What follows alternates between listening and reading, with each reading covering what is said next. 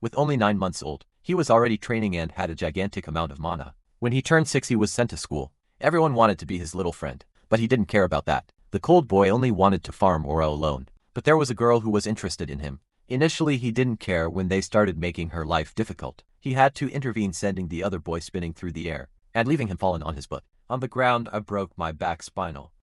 The crying girl thanked him, but upon examining carefully, he realized that she is a well of mana. A prodigy among prodigies. Only then did he start becoming interested in her. Sometime later the boy got involved in an accident with his family. Monsters were attacking even though he was still only 6 years old. He had absurd control over mana. He could split the Truck Khan into without difficulties. Have we finally found an opponent for Truck Khan? The boy looked like Killua. He was fighting against one national catastrophe level monster, called Kraken, and he was handling the situation well. The Ranky hero who was in charge of the monster was stuck in traffic when suddenly, he felt a gigantic amount of mana coming from the bridge towards the Kraken. According to the information, there wasn't supposed to be another hero nearby, and upon learning that the monster was rank 3 he got excited, got out of the car and started stretching. Taking his sword out of the car, he began emanating an absurd aura. Then he ran at full speed. Looking towards the incident, he saw a huge amount of mana. It made no sense for someone like that to be in that place. When he got there the boy was dealing with the Kraken alone. He realized that the mana came from the girl, who had spent everything she had and fainted. The girl was the protagonist's sister, while the boy protected her alone from the rank 3 monster. Victor, one of the most feared S-rank hunter, understood that those 2 children were far too strong. But do you want to know why this boy has this mentality? Why he already went from a cold guy to a frozen guy, who doesn't even care about romances, and has been focused on training since childhood. That's because in his past life, he was known as Undead the Berserker who lived only to kill monsters. Now he was inside one of the 8 black dungeons, where no human had reached the bottom. The abyssal dungeon called aka the Abyss. The monsters were all elite level, but he sliced them as if he were cutting bread. He was unstoppable. More elite monsters appeared. This time, his sword didn't go through because the big tooth broke it easily. Even so, he drew another sword and eliminated it. There was no one left to tell the story, not even his companions. Even so, he couldn't escape his destiny, so he went to challenge the boss. It wasn't possible to see almost anything, but he knew that thing was there. When the master of the abyss opened its eye, his belly was instantly obliterated. He's going to spend a long time without drinking water. Suddenly he started laughing. It is completely impossible for a human to defeat the master of the abyss. And when he was about to close his eyes, a crying girl screams that he cannot die. Matthew turned toward her. The girl broke down crying. Sarah started healing No with magic. Matthew told her to run, but Sarah shouted that she would help him. She cried even harder, realizing his wounds were terrible. The fact he was still alive already felt like a miracle. Her eyes sharpened. If she could create one more miracle, she might still save him. No thought this was really the end. The last moment of a life spent killing monsters. He pictured Sarah and felt he had no regrets, except that his partner would be left alone. He only hoped she could forgive him. Matthew thought of Chloe. He wasn't used to caring about people, but he still worried about the girl who had just become an adult, and thanked her for seeing the good in him. Sarah cried that she wouldn't leave him, even if there was a limit on how long she could stay. Golden light flared in her hands. She didn't care what it would cost. She was going to save him. Then a powerful beam struck Noel, followed by a huge explosion. The protagonist opened his eyes and saw his parents in front of him. A girl smiled and said he was awake. Matthew tried to speak. His mother looked at him warmly, and Matthew wondered what was going on. Was this the afterlife? The woman introduced herself as his mom, and the man beside her pointed to himself as his dad, joking that he must have woken up fast just to see them. Matthew lifted his hand and grabbed his mother's finger. She smiled and asked if he wanted support, while his father joked that he had 2 hands and 10 fingers too, if needed. Matthew realized this wasn't the afterlife. He could barely move. He hadn't died. He'd gone back to when he was 1 year old. Nose, eyes white, and even more. Rewinding time like this should have been impossible. Matthew remembered Sarah trying to heal him. If that same miracle could make the impossible real, then Chloe must have used it right before he died. Looking at his parents, Matthew thought that once she had reached the level of the 12 thrones, maybe turning back time wasn't so shocking after all. He glanced aside sadly, never thinking he'd see his parents again. Matthew remembered their bodies. Both had died when he was 6, killed by monsters, and from that day on his hatred for evil spirits never stopped burning. Matthew reached out his hand and swore this second chance would change the future. Matthew made a fist and shouted in triumph. Then no frown, memories or not, he was still just a child lying beside his toys. Matthew realized he was totally helpless, for now his life was just eating, sleeping, and going to the bathroom. He lifted a hand and thought that at least he got to breathe again. Then he tried to roll over and figured he could at least do that much. Anna waved her arms and shouted that he could do it. No stared at her wide-eyed. This crazy girl was Anna, his sister, 4 years older than him. Matthew thought back to an old family photo. His memories of Anna were blurrier than the ones of his parents, but one moment stayed clear. He remembered them sitting in a car, with Anna telling him she would always stay by his side. Matthew opened his eyes and recalled that, on the day monsters took his family, Anna held him tight and kept repeating that same promise. The protagonist rolled over and his sister cheered him on. Anna hugged him tight and called him a handsome little man. At 9 months old, Noah sat surrounded by magic, and thought his sister was obsessed with him. Mana was everywhere, thin but floating through the air. He remembered fighting monsters and how he had always lacked mana. Now he needed to use this chance, and gather as much as his young body could hold.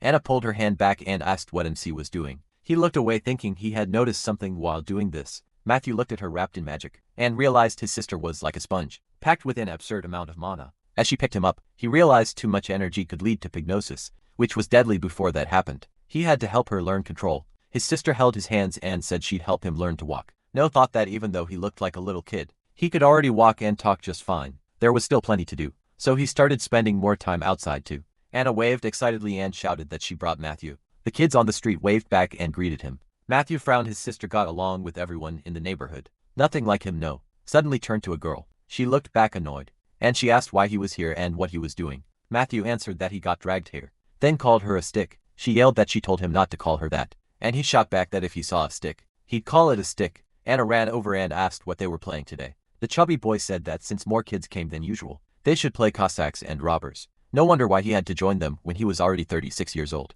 Inside, Anna gave him a big smile and asked if it was his first time playing, saying she could explain the rules. Matthew smiled. It felt really nice to see her smile again. Anna and Matthew walked down the alley. No notice they were already covered in mud. Anna just smiled and said it would be fun. The protagonist quietly answered that maybe she was right. A dog bared its teeth. Anna's eyes went wide. She turned toward the dog in the alley, and Matthew wondered if it was wild. Anna threw an arm in front of No. Trying to stay calm, she said everything was okay. Then MC remembered her promise that she would always be with him. Anna clenched her teeth. His eyes widened.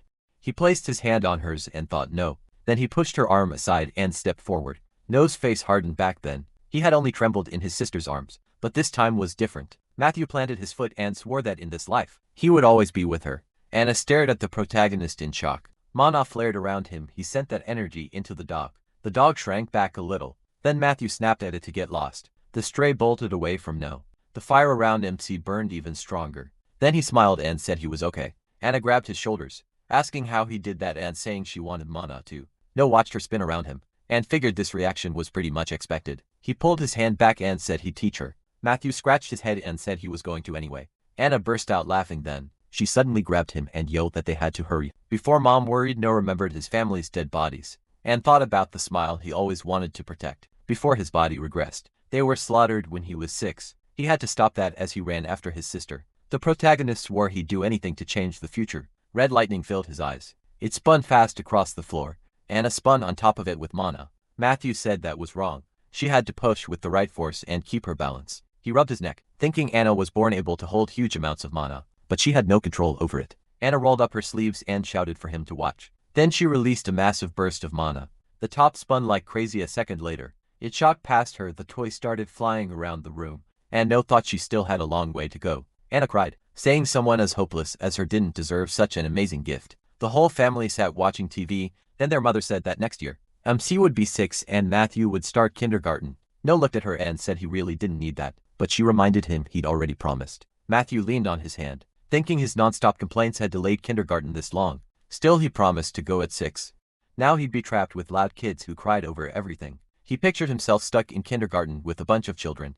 On TV, the host said only 1 minute remained in the year, and today would go down in human history. Then she told everyone to look at the screen. A reporter said they were at Jongmyo, where the Chojin ancestors were buried, and that a new part of Korean history would begin here. No lowered his head thinking about that new chapter. He pictured the people who first called monsters into the world. After humanity found mana, people kept using it without understanding the cost. Mana also created monsters. Then right before the 21st century, in 1999, the end of century, disaster happened. The protagonist remembered monsters tearing the city apart. Around 30% of the population was lost. Giant insects destroyed cities and humanity was left shaking in fear. Monsters could appear anytime. Governments and laws lost all power, and mana became the only real strength, creating a whole new order. Matthew imagined armed fighters and powerful elites, thinking the rich and the strongest mana users toppled what was left of the old governments, and formed a new power. But by the time things settled down, humanity had already been badly broken. Matthew remembered people hiding from monsters. Cities were cut off from each other,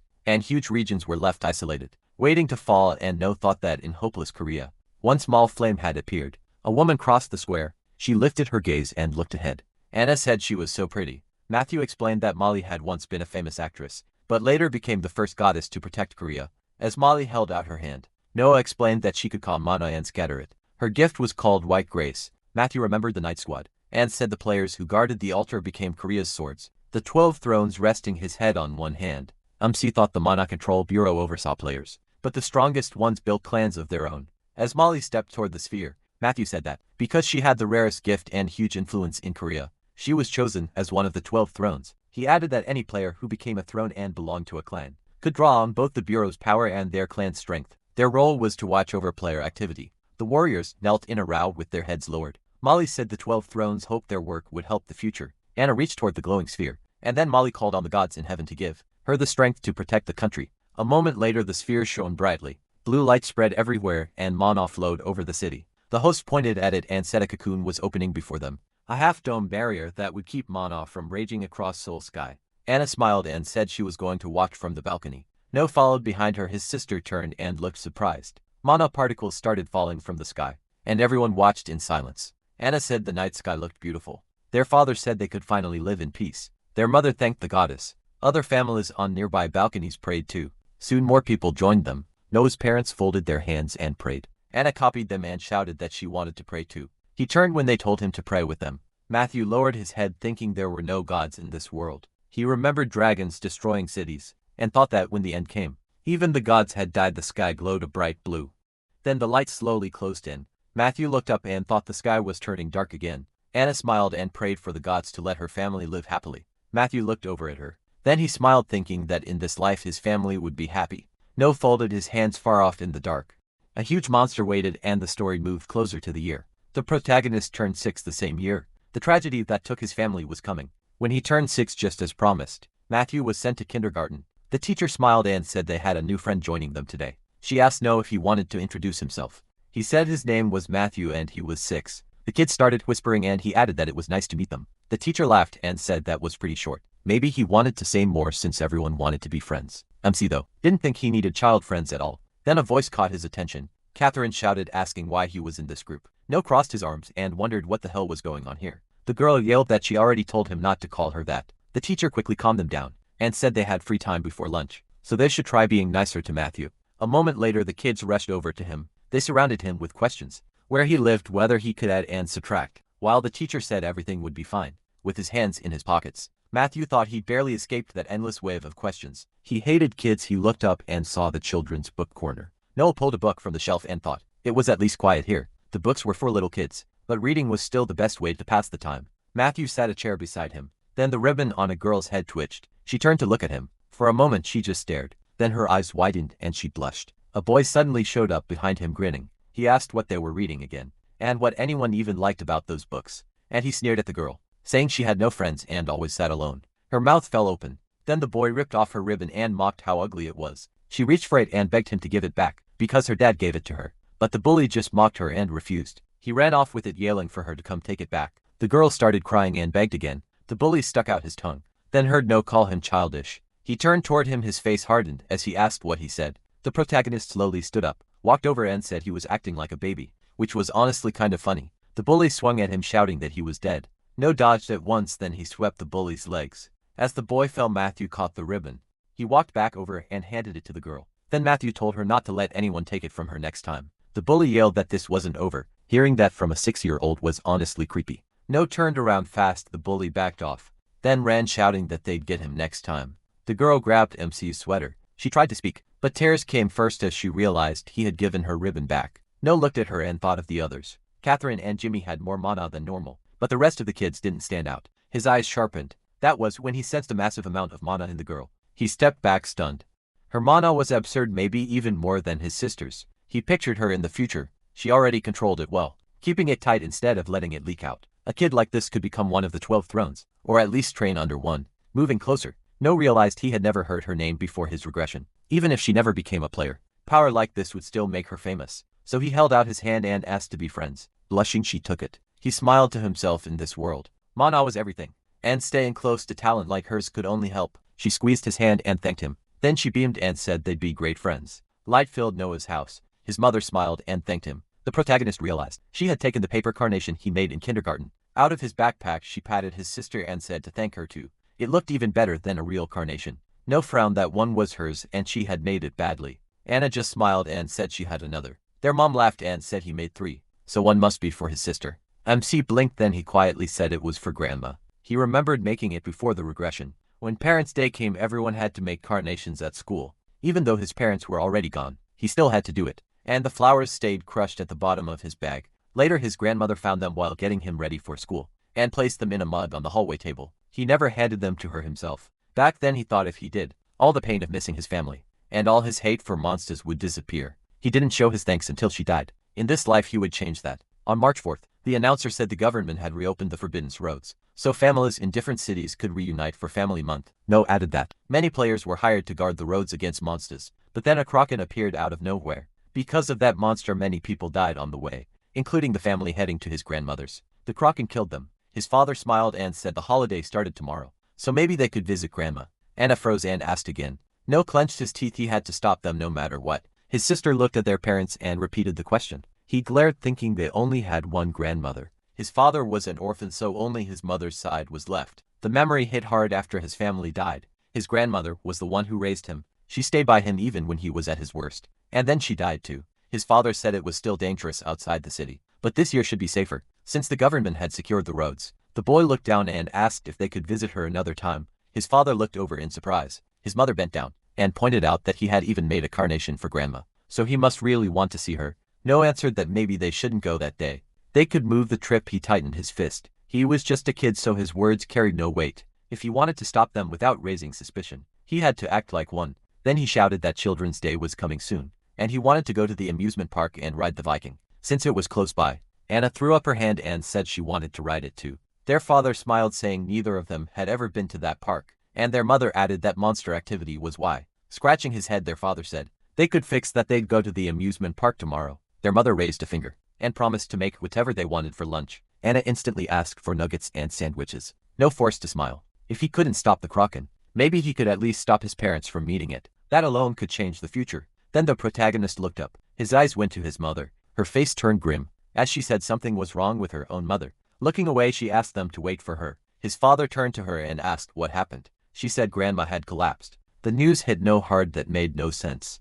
Before the regression, grandma had been fine until he entered the player academy. His mother said she didn't think it was serious, but she still had to go see her. Dad reached out and said he was worried too, so he was coming with her. Then he added they couldn't go to the park tomorrow. As soon as road security was ready, they were leaving. Noah's face fell.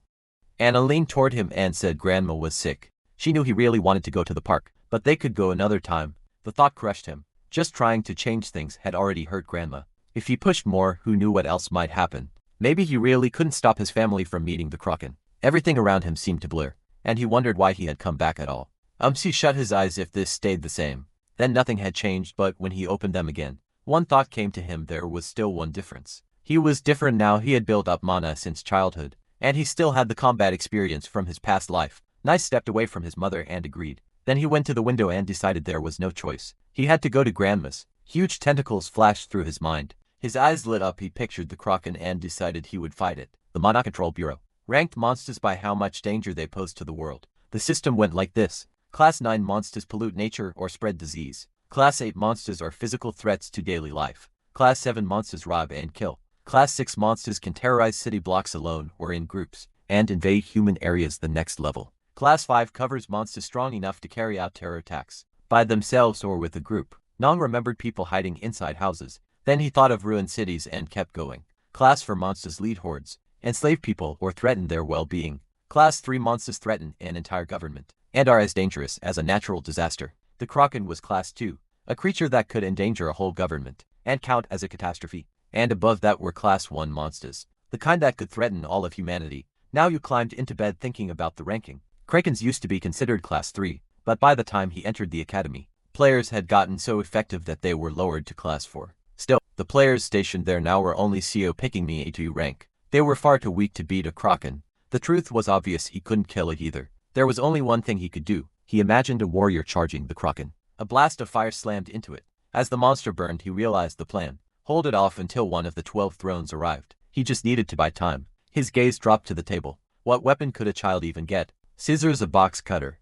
A kitchen knife would be better, but his mother would notice it missing. Even so, if he poured mana into a small blade, that weak little weapon might still wound the monster. Anna came in and asked if he was ready at the door. She said everyone else was already getting set. Norman smiled and said he was coming. Then he turned back and said he was ready. The road was packed with traffic. The family rode together in the car. His mom turned around and told him he could sleep, since it was a long drive. Number smiled and said he was fine. The car kept moving down the road. He stared ahead confused.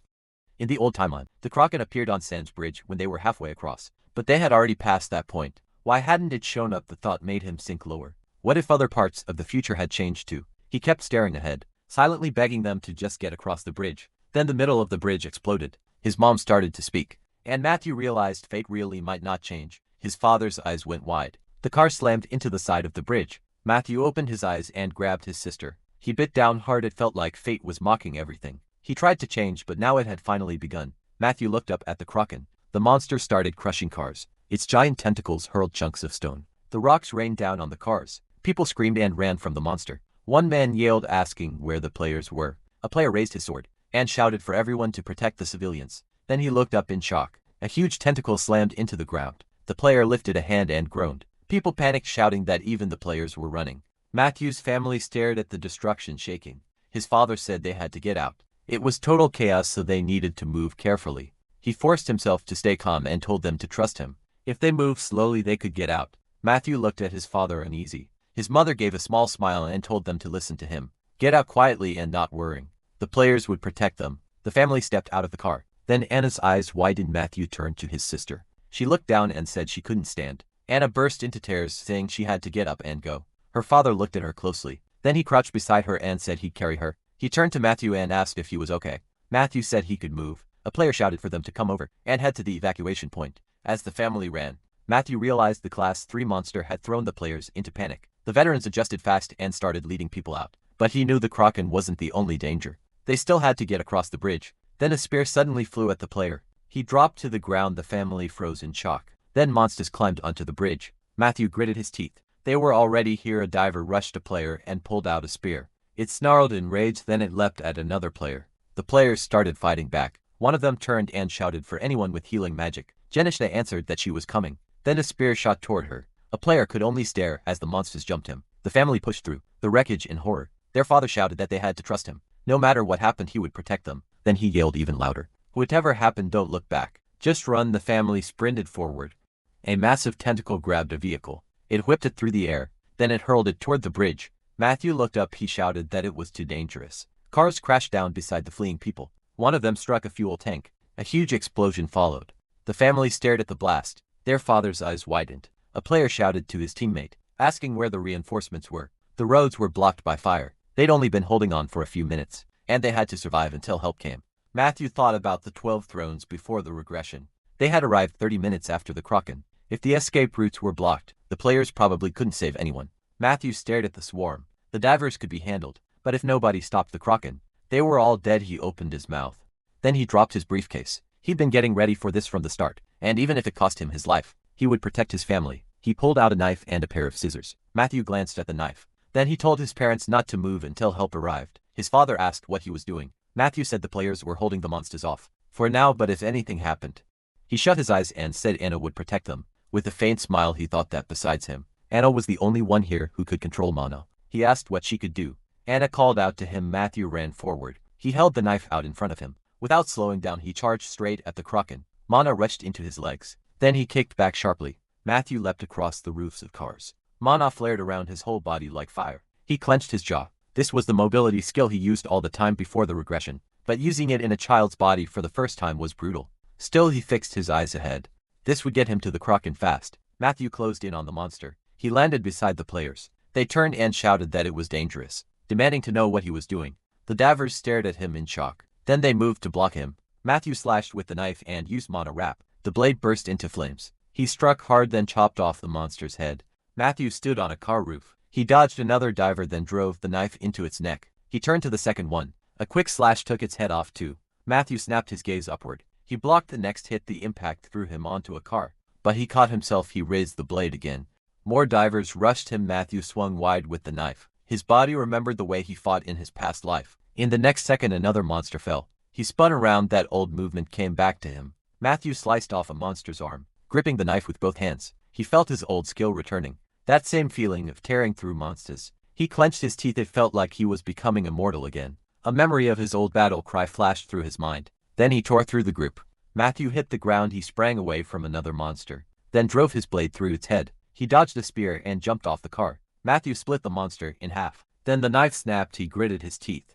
It hadn't lasted long at all. Throwing the broken knife aside, he knew it was time to finish this. He snapped the scissors apart and took a blade in each hand. Then he rushed forward again. He stopped all at once. Matthew looked straight into the Kraken's face. Taking his stance, he knew this was all he had left to fight with. The Kraken swung a tentacle. Matthew watched it closely. Then he jumped back and dodged. He landed on the tentacle. Matthew ran along it at full speed. Then he launched himself again, straight toward the monster's face. He drove the scissor blades into its head, then twisted and carved deeper. Matthew yanked the blade back out and struck with all his strength. The monster whipped another tentacle at him. Matthew dodged. He landed back on the bridge.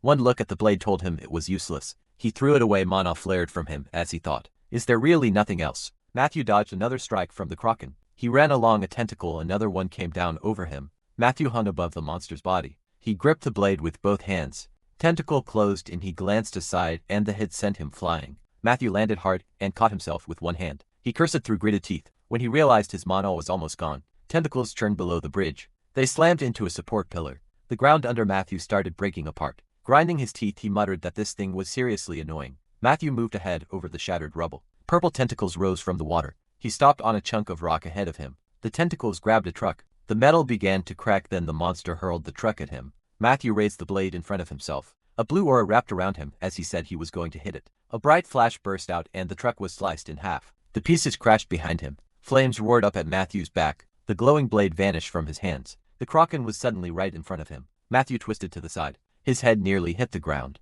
Smoke billowed behind him. The boy trembled, he could barely move, and he guessed he had no mana left. Lying in the rubble, Matthew realized that if he passed out now, everything he tried to do would mean nothing. He saw the Kraken's red eye as his own eyes started to close. Then a fist slammed into the ground. Matthew clenched his teeth. Not now. He looked ahead and decided he had to keep going to the very end. Thinking of his family, he understood something clearly. He wanted to live, and he wanted to live this life with them. A tentacle rose high above him.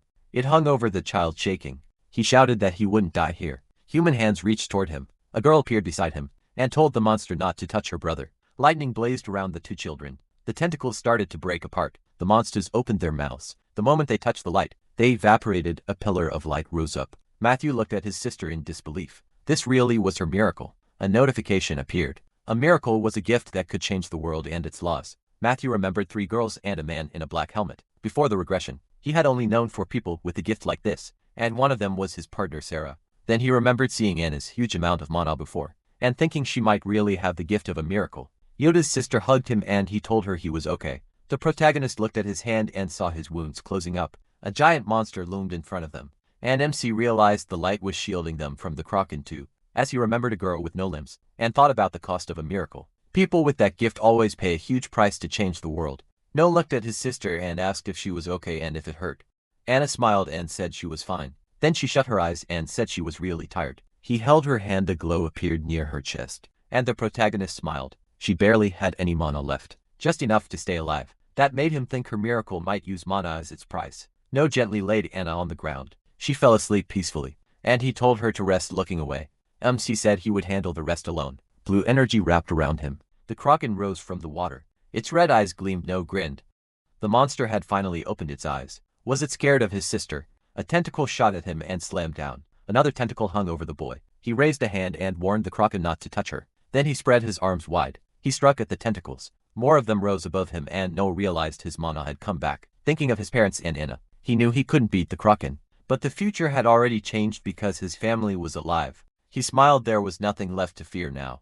He just had to last until the thrones arrived. Cars were jammed on the road. By the time the Kraken showed up, he was near one high bridge close to the main battle. A man opened his mouth and said he was sick of this. Crossing his legs, he complained the cars weren't moving at all. He glanced at the driver and asked if he was actually driving, or just sitting there. The man at the wheel said traffic was packed, and every road around Seoul was the same. The red-haired boy shut his eyes and said he was thinking of quitting the 12 thrones. Instead of enjoying his golden vacation, he was stuck doing this. He joined to fight strong enemies, not waste time with civilians. He clenched his teeth while the driver gave a nervous laugh. Then both of them suddenly widened their eyes. The red-haired man lifted his hand. The driver blurted out that there was a huge amount of mana, and the boy told him he could already tell. A ringing sound followed and the boy looked at his hand. He was holding a phone and asked if he was hearing things. The screen showed an incoming call and he was told. Victor looked at the phone with annoyance and asked what class it was. He was told it was a class 3 Kraken based on what they knew. Victor frowned and repeated it. His eyes flashed red as he asked where the monster was. The driver turned pale,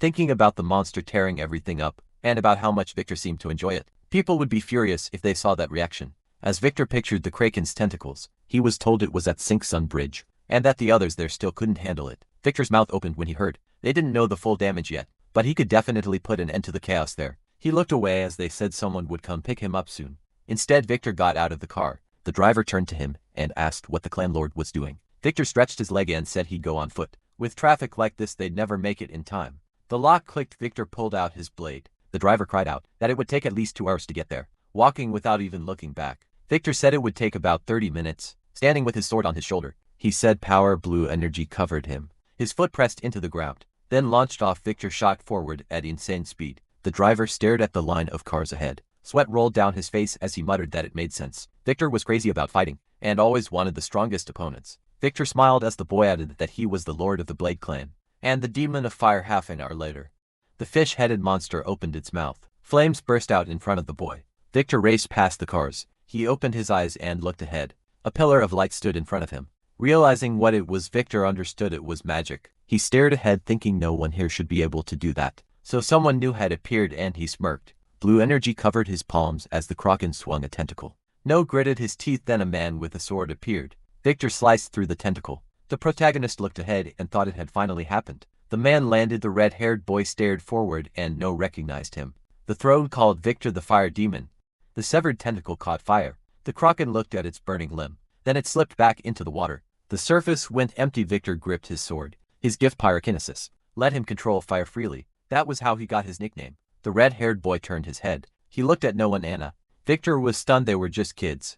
Anna was still wrapped in blue energy, and he noticed mana flowing around her. So she was the one using magic here. Standing in front of them, Victor realized she had burned through all her mana and passed out, while the boy had been protecting her from the Kraken. The fire demon smiled and thought they were both strong. Watching them as players would be interesting. He opened his palm and told them not to be afraid. He wasn't going to hurt them. Narrowing his eyes, he added that at least he wouldn't do it now. Sweat ran down Noah's face as Victor swung his blade and said he only had one goal: to kill the Kraken with the children behind him. He told MC to stay back. The monster would come up again soon. Deep below the water, the Kraken's red eyes flashed. Victor opened his mouth and asked if he was the immortal everyone talked about. Noah silently stared ahead. Facing him, he asked what he wanted. Victor smirked and said nothing much. He just wanted to see if the boy was really as strong as people claimed. Then he suggested a fight. The protagonist said there was no point in that, and told him to move with his sword over his shoulder. The fire demon refused. If MC wanted through, he'd have to beat him. No closed his eyes and let out a breath. Blue aura covered him as he said Victor would regret this.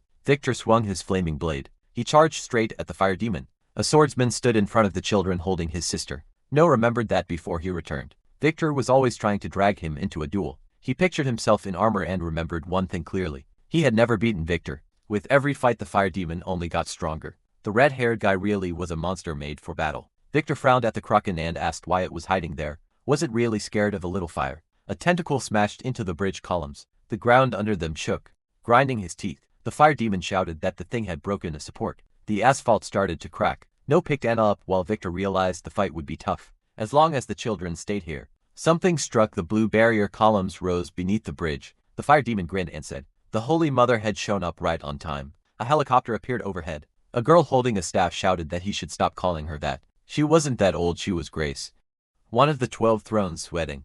She said they could have just flown him here by helicopter, then asked why he had to run all the way to the bridge. Victor bent a finger and answered that he needed to reach Seoul fast. As her staff began to glow, Grace said backup would arrive soon. Then they could save civilians, but for now he needed to focus on the Kraken. Blue energy wrapped around the fire demon. Grace looked down at him as he said he didn't need her buffs. She snapped at him to shut up and stop refusing them. With his back to Noah and Anna, Victor said the children were her job. Now blue light came off. The girl sweating Grace answered that she knew. Waves rolled across the water. The Kraken rose again. It came up beside the bridge. The fire demon rushed forward, shouting that it was finally out. Victor kicked off the asphalt and leapt. Water splashed. The monster looked ahead. Fire spread across the water and a flaming figure appeared. Victor was completely covered in flames. He walked toward the kraken as tentacles closed in around him. More tentacles hung above him. They all lunged at once. A bright flash burst near the dark shape. Victor smiled and called the monster weak. His blade burned as he said the kraken was dead. Then the fire demon swung his sword. A wave of fire blasted forward. A huge explosion followed. The kraken was swallowed by flames. Victor rested his sword on his shoulder. He stood before the burning monster. Matthew gasped, saying the kraken was finally down. Grace hurried over and asked the kids if they were okay. She knelt beside them and told them not to panic. She was about to heal them. Then sweat ran down Grace's face. Noah was holding Anna, and Grace noticed neither of them had a single injury. Thinking back to the monster, she guessed it might have been a miracle that healed them. Grace reached out in awe, thinking she never expected to witness a miracle. But her hand suddenly stopped. The children were right in front of her. Matthew stared her down and warned her not to touch his sister. Grace broke into a sweat, shocked by the threat. How could a kid sound so serious? As they faced each other, she finally asked who he was. Helicopters flew in overhead. Looking up, Grace said, the rescue team was here, and they should get the children to a hospital first. Noah lifted his eyes, still serious. Later, the news reported that a kraken attacked Swanson Bridge at 5 p.m., costing many lives. Grace appeared on TV, saying rescue work was still going on, and the government had responded to the disaster. A boy sat in front of the television. He lowered his gaze. Anna lay nearby with her eyes shut. Matthew remembered the doctor saying she was badly drained from lack of mana, but a mana potion would fix it. He also remembered his family's dead bodies. Then he smiled, realizing it was over and no one had died. He put a hand on his sister's forehead and thought that he changed the future. His eyes widened when someone called him. He turned around. His parents were rushing toward him. They looked worn out and deadly serious. Matthew started sweating. He knew he was in trouble. He stood there facing both of them. Tracy quickly asked if he was hurt. Looking away, he said he was fine. When his father asked about Anna, Matthew pointed to the bed and explained she was asleep. After running low on mana and getting a potion, John pressed a hand to his head and let out a long breath. Then his eyes widened, and he demanded to know why Matthew disobeyed him and ran off. Noah lowered his head and apologized. Sweat formed on his face as he wondered why he was saying sorry. His family lived, so this was the best result possible. Then he looked up and realized he wasn't sorry at all. He stared at his parents in front of him. His father's lips tightened. His mother's eyes filled with tears. Matthew froze in surprise. That's when it hit him. They weren't focused on the result. They were scared because he ran toward the kraken and risked his life. He looked down, thinking that he knew better than anyone how much losing family hurt. So he acted without asking what they wanted. Clenching his teeth, Matthew apologized again and admitted he was wrong. He started crying and promised it would never happen again. Then someone opened their arms to him. Tracy smiled and called him over. He ran straight into his mother's embrace. John joined the hug and told him not to ever do that again. They had been terrified, still crying. Noah agreed for once. He thought maybe he didn't need to fight monsters anymore. Maybe he could just be a kid, and that was what his parents wanted most. The next morning, sunlight filled the hospital. John pointed ahead and told his son Anna was being discharged, so he needed to stay here and wait. Matthew raised his hand and said he'd wait right there. Opening his eyes, he thought that after the bridge incident, his parents really didn't trust him anymore, and hoped that would pass soon. Anna slept peacefully. Nobu sat beside her bed. He popped something into his mouth. A blush spread across his face when he realized it tasted great. He turned and asked if there was more, saying he really wanted sweets after using up so much energy. A cookie was handed to him and Matthew thanked him for it. Victor was sitting next to him. Sweat ran down Noah's face. Victor glanced over and asked if he really didn't like chocolate cookies, and he shoved the snack into the boy's mouth. Matthew looked away, thinking Victor definitely didn't seem like someone dying. Then again, maybe he just gone insane, though he was already crazy to begin with. With a grin, Victor asked how old he was. No Fear answered that he was 6. Victor folded his arms and said that was really young. He asked Anna's age next, got 10 as an answer, and then asked her name. Matthew frowned and asked why he needed her name. Victor pulled his finger back and said he didn't mean hers. He meant his, sweating a little. The boy answered that his name was Matthew. Victor smiled and asked if he wanted to join the academy, adding that he could recommend him. Matthew imagined himself growing older, and realized the fire demon wanted to throw him into the academy, so he could become a player and fight him someday. The thought made him shiver. This guy was already raising future opponents. Victor stood and said there was still plenty of time to think about it. Looking down at him, he added that he'd remember Matthew's name. Grace was standing outside the room watching his back. She asked if he was really just leaving, then said that miracle hadn't happened in Korea for a very long time. Victor stuck a finger in his ear and said he didn't care. The only thing that mattered. He turned to her and reminded her he was older, so now that she was one of the 12 thrones, she should watch how she talked. He went on to say that if this miracle was really that rare, the child would get flooded with attention the moment people found out, and normal life would be over. Grace clenched her fist as Victor asked if that was what she wanted. Looking back, he told her that if she understood, she should forget it. Then he suggested they go get coffee or something.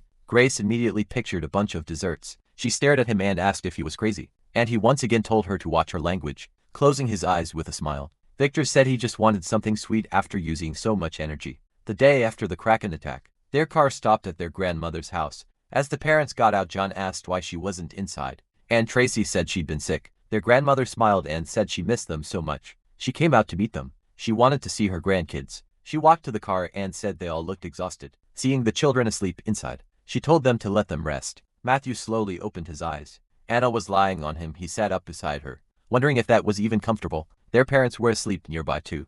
Matthew smiled, figuring Anna got that habit from their mother. He gently covered Anna with a blanket. Then he left the room. Matthew sat outside near the house, blue energy wrapped around his hand. As he realized his mana had grown, he looked down and guessed it might be because of his gift. Remembering the swordsman, No thought back to his old gift before returning berserker. Back then, the more mana he burned, the stronger he became. He pictured himself in battle again. Then he remembered his red eyes and figured the name fit. The more mana he spent, the crazier he became. Matthew touched his face. He remembered slicing up a truck and thought his mind had seemed fine. Then if there really was no price for that power, it might be the best gift possible. Still, he clenched his fist and figured there was probably something about berserkers he didn't know yet. His grandmother walked up and asked why he was still awake, and Matthew wondered how long she'd been there. He hadn't sensed her at all. He rubbed the back of his head and said he'd already slept in the car. His grandmother draped her sweater over him and said that if he wanted to grow, he needed lots of sleep. He laughed.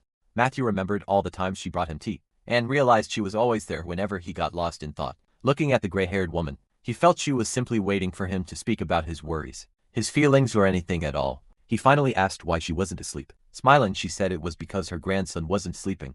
Matthew started sweating. He brushed a hand through his hair, thinking he'd finally understood what he always wanted, to be with his grandmother again. Not just as a little kid when she asked if he wanted warm milk. The boy quickly raised both hands and said no. Then Tracy walked up and asked if he was sure, and Matthew wondered when his mother got there. She pointed at the milk and asked who was going. Then No lifted the mug toward his face. As they sat outside, Tracy asked her grandmother if she knew how scared she'd been. After that phone call, the old woman replied that she was fine, and that the neighbors sometimes overreacted. Tracy said she'd been really worried when she heard Grandma had fainted. The boy looked away, thinking his grandmother had just slipped and gotten lucky. Tracy looked at the old woman, and she explained she had only been distracted. Sitting beside them, Matthew listened as his grandmother said that while going upstairs, she thought she saw him there. She waved her hand and told them to hear her out first. She wasn't losing her mind. Then she recalled a dark shape at the top of the stairs, waving its arms and warning them not to come up. Looking at the boy, she added that now she realized he had been talking to his grandson, not to her. The protagonist rubbed his chin.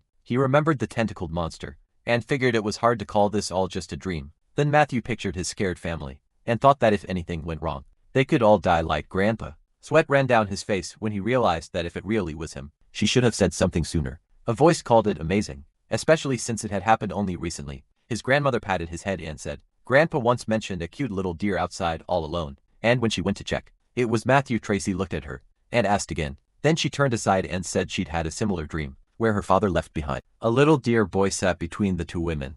He looked at his mother. When she asked what he wanted to be when he grew up, the protagonist lowered his mug and started to answer, but a black aura crept up behind him. Creatures with red eyes appeared behind the boy, crying for help.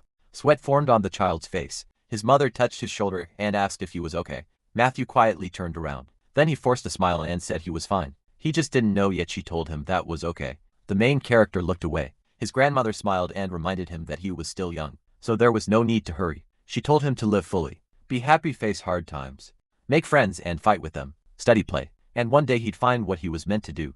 The boy glanced away and sure.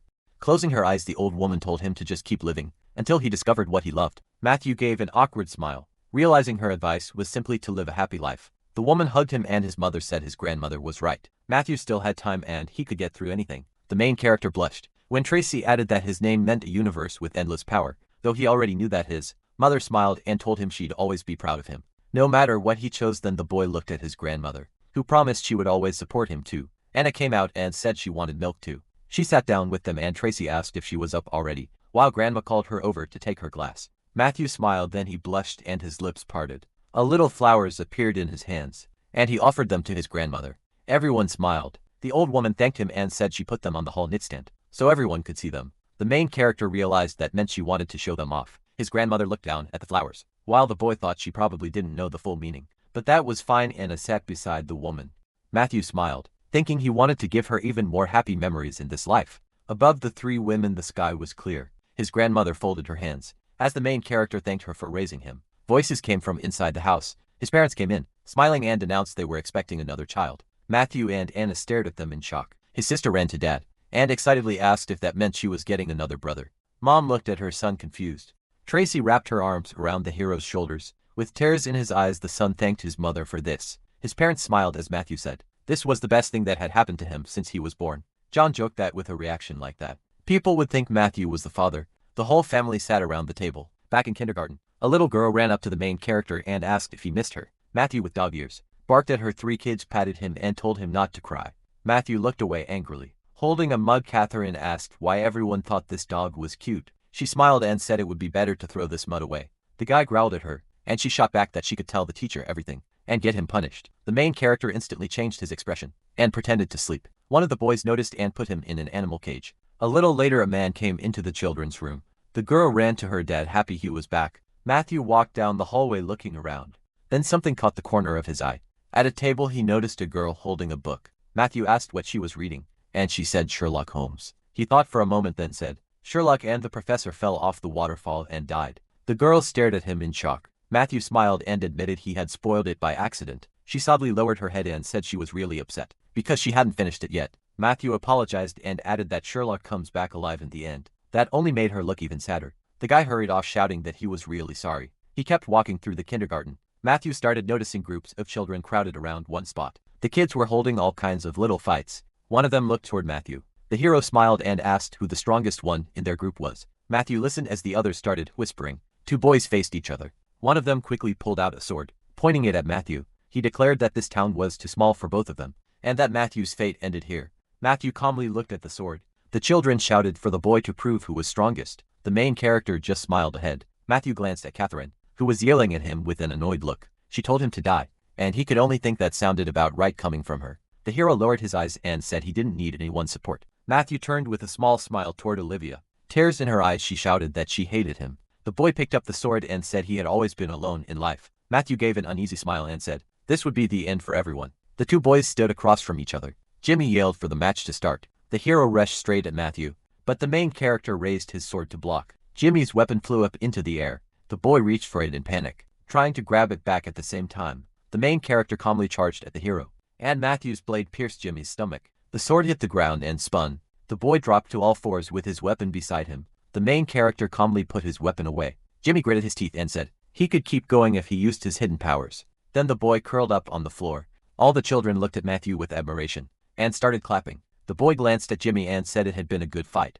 Everyone shouted that he was amazing and clearly knew what he was doing. The boys pulled at the hero, saying only he could pull it out. The sword was stuck in a pile of iron. Matthew looked at it. As the children said, they had never seen anyone understand Excalibur. The hero's hand gripped the sword. Matthew grabbed it tight and lifted it with confidence, while the children screamed. The main character smiled with his eyes closed. As everyone cheered and clapped, shouts echoed from the kindergarten. Near a bench on the street, an object lay on the ground. A phone beside it showed the news saying the city had a problem. 7th grade goblins had appeared. The report added that the night guardian, Orlin Mariner, was keeping order, but 2 goblins had escaped. The anchor warned that the goblins were trying to hide in crowded places, and anyone who spotted one should report it right away. Children played in the street. Catherine ran after the girl. Matthew looked over at the kids playing. Sitting by the gate, he wondered if children ever got tired. Matthew made a sign with his hands. After changing the future, the hero knew he had to save up and use every second well. Someday mana would be treated like a huge resource, a real power, so the hero decided to store up even more. After this incident, Matthew would be able to gather more mana. The children happily asked him to come play, and the boy was surprised by how much energy they still had. Suddenly a nanny called out to the children, telling them to attack the ice cream. The kids rushed over smiling, each picking a different flavor. Matthew watched from the side and said they were still just children. The nanny called the others over to come get some too. 2 hands reached for the same ice cream. Matthew and Catherine grabbed the same package. The main character angrily told her to let go because it was his, but she refused. The nanny watched their argument with concern. With a smile, the teacher took the ice cream and told them they shouldn't fight over it. Then the ice cream was snapped into 2 pieces. The man handed them each one half and said they could share. Matthew and Catherine wanted to settle it with a game, where the winner would take everything. The teacher cut in annoyed and told them to share fairly. Olivia looked at the man in surprise and asked where Jimmy was. Catherine, chewing a candy bar, says Jimmy is in the garden messing with his sword. She asks why he's always off playing by himself away from the others. Matthew says it's secret training. Catherine then asks Olivia why she wants to take Jimmy ice cream. Olivia smiles and says she feels bad for him eating alone, while everyone else has fun. Catherine laughs and tells her she's too nice for her own good. The teacher offers Olivia an ice cream and asks if she wants to take it to Jimmy. Catherine asks if she wants company, but Olivia says she go by herself. Matthew sits on a pipe watching Olivia run off. He stares ahead looking down. Then he hears everyone being called over to play freeze tag. Catherine passes by and tells him to join, but Matthew says he's done for today. Annoyed, she tells him nobody wants to play with someone like that. He turns away and says not to worry about him. Still upset, Catherine says Anna told her to play with Matthew. That makes him smile as he remembers his sister. The kids start with rock, paper, scissors. Matthew watches them scatter and clearly isn't thrilled. He glances to the side, then suddenly sprints after Catherine. His hand reaches for her, but she frowns and yells for him to freeze. Matthew switches targets and chases another kid. He tags him, turning him into water. Right after that, Matthew rushes toward Catherine. She looks confused, and before she can react, he darts in with a grin. Matthew taps her on the back. Catherine glares at him. Then one of the water players runs up and tags her too. The kids all shout that Catherine is it now. She looks furious. Catherine snaps at Matthew, saying he's dead, smiling. He asks if she really thinks she can catch him. Then his eyes widen in fear. Matthew stops cold. Catherine grabs his hand with a smile and says he's it now, but then she notices his face and asks why he froze. Matthew is suddenly hit with killing intent. A huge hand lifts a weapon nearby. He grits his teeth as he sees the monster. Children stare at the massive shadow, confused. A 7th grade goblin is standing right beside the kindergarten. 2 children freeze in fear. One little girl can only stare at it. The goblin notices her and reaches out. It raises its sharp axe and brings it down at the terrified girl. The blade cuts through the air as it closes in on her head. At the last second, Matthew throws something at it. The hit knocks the axe right out of the goblin's hands. It turns around with a confused grunt. Matthew glares back at it. Seeing a new target, the goblin snatches up its axe and charges him. It hacks wildly, but Matthew dodges every swing with ease. While slipping past one strike, he mutters that he's sick of these things. With a stick in hand and power coming off it, he thinks about killing it fast so he can help the others. Then he lunges straight for the goblin's stomach, but someone suddenly steps in. A man swings with all his strength and smacks the goblin in the head, shouting that he won't let this happen. He's holding a mop, then turns and yells at Matthew to quit standing there. With a hard stare, he hurls the mop forward. It slams into the goblin's chest and throws it back. A man in glasses suddenly grabs Matthew by the collar. He tosses Matthew over his back, grabs a girl by the arm, and runs while shouting for them to hold on. 2 enraged goblins chase after them. The man narrows his eyes and shouts that they're almost safe. Then one goblin leaps forward with its axe raised. Matthew thrusts out his hands, blue light gathering around them. He stares ahead, thinking those shadows are moving way too fast. Then he fires off a strong spell. A second later, it hits the goblin in the chest and blasts it back. The other goblin keeps charging, not even noticing it's a lie. The man finally stops, still carrying 2 children.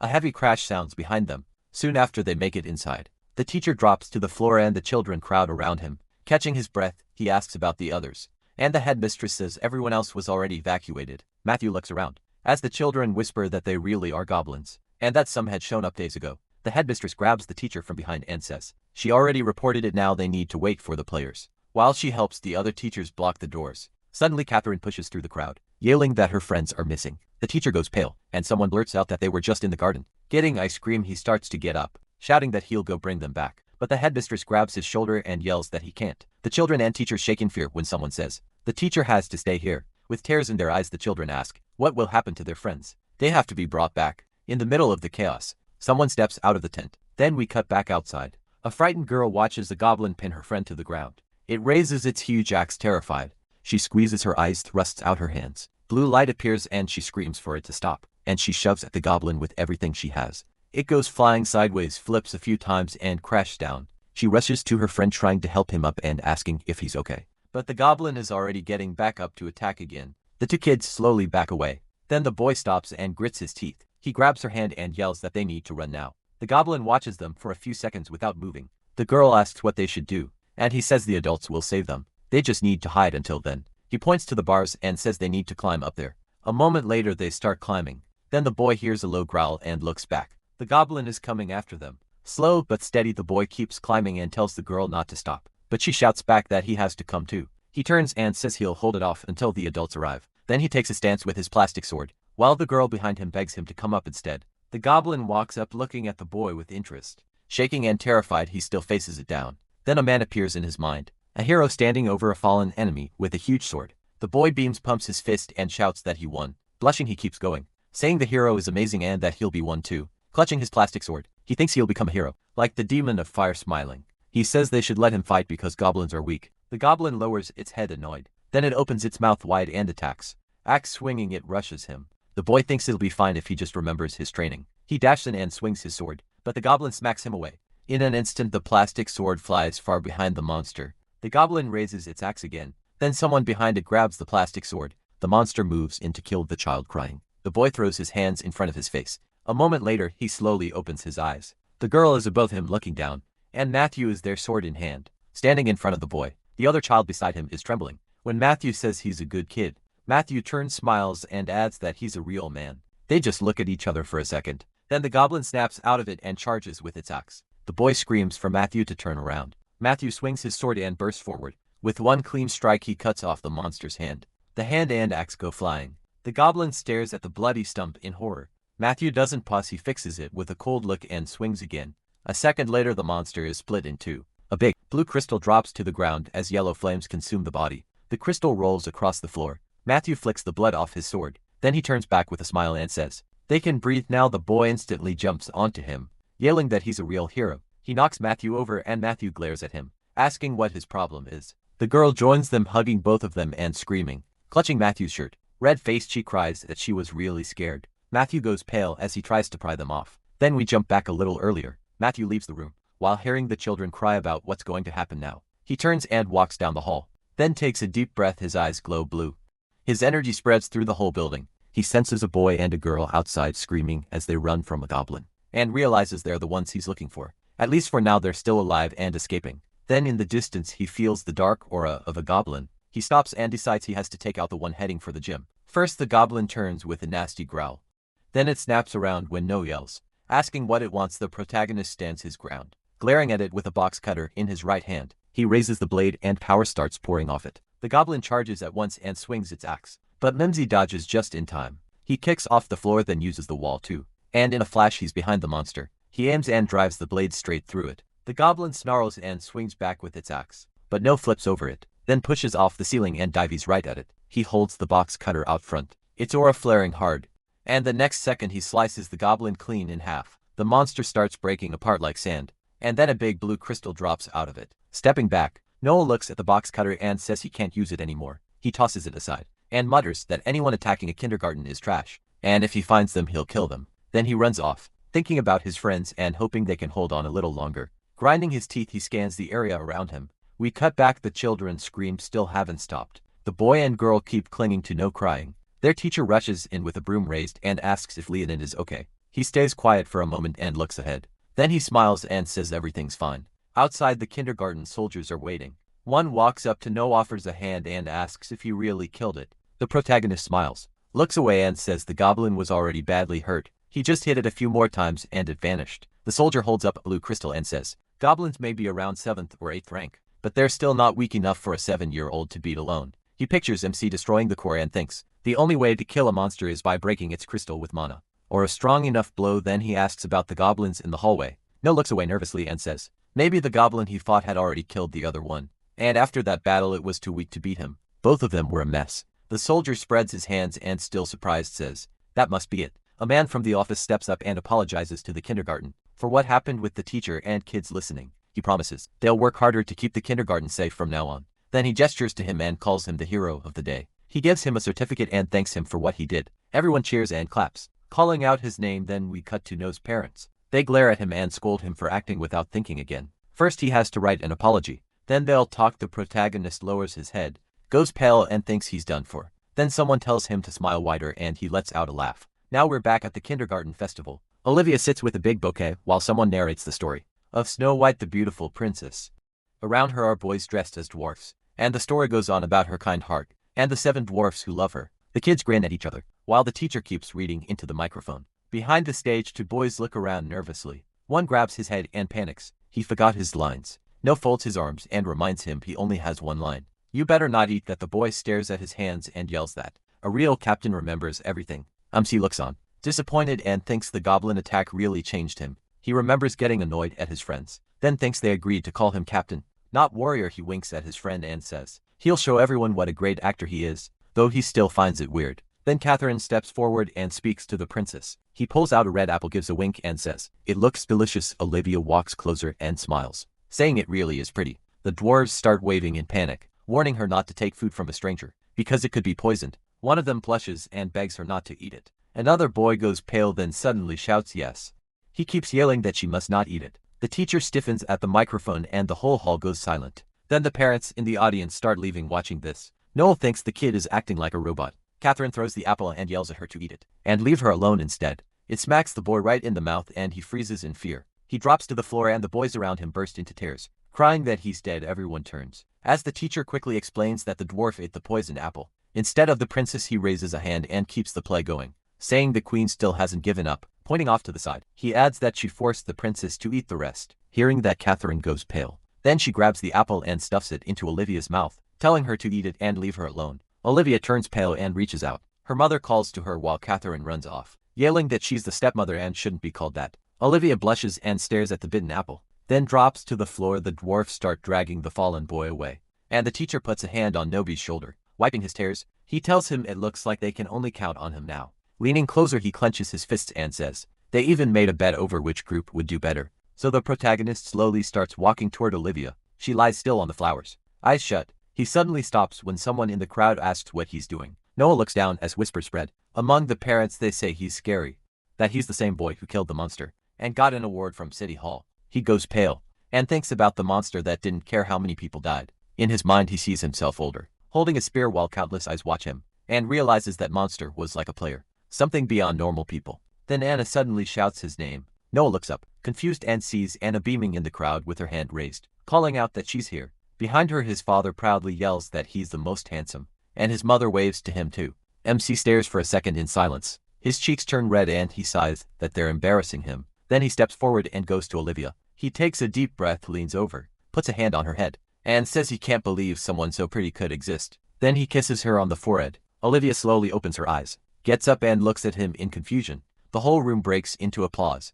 Nobody takes Olivia's hand, and together they walk to the front of the stage and bow. A second later, all the other kids rush over, cheering that they did great. They grab him and start tossing him into the air. He looks terrified and thinks this is dangerous. He's going to fall, then someone catches him. When Noah opens his eyes, his father is there telling him he did great, sitting on his shoulders. The protagonist grabs his dad's hair and starts calling him his. Then he turns to his mother, smiling. She asks if he's finally decided what he wants to be. MC looks at her in surprise and realizes she asked him the same thing last year. He remembers her smiling as she asked what he wanted to do when he grew up. Back then he looked down and said he didn't know. And honestly, he still doesn't. Then he turns and sees his friends all smiling.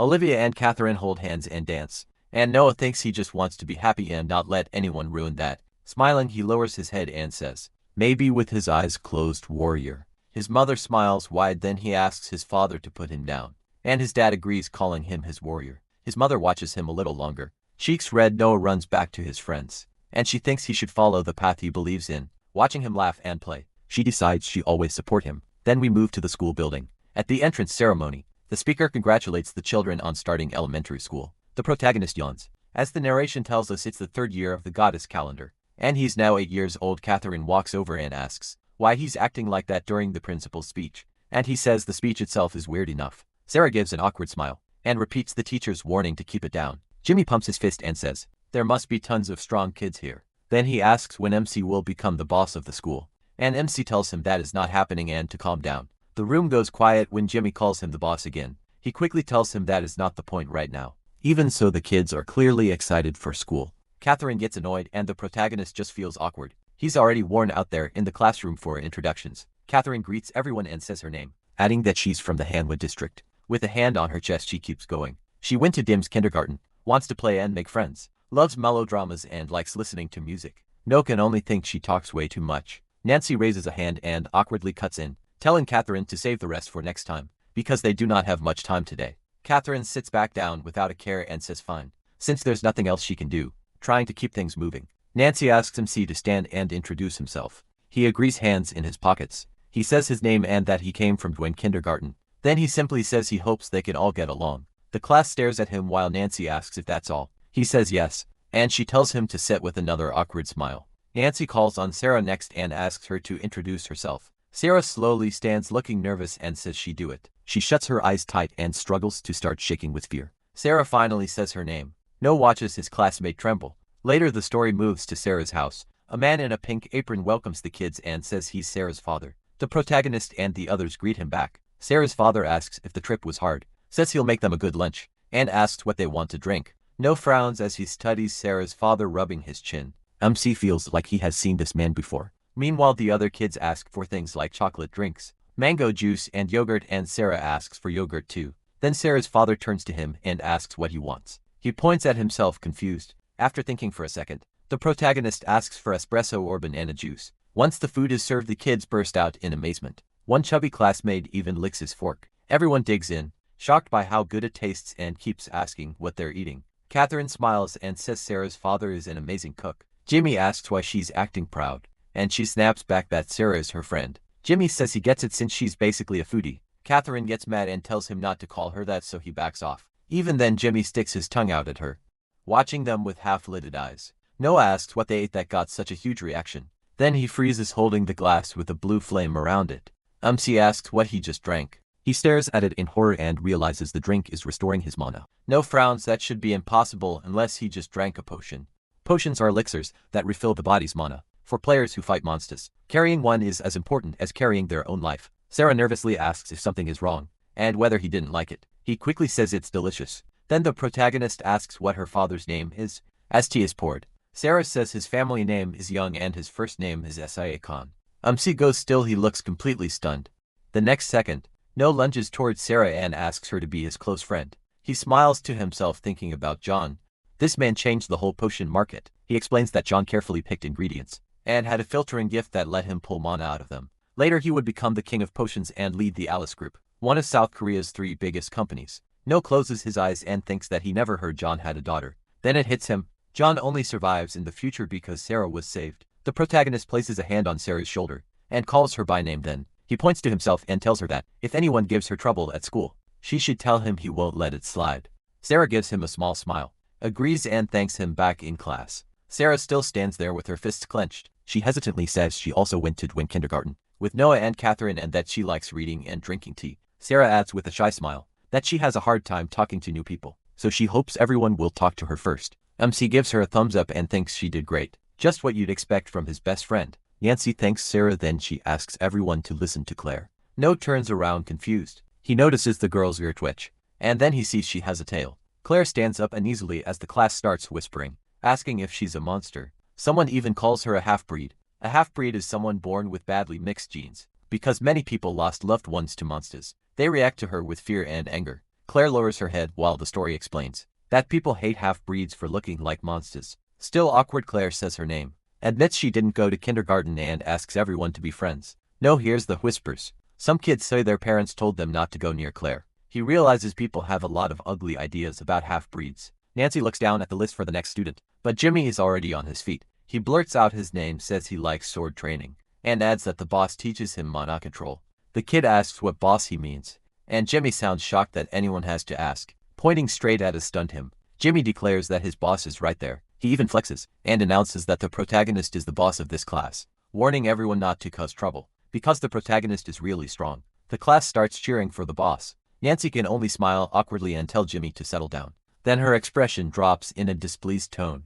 Nancy tells MC to stay after school and bring his parents, because she needs to speak with them. MC has no idea what he did wrong. Back at his desk he slumps down and thinks, this is every bit as exhausting as he expected. Outside, school kids shout that the boss is the best, while the protagonist gets sent to the teacher's office. He could already tell school life is turning into hell. Later, carrying a tray, Noel thinks the first-year mana tests are finally over. Jimmy and Claire scored above average. Sarah is the real problem. Her result was so strange, they probably just called it average and moved on. Jimmy waves MC over to join them, since the day passed without any big disaster. MC decides he can at least sit and eat in peace. They're in the cafeteria during lunch. Jimmy thumbs his chest and says he'll go get more food. He shuts his eyes and points out this is Jimmy's 3rd trip, so the cook will probably remember him soon. Jimmy asks how he knew the cook already knows his name. Catherine stands up annoyed and asks if he's done eating yet, because she wants more too. The protagonist gives a sly smile. Then he says sure, why not, she's a glutton anyway. Catherine explodes yelling that she is not a glutton. She just took less food at first. She asks Sarah to back her up, and Sarah says MC is wrong. Nu and Catherine start clashing with their spoons, but a voice nearby cuts through the noise and asks if that's really her. Someone stares at Claire from behind and says, she really does have a tail. More kids gossip, wondering why someone like her even comes to school. Claire looks away while another says, no one should even make eye contact with her. Claire walks through the cafeteria with her tray and spots an empty seat. 3 students are sitting there. Claire timidly asks if she can join them. Laura flat out says no, chewing his food. No thinks it figures that Laura would be the one Claire asked. Laura looks down at Claire and asks, what is wrong with her, like she's crazy for even asking. Then she demands to know who Claire thinks she is. Laura's friends jump in too, saying Claire should know her place and look at the clothes she's wearing first. Claire stares at the floor in shock while they mock her clothes, say she probably picked them up somewhere, and tell her she should have stayed at her church quietly. Claire apologizes. Catherine snaps, asking what gives Laura the right to act however she wants.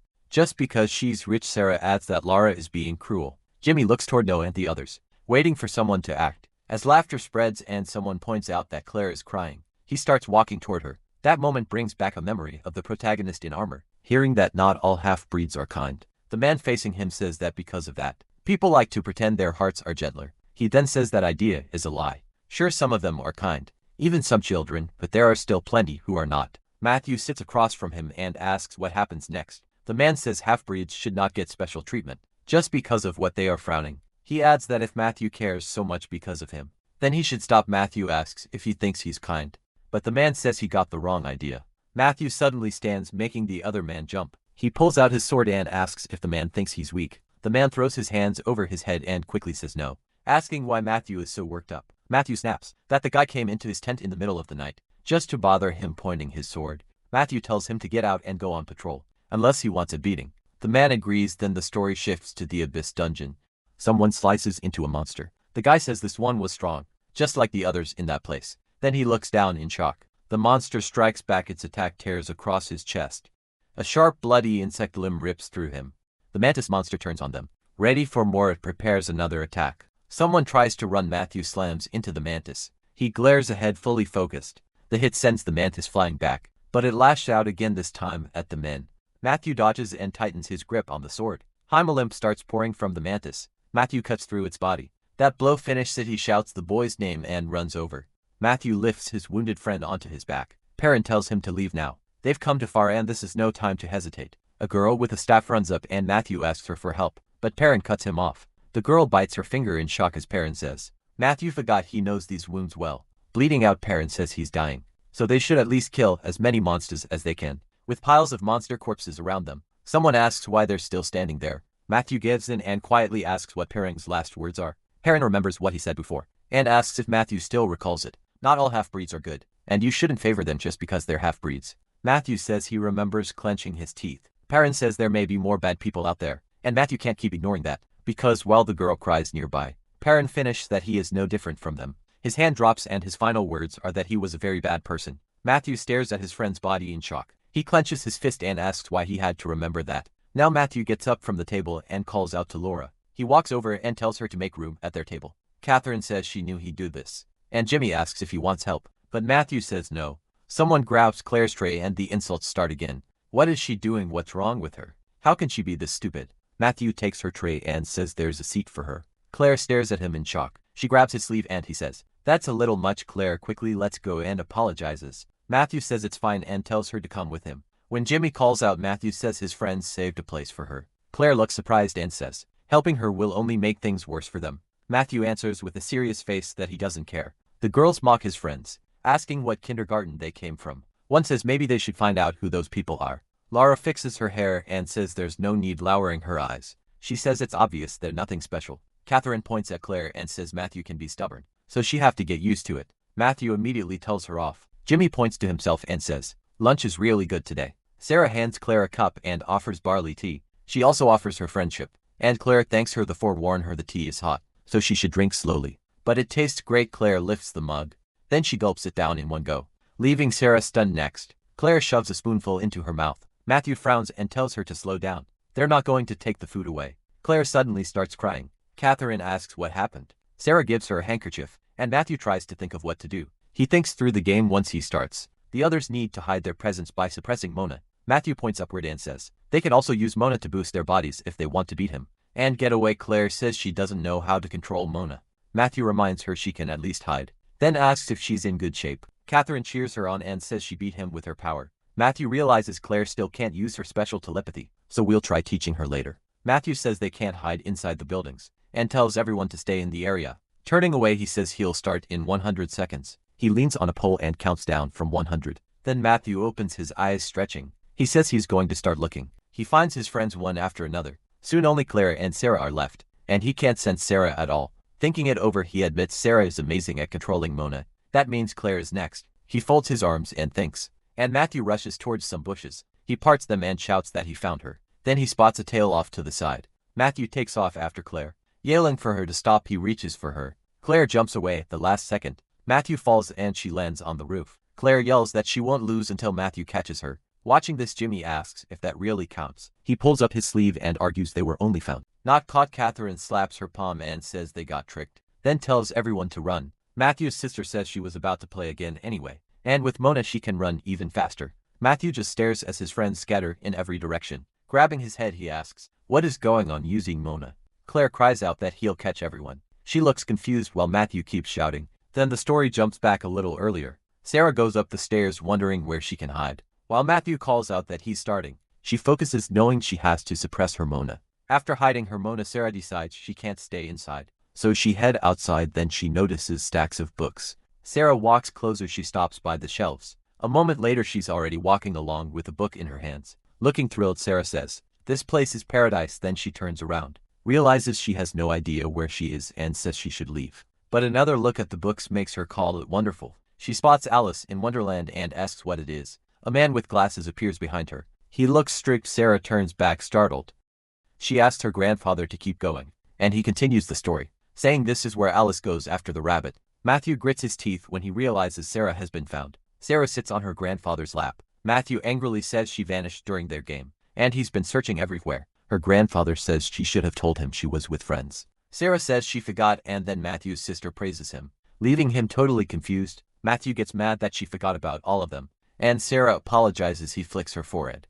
Holding the sore spot, she listens, as Matthew tells her to warn them next time she goes somewhere. She apologizes again, and Matthew thinks he should stop before she starts crying. Matthew apologizes to her grandfather, but the old man says it's fine. He was bored until she showed up. Then he asks Sarah to visit again, because it's nice having a friend who loves books. Sarah asks if he means it, and he says yes. She says she'd come back tomorrow, because she wants to finish the book. But Matthew says it's late and they need to go home. He turns around when the grandfather asks him to wait. The old man offers them a ride. Later, the car waits on the city street. He says anyone going should get in, while Matthew thinks he has no idea who this grandfather really is. Jimmy says the car is amazing and soft, and Matthew realizes it's insanely expensive. Grandfather tells the driver to go. Matthew watches the car leave. He says he's never ridden in one like that. His eyes fill with tears as he admits he's jealous. Outside, rain pours down. Matthew looks out the window. Then he stares at the classroom in surprise. The teacher has written class president election on the board, and at the end of it is Matthew's name. He raises his hand confused and asks why they put his name there.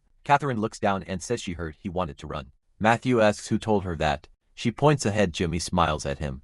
Then he slowly raises his hand. Matthew glares at his desk and says, "Jimmy better not expect any help cause he's not getting it." He calmly raises his hand and says he refuses the nomination. The teacher laughs and says he was chosen anyway, but Matthew shouts that he's not fit to be president. Catherine looks at him in surprise and says, "Every child has endless potential." Matthew yells at Catherine, asking why she didn't tell him sooner. The teacher asks if anyone else wants to run, since Matthew is the only candidate so far. Lara raises her hand with a smile. The whole class turned to Lara. She glanced at Matt and told the teacher she wanted to run for class president too. Matthew stared at her confused. Then a box packed with burgers appeared. Laura smiled and said her dad bought them so everyone could eat. The class exploded with cheers. Right away, the kids started saying they should vote for Laura if she'd bring burgers every month. Matthew's group watched the others with clear disgust. Someone handed Matthew a burger, and Laura stood beside him grinning. She thanked him for his valuable vote. Matthew shot her a look and said he had no intention of voting for her. As he said it, he slowly stepped away. He let out a sigh, already seeing how she was trying to control people like a grown-up. Then something off to the side caught his eye. Jimmy stood there drooling, clutching a wrapped burger with his mouth hanging open. Meanwhile, Matthew's friends all turned Laura's food down in their own way. Seeing that made him smile. Then he looked ahead with confidence. Soon it was time for the elementary school spring trip. Teacher smiled at the class and said they'd do roll call, so everyone should raise a hand and say their name. She added with a laugh that the president and vice president should help. Laura twirled her hair and happily agreed. Matthew answered too, but he clearly wasn't happy about it. Laura stood by the teacher with a stick in her hand. She tapped at things and handed out flowers. The teacher kept guiding the children around. The kids laughed and clapped along. When Matthew opened his lunch, he found a note saying he was loved. The girls nearby smiled and told him to check out Jimmy's lunch too. Sitting beside him, Catherine was touched that his sister had written something like that for him. She was holding sushi, then everyone stared at Jimmy's lunch in shock. Inside was food shaped like a bear. Matthew thought about his father. I cook and said he was really enjoying his meal. Now he looked at Jimmy in surprise while Catherine asked what the bear's little paws were made of. Jimmy just smiled, holding his drink and snack, and said his mom told him it was really tasty. Matthew and Catherine gave him an odd smile, and Catherine calmly pointed out that his mom hadn't even packed his lunch herself. A boy suddenly ran through the forest. Matthew looked around asking what was going on. His leg snagged under a frame, and he shouted asking what kind of monster this was. He crashed to the ground, pinned there. He couldn't do anything. Then he saw a monster's paw and froze in fear. 7th grade hounds stared at him like hungry beasts. The boy screamed for help. A hellhound glared at him. He looked away terrified. Blood sprayed nearby. The monsters shoved into each other, and one screamed for them to stop. 2 of the beasts had started fighting each other. 2 wolves turned to look at their leader. The whole pack lowered themselves. Then the hell wolf roared for them to move. The monsters charged toward Matthew's group in the forest. The children shouted as they opened their hands again and again, but the slips of paper in their palms were blank. Jimmy and one of the girls suddenly said they got nothing, but Matthew yelled for them to forget it. Jimmy, still grinning like crazy, said he had to find the treasure. Catherine looked annoyed and suggested they draw again. Everyone agreed except Matthew, who started walking away. Catherine grabbed his shoulder and asked where he was going. He followed the others anyway, irritated and wondering why they had wandered so far. That made Matthew remember the dragons in the Jinbu area. The kid suddenly turned at a strange noise. Claire and Olivia asked what it was. Matthew pressed a finger to his lips, telling them to stay quiet. A huge monster rushed past at high speed. Its paws cleared bushes and trees in a single bound. Catherine pointed at it and asked what it was. She was pointing at a crazed wolf. The beast growled at the children. Matthew got angry, not understanding why this had to happen now. Seoul had been protected by a cocoon, but the monsters filling Ujeongbu somehow broke through and moved south, causing a tragedy with many victims. The wolf kept snarling wildly. Catherine stared at it in fear. Then it kicked off the ground and opened its jaws wide. Foot struck a stone. Catherine tripped and the beast leapt straight at her. She dropped to the ground, covered her face and screamed. Matthew rushed in and kicked the wolf away. It slammed onto the ground. He swung his fork at it, channeling magic through the utensil. Matthew kept stabbing the wolf again and again. The other kids watched in shock as flames burned the monster. With his back still to Catherine, he asked if she was okay from the ground. She said she was fine. Gina stepped up behind him, wanting to ask something. She looked at Matthew in fear and said, "This wasn't the captain." She knew. Wiping his face, he said he was fine. Just a little tense. Whenever Matthew kills monsters, he turns into an immortal player who hates them and loses himself in battle. Looking at his hands, he realized he couldn't let them see that side of him. Matthew clenched his fist and stared into the distance. The children nervously whispered that they should run. Matthew remembered that wolves hunt in packs, and with this many coming down the mountain, he knew he probably couldn't save everyone. So there was only one choice. All the children looked at him carefully. Matthew told them to listen. Soon the kids split up and moved through different parts of the forest. One girl put her scarf on a stone and decided to rest there. Lara sat on the rock and told the others to keep searching for treasure. A few smiling kids asked if they could rest too. Lara's eyes turned cold with anger.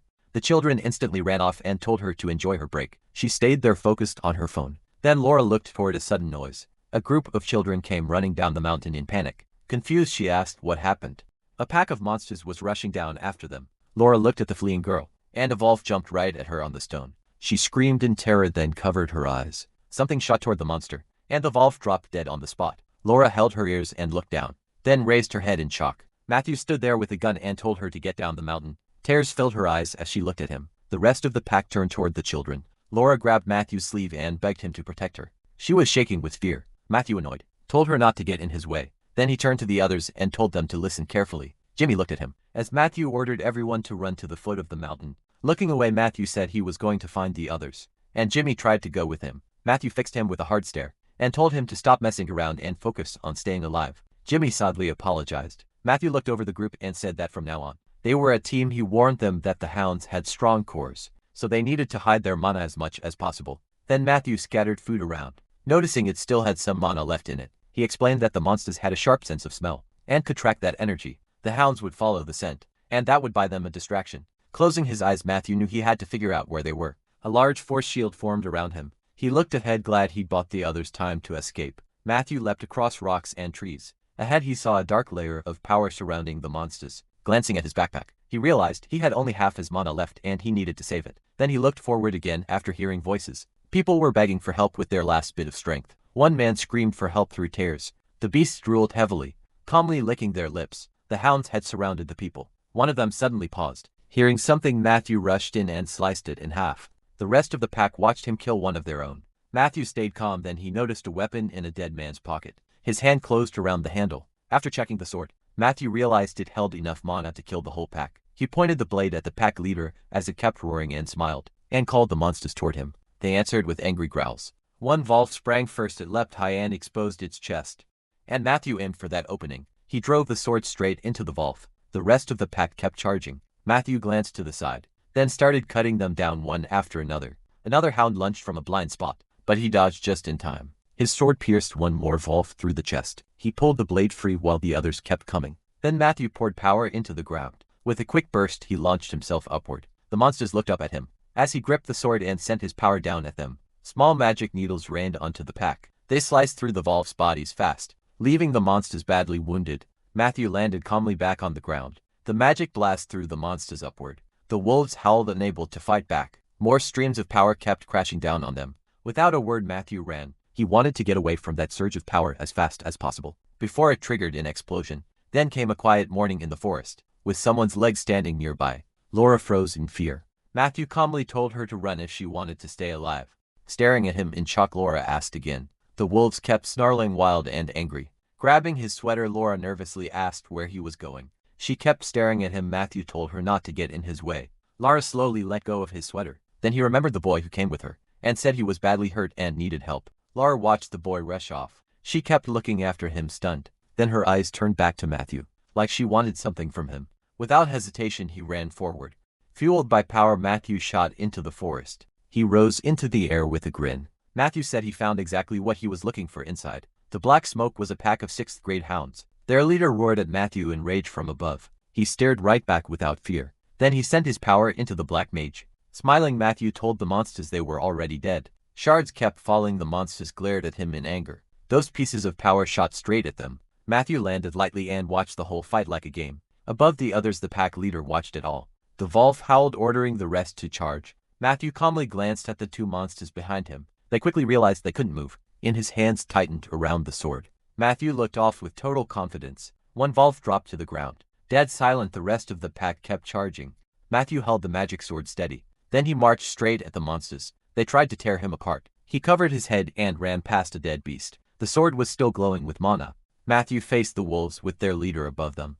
Annoyed, he muttered that they were all insanely stubborn. Meanwhile, the others ran through the forest. They remembered Matthew's warning about surviving, and everyone said they understood. Catherine and Jimmy hurried ahead. Soon the group stopped in the forest. Jimmy looked at the girl confused and asked where they should go now. Holding her chest, Olivia said she was exhausted, but they still had to move. She remembered Matthew saying Olivia was there. Navigator magic filled Olivia's eyes. Pointing left, she warned that something bad was there. Claire listened closely and backed her up. The kids were worn out, but they forced themselves to keep going. Jimmy looked away in fear. Angry, he looked around for even one player who grabbed his hand. Catherine yelled at Jimmy not to look back and just run. She remembered being told to watch for panic. Matthew had stood before her and said this was all part of it. Catherine clenched her teeth in anger. Then black magic appeared nearby. Olivia suddenly shouted that something was ahead. The boys stared at the clump of black magic in fear. A paw pushed out. A hound with spikes on its back crawled from the hole. Catherine and Jimmy could only stare in fear. The giant monster let out a deep growl at them all. Its head lifted high. Jimmy asked what it was doing. Then even more monsters appeared, and the children looked up in terror. They were surrounded. Jimmy looked around. He remembered Matthew saying Jimmy was the only one there who could really fight, the strongest one. Realizing that, he steeled himself to face whatever came. The boys bumped fists. Jimmy stood still, eyes closed, sword in hand. He remembered practicing sword swings as a little kid, and asking if he was doing it right. The wolves charged at Jimmy. Without fear, he swung the magic sword. One hound was cut. The others hesitated at the sight of their fallen packmate grinning. Jimmy shouted that he could do this. The monsters kept growling. Jimmy held a wand and handed it to Jimmy. He clenched his teeth, then he glared at the ground in anger. The monsters kept rushing in. Jimmy leapt onto one of them, trying to dodge its attack, but he got hurt. The others watched him in fear. Claire looked on confused. She watched Jimmy run and shout that he wouldn't give up. The pack kept chasing him. Jimmy pulled magic into his fist. A wolf sprang at him. His fist slammed down and struck the monster's mouth. Jimmy stared at his hand, confused by what he had just done. Another wolf closed and he shoved it back before it could get past him. Snarling, the monster turned and came for Jimmy instead. Jimmy touched his stomach, confused. Then the beast's paw hit his chest. The wolf threw its jaws open with a loud scream. All the girls panicked. Claire looked at Jimmy in fear. Remembering everything that had happened between them, the wolf opened its mouth even wider. Its teeth sank into Jimmy's hand. Catherine and Olivia rushed in to help. Hair started to burn. The girl prayed that they would all be okay. Then the hole changed into a portal. Legs were left sprawled on the ground. The wolves kept howling. They charged straight at Jimmy. A dark barrier formed around him. Claire looked back, thinking it couldn't hurt them. Still, she kept staring in fear from above. All of them could be seen at once. The boy looked at the girls in fear. Someone's legs hung in the air. A figure appeared in the sky. She slowly came down. The children looked at her in fear. With a smile, No asked the kids if they could close their eyes, looking at the wolves. She said these dogs were done for. Then Matthew stood in the fire facing the wolves. He was holding a thermos. Matthew took a drink of magnolia from it, a rice wine made from rice and wheat. Then he tossed the thermos aside and drew his sword. Smiling, Matthew said it was over for all of them. The bottle hit the ground. Matthew shot toward one wolf, activating Heavenly Step. Magic blasted the monsters apart in every direction. More packs were closing in. His fist slammed into one hound's muzzle. Shutting it up, he tore through the monsters one after another. Then Matthew aimed his weapon at another wolf. A few seconds later it was dead, while the rest kept running. Matthew glared at all of them. The sword flashed and cut in every direction. He rushed forward with the blade moving like a wild dance. Gritting his teeth, he stared down the wolves. Soon only the leader was left with him. Confidence filled Matthew's eyes. He charged again, opening a heavenly gate. Magic spread through his whole body. Through clenched teeth, Matthew admitted he was getting tired. He pushed his legs faster. The monster kept charging too. Both of them lunged at the same time. Matthew's punch smashed the beast in the face and sent it flying. Then he opened fire, his face completely. Flames burst from its mouth and rushed at him. Matthew was still in midair. Fire spread across the whole area. His gun kept firing non-stop. The monster's body was riddled with holes. Matthew watched it calmly as it lowered itself. Then the leader stepped out of the flames. Out of ammo, Matthew gripped his weapon and prepared for close combat. The monster kept studying him with a sly grin. Matthew raised the magic sword and asked if it still had enough strength for another round. Gritting his teeth, he said those had only been the warm-up. The leader lunged at him, roaring that it would kill him. Matthew rushed into. He charged the wolf head-on, even as it promised to tear him to pieces. Sword magic burst in all directions. Then Matthew plunged into the black hole, covering his nose. He realized it wasn't poison. The sword kept filling with magic. Matthew and the leader clashed in a storm of flames. He snapped that this was insane. Then Matthew forced his way through the leader's power. His magic started to break apart. He shouted angrily about his mana. Flames kept swallowing everything. Matthew was blasted back by the fire. He hit the ground, breathing hard. He said that even after spending a huge amount of mana on defense, he was still badly hurt. Matthew lowered his head, still holding the sword. Then armor appeared on him. At once, a huge number of monsters screamed for the others to leave him alone. Matthew struggled to look at his reflection. A crazy smile spread across his face. One of his gifts only came out in critical moments. A massive surge of energy lifted him into the air. The leader growled at him in confusion. That power shot straight at the monster. The wolf looked away, baffled. Matthew screamed that now it would die. The monster looked lost, not knowing what to do. He swung fast and sliced through its paws. The wolf crashed down. Matthew jumped in with his sword aimed at it. Sparks of power burst all through the hole. The wolf growled as black magic flooded it. Matthew stared it down without fear. A huge, black sphere kept growing as the dark magic swelled bigger and bigger. Matthew walked closer and asked why it was hiding like that. He tested his sword against it and said this thing was strong enough. Then Matthew pointed his weapon at the sphere. The sword went through. His power struck the flames. The angry wolf bared its teeth at him. Matthew looked out from the sphere calmly. He reminded it that he said it was going to die. Then Matthew walked toward the monster with full confidence. His sword swept over the beast's head. The wolf was sliced apart, its body flying everywhere. Exhausted, he dropped to the ground. Matthew looked up, watching the sunset. He murmured that it was finally over. The day was fading fast. He lay on the ground and shut his eyes. Matthew drifted off in the middle of the forest. Meanwhile, no one has smiled and asked everyone to close their eyes for a moment. Staring at the wolves, she said they were done for. She covered her face for a second. Then MC raised her hand with confidence. Some people were fleeing the wolf packs, confused why no one had shown up to help. Magic poured into her fan. A fierce tornado slammed toward the wolves, while guiding the wind. Nobio Hannah wondered why nobody had reported this yet. Her hands pushed forward, clenching her fist. She said this was the end for them all. The tornado shot straight at the monsters. Blood sprayed everywhere. The storm tore through every living thing in its path, and Nobiwa Hannah kept driving it on. She watched with a smile, then the protagonist glanced to the side. The children stared at her in fear, not sure how to react right away. She cancelled all her magic. She started to rise into the air. With a gentle smile, she told the children not to cry if she'd scared them. Catherine and Jimmy could only gush about how cool she was. The other kids pointed excitedly, saying it was amazing. No. Priya smiled, still surprised they were taking it so well. The children huddled together and kept looking at her, but Jimmy and Catherine suddenly looked ahead in fear. He focused her magic forward and decided to check her. Internal injuries magic began to show inside the children's bodies. Olivia watched her with interest. Yasha pulled Olivia into a hug. Then she asked if Olivia wanted to become a player. Jimmy immediately yelled that he should be one instead. The boy shook his fists in protest. Yasha placed a hand on Jimmy, laughing. She hugged the kids and called them adorable. The protagonist Yasha thanked Claire for sending the message that helped them find her. Claire looked down in tears and said she hadn't done anything. Still crying, Claire hugged Siyujin tight. He told the children to head down the mountain, since rescuers would arrive soon, but they all asked if she was staying with them. Looking at Jimmy and Claire, she said they still had to help others, though she couldn't just leave them alone. She smiled and glanced away. A monster was hiding in the shadows. Huge hands gripped a tree.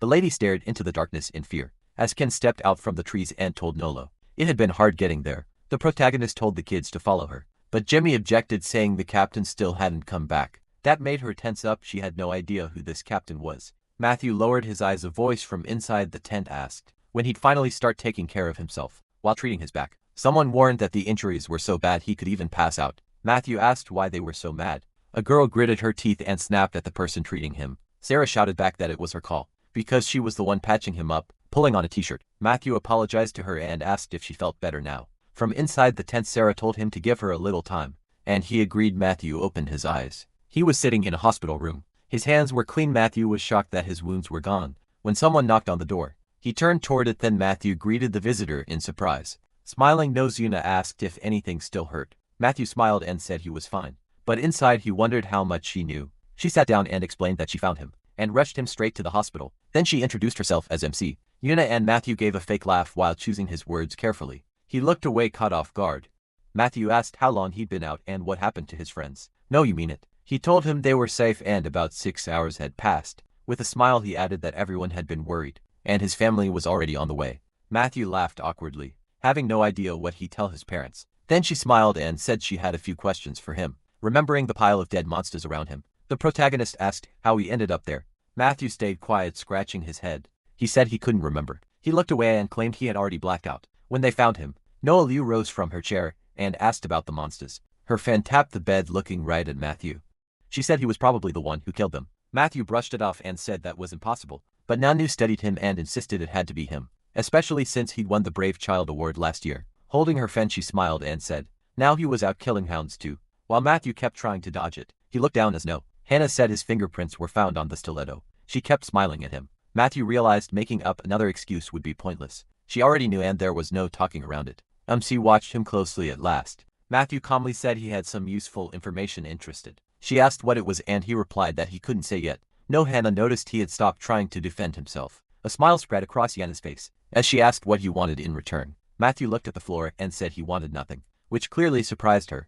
With a faint smile he said he only wanted to live like a normal kid. Later she left the hospital. Yuan Crow walked to the car. Once inside she thought back to Matthew telling her to investigate the heirs of Down Gun Company. He had also told her to check every connection between them and the leaders of the Azure Ocean clan, leaving Yuan Crow stunned. She told him she didn't like jokes. Then Yuna sharply asked if he would stand by what he said. Matthew glanced at her and answered that if they found nothing, he'd join their clan. Yuna said getting into their clan wasn't easy, and Matthew folded his arms, asking if that meant Nanu no longer doubted he killed the hounds. She replied that this deal only helped him, but Matthew pointed out she'd either prove her husband was loyal or gain a valuable recruit. Nanu sat in the car looking out the window. She told the driver to investigate the heirs of Dangan Company, especially the women, without turning back. Nanu also ordered him to find any shady ties to her husband and update the report on monster classes in Gangnam. She looked away and thought Matthew had warned her to watch out for new monsters. He also asked her to report that they had handled the mountain incident, so Yuna told the driver she would personally close the case on the Loaf Mountain incident.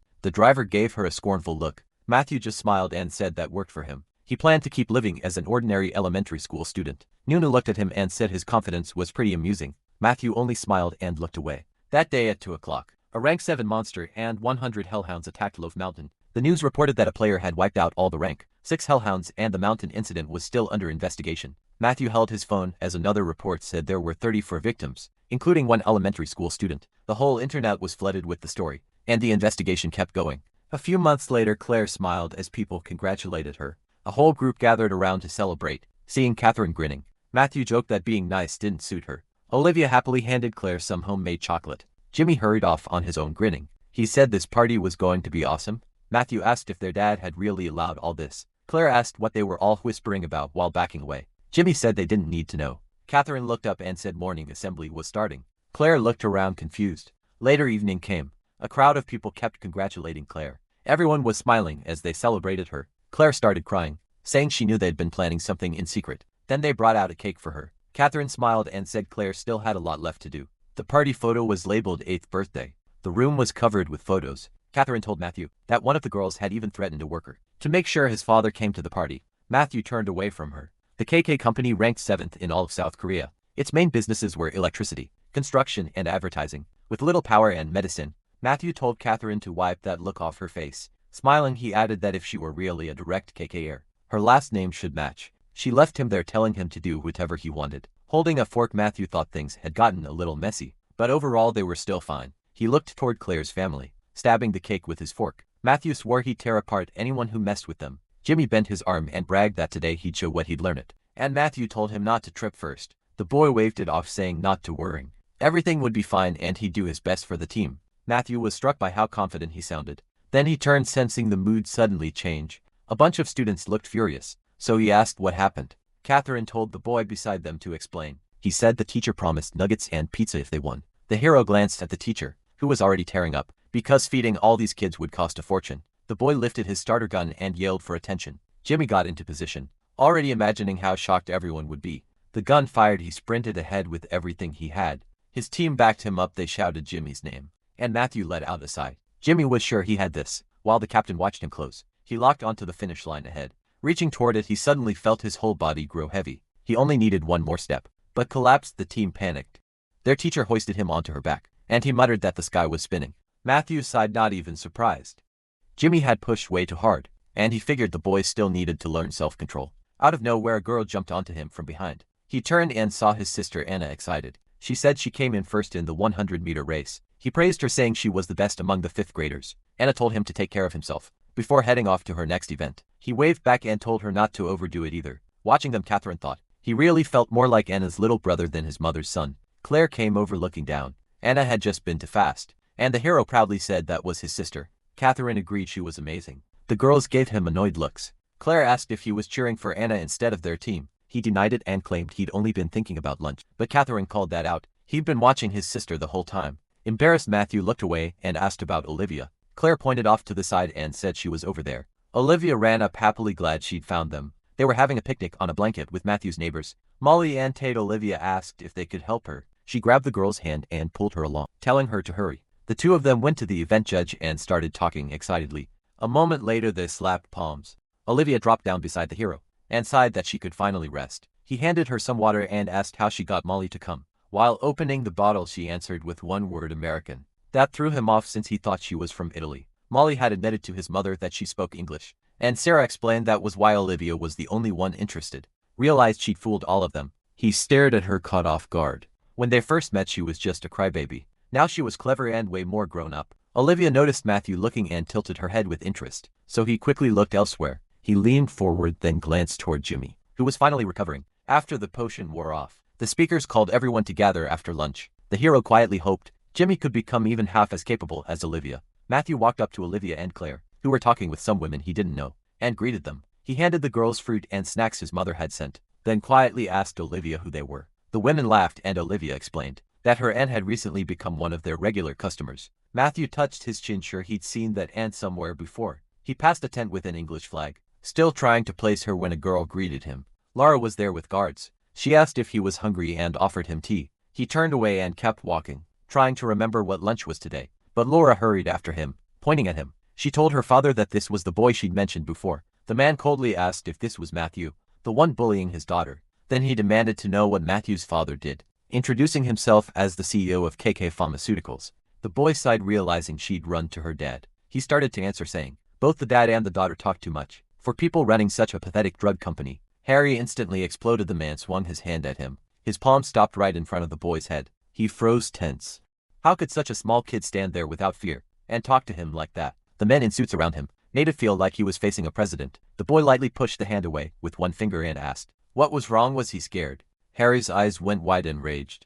He raised his hand again to strike. His fist came straight at the boy's face, and suddenly someone rushed in from the side. Matthew's eyes widened. The hit landed on the attacker instead. As the man bent forward with clenched fists, the boy recognized him, his father. Blood dripped from Harry's nose. John shook out his hands and snapped, asking how Harry dared raise a hand to his son. He grabbed Matthew by the shoulders and checked if he was hurt. The boy said he was fine, but he didn't like that his father stepped in. Harry got back up and pointed angrily, shocked that someone like John had dared hit him. The guards rushed toward the hero and his father, and the director ordered them to seize him at once. The boy clenched his teeth. He had wanted to handle this himself. John stepped in front of his son and told him it was okay. Behind him, Matthew thought that if anyone hurt his father, he'd kill them. Still, he trusted John could handle it. People gathered to watch. Harry angrily demanded if John even understood who he was dealing with, and the man calmly said yes. The director shoved the guards aside and asked who John was. John introduced himself as the president of KK Pharmaceuticals, then put on his glasses, fixed his hair and asked if that made it easier to remember him. Harry jolted and stared in shock. Hands in his pockets, John stood there, while the director blurted out that he was the head of a department. It's serious. The man gritted his teeth, wondering what someone like that was doing here. Then he looked at the boy behind John and understood. This child belonged to a far higher world. Matthew was stunned. His father was a department head at Sirius, and Harry noticed how shocked the boy was too. Sirius was one of the top 2 companies in South Korea, known for cars and player equipment powered by Mana. Harry pointed at John and demanded to know why he was here. John said it seemed he finally remembered. John frowned and the director instantly shrank back. Crossing his arms, the man quickly apologized and said he'd only been curious why the head of the strategy department was here.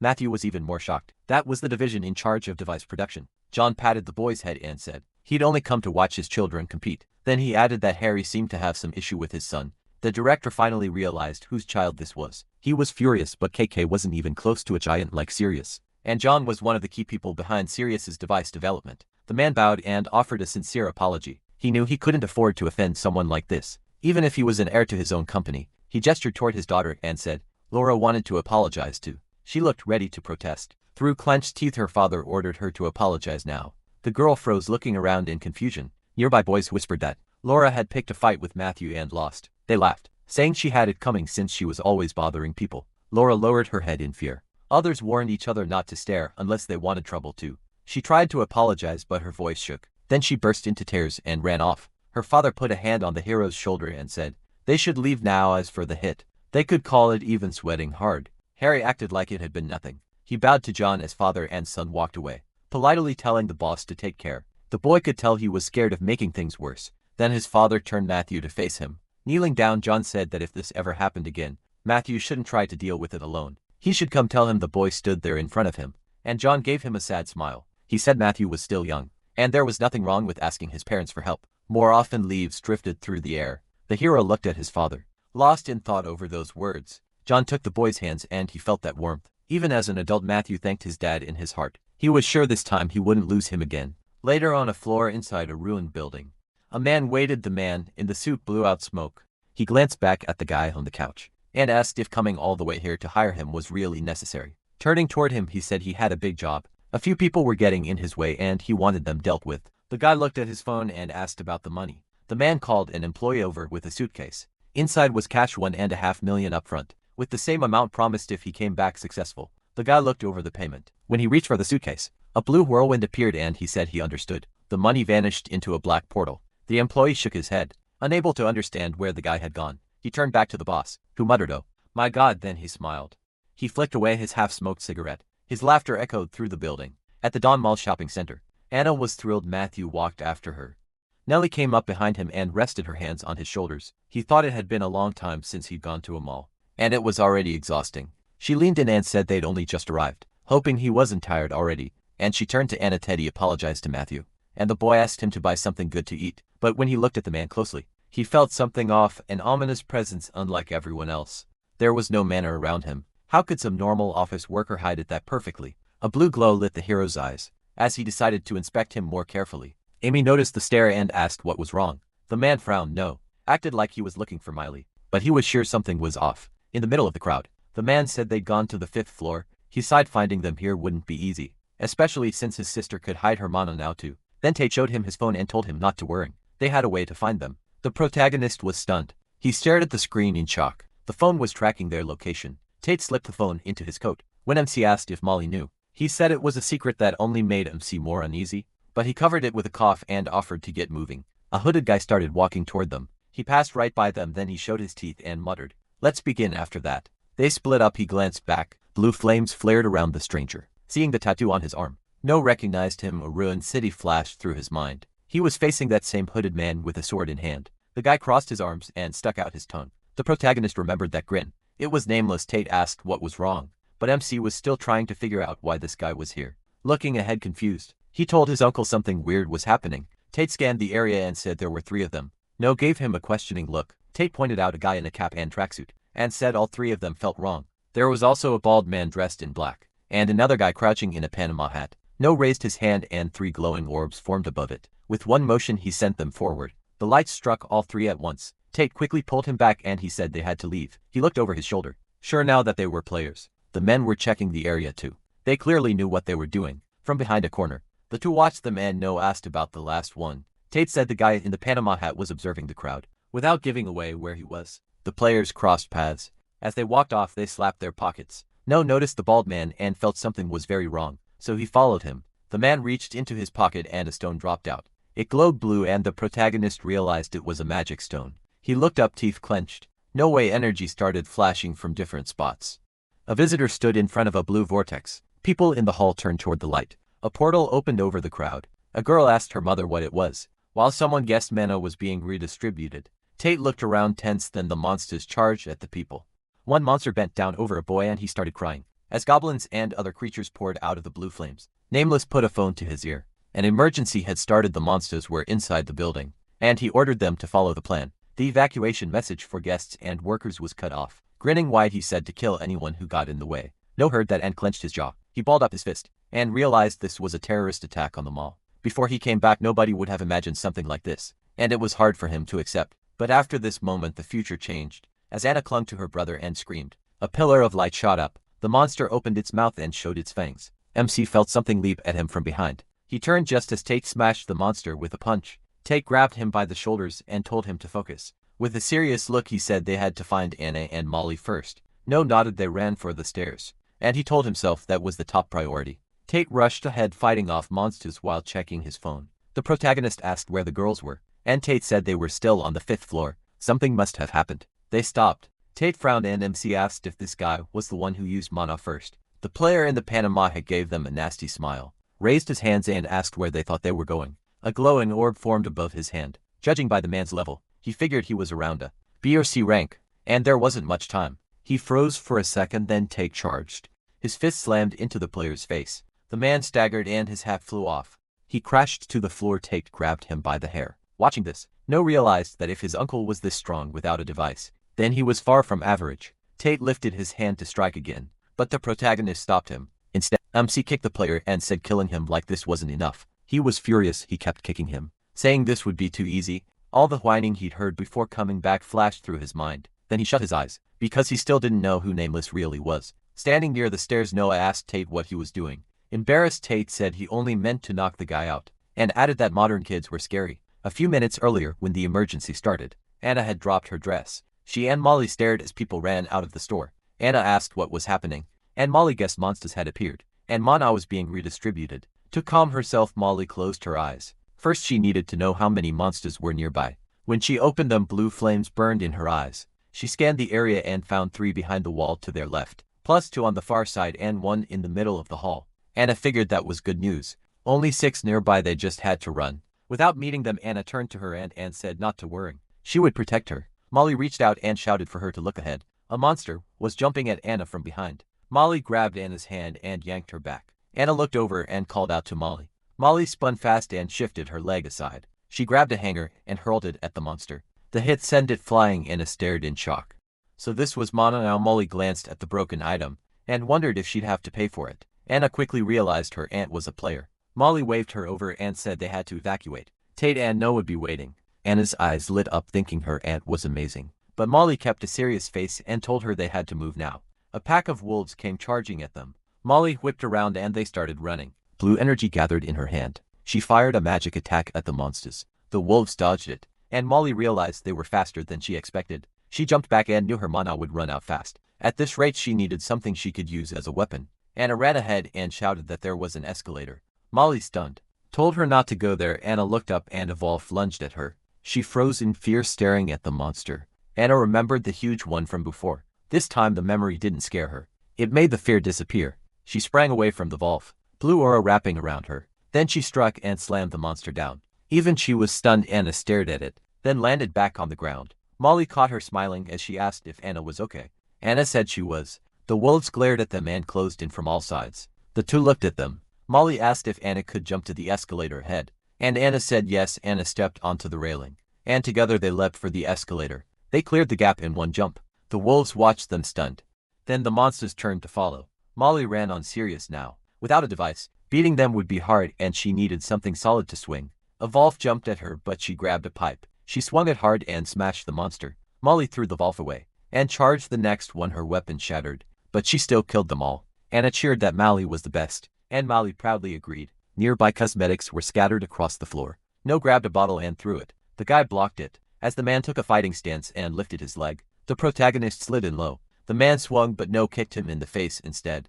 Blood covered the guy's face. MC looked at Tate and said he was done here, then asked what he'd found. Smiling, he added, "Wait a second," while Tate thought it over. Pointing ahead, Tate said they should be able to see them from there. He suddenly paused. He saw a wolf falling down, then more monsters dropping after it. No looked up and spotted Molly, with Anna looking at a corpse. The protagonist said they needed a weapon. Before climbing up, Tate asked if he needed backup. Picking up a dagger, MC said this would be enough. He gripped the blade tightly. Tate studied him with a serious look. Then he turned and saw a man on the floor above. Blue aura was pouring off the stranger watching him. Tate asked if that was the one in charge. He told him to watch the girls, and he answered that he would. Then the protagonist looked at him and said he'd handle that idiot himself. Holding a cigarette, the guy asked who they were and whether luck was on their side. Molly stepped in front of Anna and told her to come closer. The men walked toward them, saying they needed to leave before those fools from Sinra arrived. But first, one of them stuck out his tongue and said they should have some fun. Anna frowned and called him disgusting.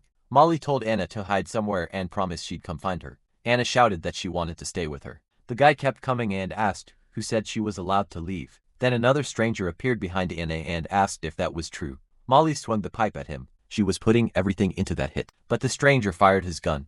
The shot knocked the pipe from Molly's hands. Covering his ear, he complained that his eardrums almost burst and said she shouldn't have done that. Molly stared back at him, dead serious. The man in the hat ran his tongue over the gun and asked if he could have some fun with it. The other thug moved toward Anna and told her to get out before the Sinrod group showed up. Anna backed away and begged him to stop. She pressed herself to the wall while he told her not to be afraid. Reaching out, he acted nice and claimed he wasn't that bad. Then he slammed his hand against the wall. Anna turned and ran. He lunged after her, his hand glowing blue, and caught her wrist. Right away, a huge wave of mana burst from Anna's hand. Her energy blasted him away.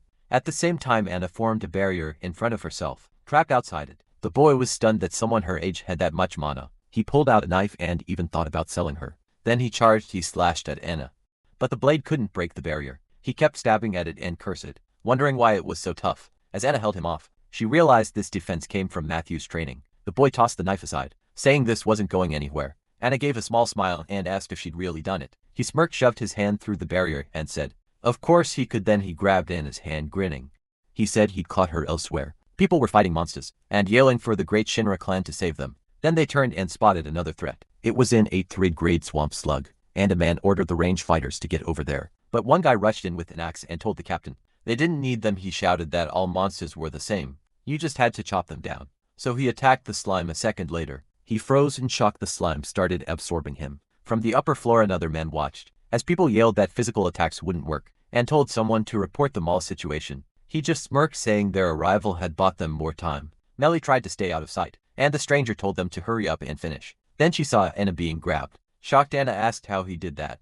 He laughed it off, saying a real player wouldn't be stopped by something so small. Then he noticed a stream of fiery mana rushing at him. He barely got his barrier up in time. Melly was firing energy from her hand while aiming the mana blasts. She yelled at Anna to run.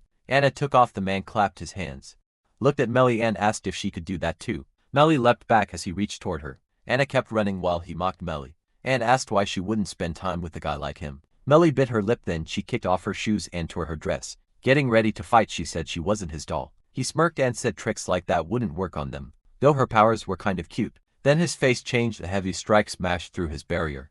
Blood dripped onto his shoes. Staring at Melly, he realized her power had jumped way too much. Seeing the many magic circles around her, he asked if this was some kind of boost. Light poured out from the room. Trying to catch his breath, he asked if she was already getting tired. Then he looked at Anna and asked why she kept running when it was pointless. Grabbing the back of her head, he told her to be a good girl and play with her uncle. Blue energy started building in Anna's legs. She jumped onto a shelf and grabbed a toy box. She got ready to throw it, and the stranger raised a barrier instead. He kicked the shelf, cursed that she was driving him crazy. And Anna started to fall, grinning. He thought he'd burn her leg off, but then he flinched. Her barrier crashed into his. With his hands up, he said he planned to go easy on her, but she was getting way too bold. Frowning, Anna started counting in her head. She gathered mana in her hands and reached to. A loud hoo dart rang out and Anna sprang away from the barrier. Blue energy poured off her. The guy was stunned. He reached out again, thinking it wouldn't work this time either. But Anna remembered Melly and decided to copy her. She pulled her energy together into a magic sphere, thinking Melly did it like this.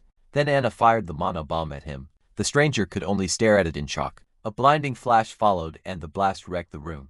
The man turned back to look at the ruins. Anna ran out of the store with a bat in her hands. Seeing her, he wondered if the girl had actually beaten that idiot. He was out of bullets and they were already behind schedule. Blood covered his hand. Fighting both of them now was too much. But running away still stung, though heaven would have to judge that. Melly screamed for Anna to stay back. Anna froze, thinking that even with all her strength, Melly's legs were chained. The man stood behind her and said they could play dirty. Instead, he grabbed Melly by the throat while holding a knife. Anna, horrified, tried to call out, but he warned her not to move. Pressing the knife to Melly's face, he said one more step and she'd get hurt. The second guy reached out and knocked Anna to the floor. Pinning her down, he sneered that she really thought he was dead. Trash like her couldn't beat a player.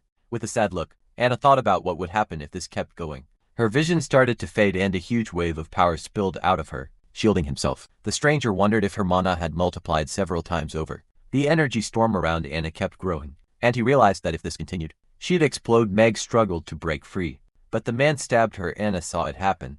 Throwing Melly over his shoulder, he asked if Anna wanted to kill everyone. He moved to grab her, saying he'd help, while the other man struck the back of her head. Anna collapsed as she slipped out of consciousness. One of them said it was a shame to leave her. She was pretty and had tons of mana. In her thoughts, Anna wished she were stronger. Suddenly she stood in a bright space, looked around and asked who was there. A voice asked if she wanted power. Runes appeared in front of her, touching her chest. Anna asked if they would really give her power. Then Noah shouted for her not to listen. Anna jerked in surprise. She remembered the sunlit house and Matthew's frightened warning. Things ended safely this time, but next time could be different. He had told her he could teach her whatever she wanted, as long as she lived a normal life. Holding out his pinky, he made her promise never to listen to that inner voice again.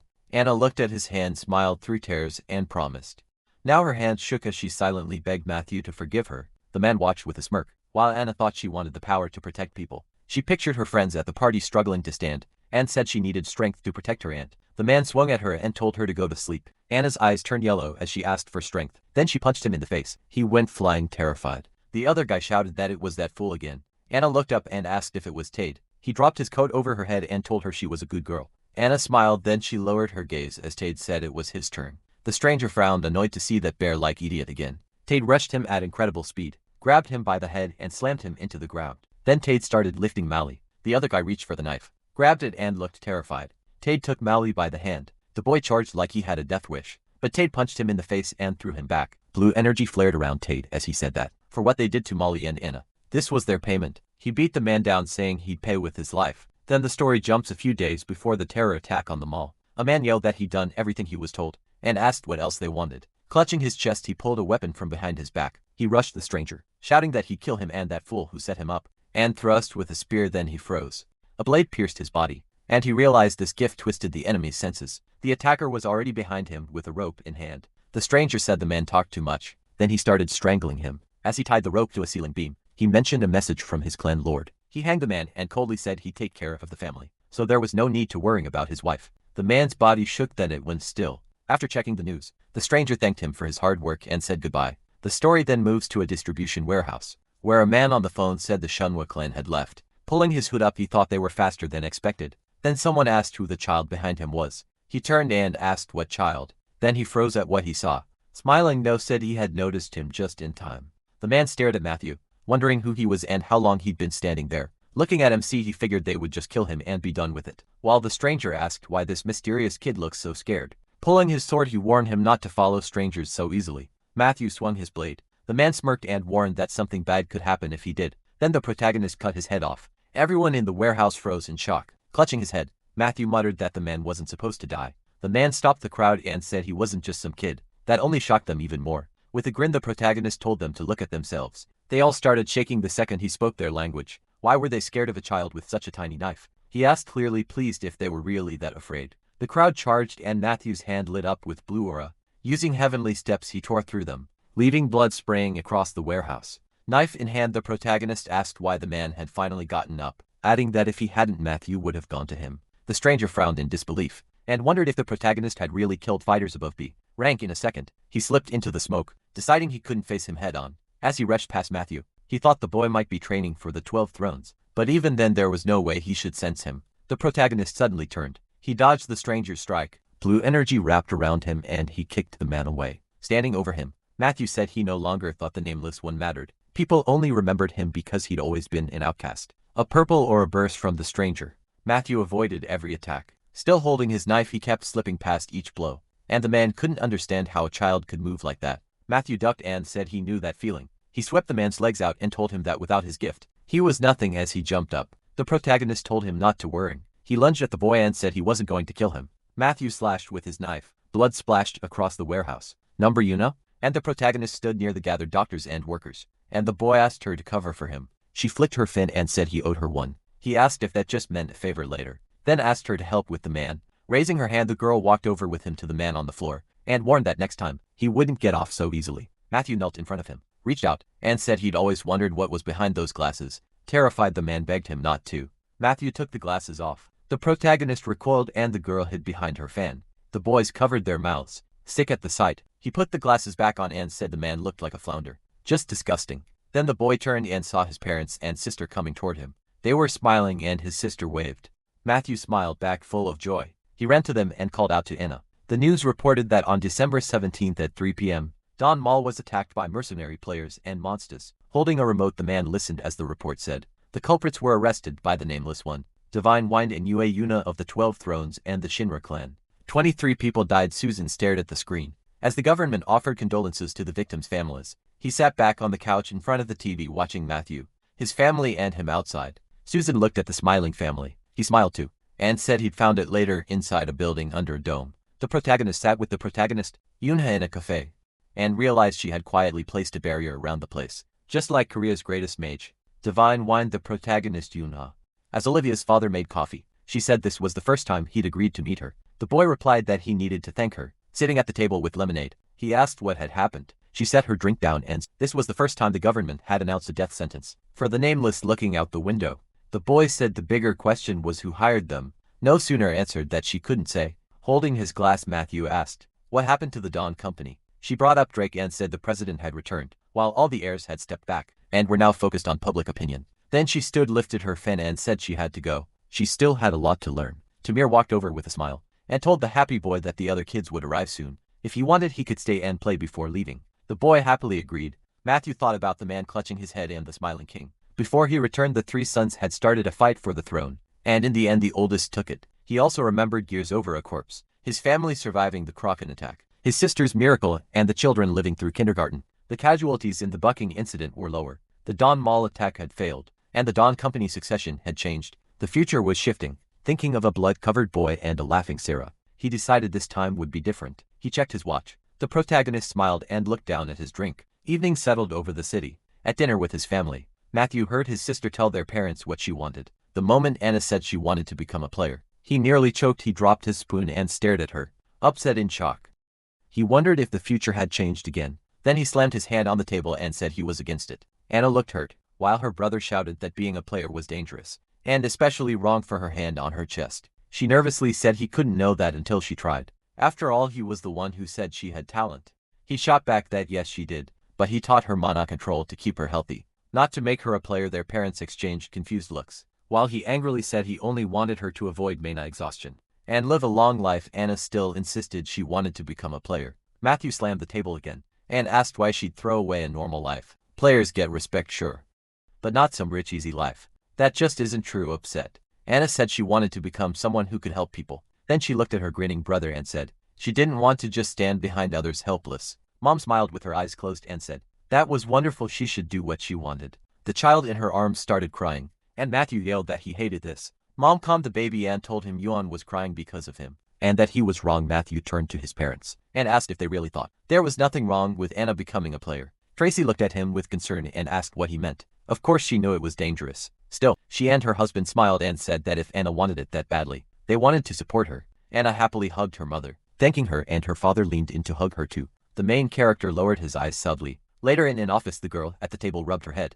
and told Clark to give the summary. He turned on the screen and explained that the Dawn Mall attack wasn't random. It had been set up from inside the company. Showing a chart, he said, the Dawn Company was split between President Drake and his 3 sons. The oldest and middle sons were the main suspects, since the youngest had too little power. Pointing out smiling Alex and gloomy Archie, he explained that the oldest son was known for being cruel. Many thought he'd inherit the company just because he was the eldest. The middle son, unlike his brother, had a better personality and was also a capable manager. With his arms folded, a man asked the girl leading the meeting if this meant a terrorist attack. She answered that Alex had started an attack on a mall under Archie's control. The old man asked if the president knew, and she said that's exactly why he came back from house arrest. Clark pointed at the screen and said that wasn't their only problem. They also needed to review another piece of information. Adjusting his glasses, he showed a list of people and said Alex hadn't brought only the nameless. Most likely the Azure Ocean clan was involved too. One man at the table panicked, asking what was going on and whether they realized how serious this was. Clark brought up a chart and explained that 92 hounds were taken down on Mount Buchan. The Azure Ocean clan took 7 mana stones but sold only 3, which suggested the missing stones were used to summon the hounds for the attack. The girl asked, what if they had simply been waiting for mana stone demand to rise? But he answered that grade 7 stones were easy to get. She then asked how likely it was that Azure Ocean had used mana stones in the attack. Clark frowned and said he checked the market data and the number of stones released by the Shinra clan. Based on that, the chance of their involvement was 0. The old man clasped his hands and said that either way, it was still only a theory. They had no proof. The people at the table listened, as he added that the theory was still possible, and everyone needed to understand that. Everyone turned to the screen. The girl covered her mouth and said that back in April, Jill Sang-kun's affair with the Danga RS was exposed. When No heard, she was furious. She brought up a chart with the clan symbols and said, Jill Sang-kun was clearly waiting for attention to move away, so they could target Danga next. That, she said, was why she had called everyone here today. The old man looked at her, smiled, and asked if this meant war. One of the men spread his hands and reminded everyone that the Azure Ocean clan had divine wind. And not just them, but the Lightning King under the 12 thrones too. Frowning, he thought that even a genius like the Lightning King was still young, so facing No wouldn't be easy. The girl struck the table and said subtly that they were not going to war. She spread her arms while Clark argued they couldn't just ignore the Azure Ocean clan. Shredding the papers on the table with her energy, she said they would back Alex's Dawn Company's heir. With a cold smile, she burned the papers, and they would begin planning how to keep the Azure Ocean clan in check. The story shifts to Matthew's class, where a boy blurted out asking how this happened. The protagonist could only smile awkwardly, thinking that somehow they had all ended up together again at their desks. Catherine pointed out that they were all in the same class, and Claire admitted she'd been scared they would get split up. Smiling, the protagonist greeted Laura, glad she was in class 1 so they wouldn't run into each other much. He quietly hoped this year would be better. Jimmy leaned over and pointed ahead, calling for him to look. They noticed a group of unhappy kids staring at them, and the boys said they'd been doing it for a while. Grabbing the desk, Jimmy angrily offered to deal with them, but Matthew told him not to. The protagonist frowned back at them. The kids across from him quickly looked away in fear. Catherine glanced at Matthew, who was covering his friend's face, and asked if he really wasn't going to clear things up. She explained that people were calling his father a devil. Rumor said he had nearly beaten the president of KK Pharmaceuticals to death, so now the whole school was scared of him. The protagonist stared in shock, wondering when he and his father had turned into villains, then admitted those weren't exactly just rumors. With her arms crossed, Claire asked if things were really going to be okay. Matthew looked confused and said he was fine, and doubted anyone would mess with him. Then the boy asked what his friend had eaten to get so huge. Jimmy stood up proudly, hand on his waist, and said he'd been training like he promised, and drinking Olivia's father's juice. The protagonist looked at him stunned and asked him to repeat that. Shocked, the boy remembered telling Catherine and Claire that drink was for restoring mana. Imagining everyone laughing at his height, he realized it didn't just restore mana, it also made you grow from now on. He needed to start drinking it too. Matthew looked down gloomily when a boy rushed in and announced that the teacher was coming. Then the man walked in. Jimmy, standing behind the protagonist, muttered that he should get back to his seat at the podium. Bill introduced himself as their homeroom teacher for the year. The boys stared at him then frowned, thinking that mana flow wasn't normal at all. Just who was this guy? The old man shut the book. Sitting among the books, he asked the man beside him for a report. Holding the papers, the man said, Laura's expulsion request had been handled just as ordered. The old man listened as he explained that even the students tied to KK Pharmaceuticals had been moved into a separate class, while the others, including Olivia, were placed together. Seeing Olivia's happy face outside, he asked if KK Pharmaceuticals was run by Kim Gun's family. Nan confirmed it looking out the window. The old man asked how they dared mess with her. She was like a granddaughter to him, and now things were being set right. Reaching for the papers, he asked what had been decided for Olivia's class. The man replied that her teacher had retired as a player because of an injury, but he was still very capable. Reading through the file, the old man asked about his old rank, and heard that it was Regulus Clan S rank. Looking over Bill's record, he said the man could be trusted. He then remembered Olivia reading a book, as he asked who she wanted to share a class with next year. Sitting on her grandfather's lap, she said it would be great to stay with her friends, though her father said that probably wouldn't happen. The old man promised to grant her wish. Worried, she said it was okay. She was already grown up and understood. He looked at her in surprise, and asked if she would let him predict something. Imagining her laughing and walking the halls with her friends, he said that even in second year, Olivia would stay in the same class with them. He closed the book, smiling at her. The old man asked if that sounded nice. Looking back at the book, he said he already had a girl who felt like a granddaughter to him. The story then moves to another building. Anna stood across from her brother as he told her to watch. The dust would be here soon. Excited, she raised her fists and asked how he met that ant. He said they got to know each other after meeting by chance. A gust swept the dust away. Anna looked ahead eagerly and the boy said it had arrived. A blue whirlwind formed in front of them, and someone complained there was dust everywhere. The dust swirled through the building. The girl looked up in surprise. Then a woman stepped forward, hiding behind a fan. No smiled, apologized for being late, and asked if they had waited long. Thrilled, Anna stood with her brother and quickly said, not at all, though MC really was late. The girl stared at her with shining eyes and clasped her hands. Then she bowed and said hello. She gave a shy smile, and asked her not to use the title Divine Wind of the 12 Thrones. Just call her aunt. Looking at the shy girl wrapped in energy, she thought the child had an incredible amount of mana, and even better, she knew how to control it. If the world ever found out, everyone would try to claim her as a seed and chaos would follow. For now though, she was theirs. The protagonist cut in, annoyed, asking if the greetings were done, and whether she brought what he wanted. Smiling sweetly, the protagonist handed over a ball of energy. The boy took it and said it was a device and a magic stone. Matthew picked it up and examined it with one eye closed, holding the stone between his fingers. He said it looked good. Then he looked at his determined sister and asked if she could handle this. The protagonist closed his eyes, drew the sword from the device, and said he wouldn't stop her anymore. Watching behind her, Fan Noah saw the girl aim her sword at her brother, while he warned her to be careful. The boy shut his eyes, gripped the stone, and said he didn't know how much she really understood. Benny threw it forward and announced they were starting. The stone lit up. The boys stood watching as it gave off a strong burst of energy. Then a paw and an ear appeared. The girl tightened her grip on the sword. A cute pink classic creature, Barori, appeared in front of her. Anna stared in surprise. She turned to her brother and asked if that was really a monster. It was cute. Matthew looked at his uneasy sister and told her to kill it. The protagonist frowned, remembering his sister clinging to their mother. In the end, he couldn't beat her stubbornness, but now that they were here, she needed to learn how cruel a player's path really was. He watched as she slowly approached Barori with her sword. The creature smiled and walked toward her. Anna smiled back and said it looked harmless. The boy rushed toward her and warned her not to let her guard down. She turned to him anxiously and Barori suddenly grew bigger. Its mouth opened wide. Its body twisted into a monster and it lunged at her. Anna watched in shock as her brother jumped in and kicked the monster away. The creature flew back and rolled across the ground. Barori lay there badly hurt, standing in front of his sister. Matthew told her never to judge monsters by looks, and never to hesitate or she would die. Holding the sword, the girl lowered her eyes sadly, and her brother asked if he should keep going. She remembered him charging through cars toward a monster. Then she pictured Melly fighting without fear, gripping the sword tightly. She decided she didn't want to stay the one being protected. She wanted to protect the people she loved too. Anna drew her sword with confidence, thinking she wouldn't leave this burden to her brother alone. She had to get past this soon. Her sword was covered in blood and the stone lay in a puddle nearby. She stared at the bloody blade in fear. Then the girl threw it to the ground. Anna dropped to the floor and weakly waved toward the stone. The boy ran to her, while Noel thought about how much the girl had done after 15 tries. Matthew watched his sister stare at her blood-covered hands and cry. He sat beside her, hugged her, and told her she did well. She really did. Matthew watched him calm Anna down, and thought about how much she had suffered to become who she was now.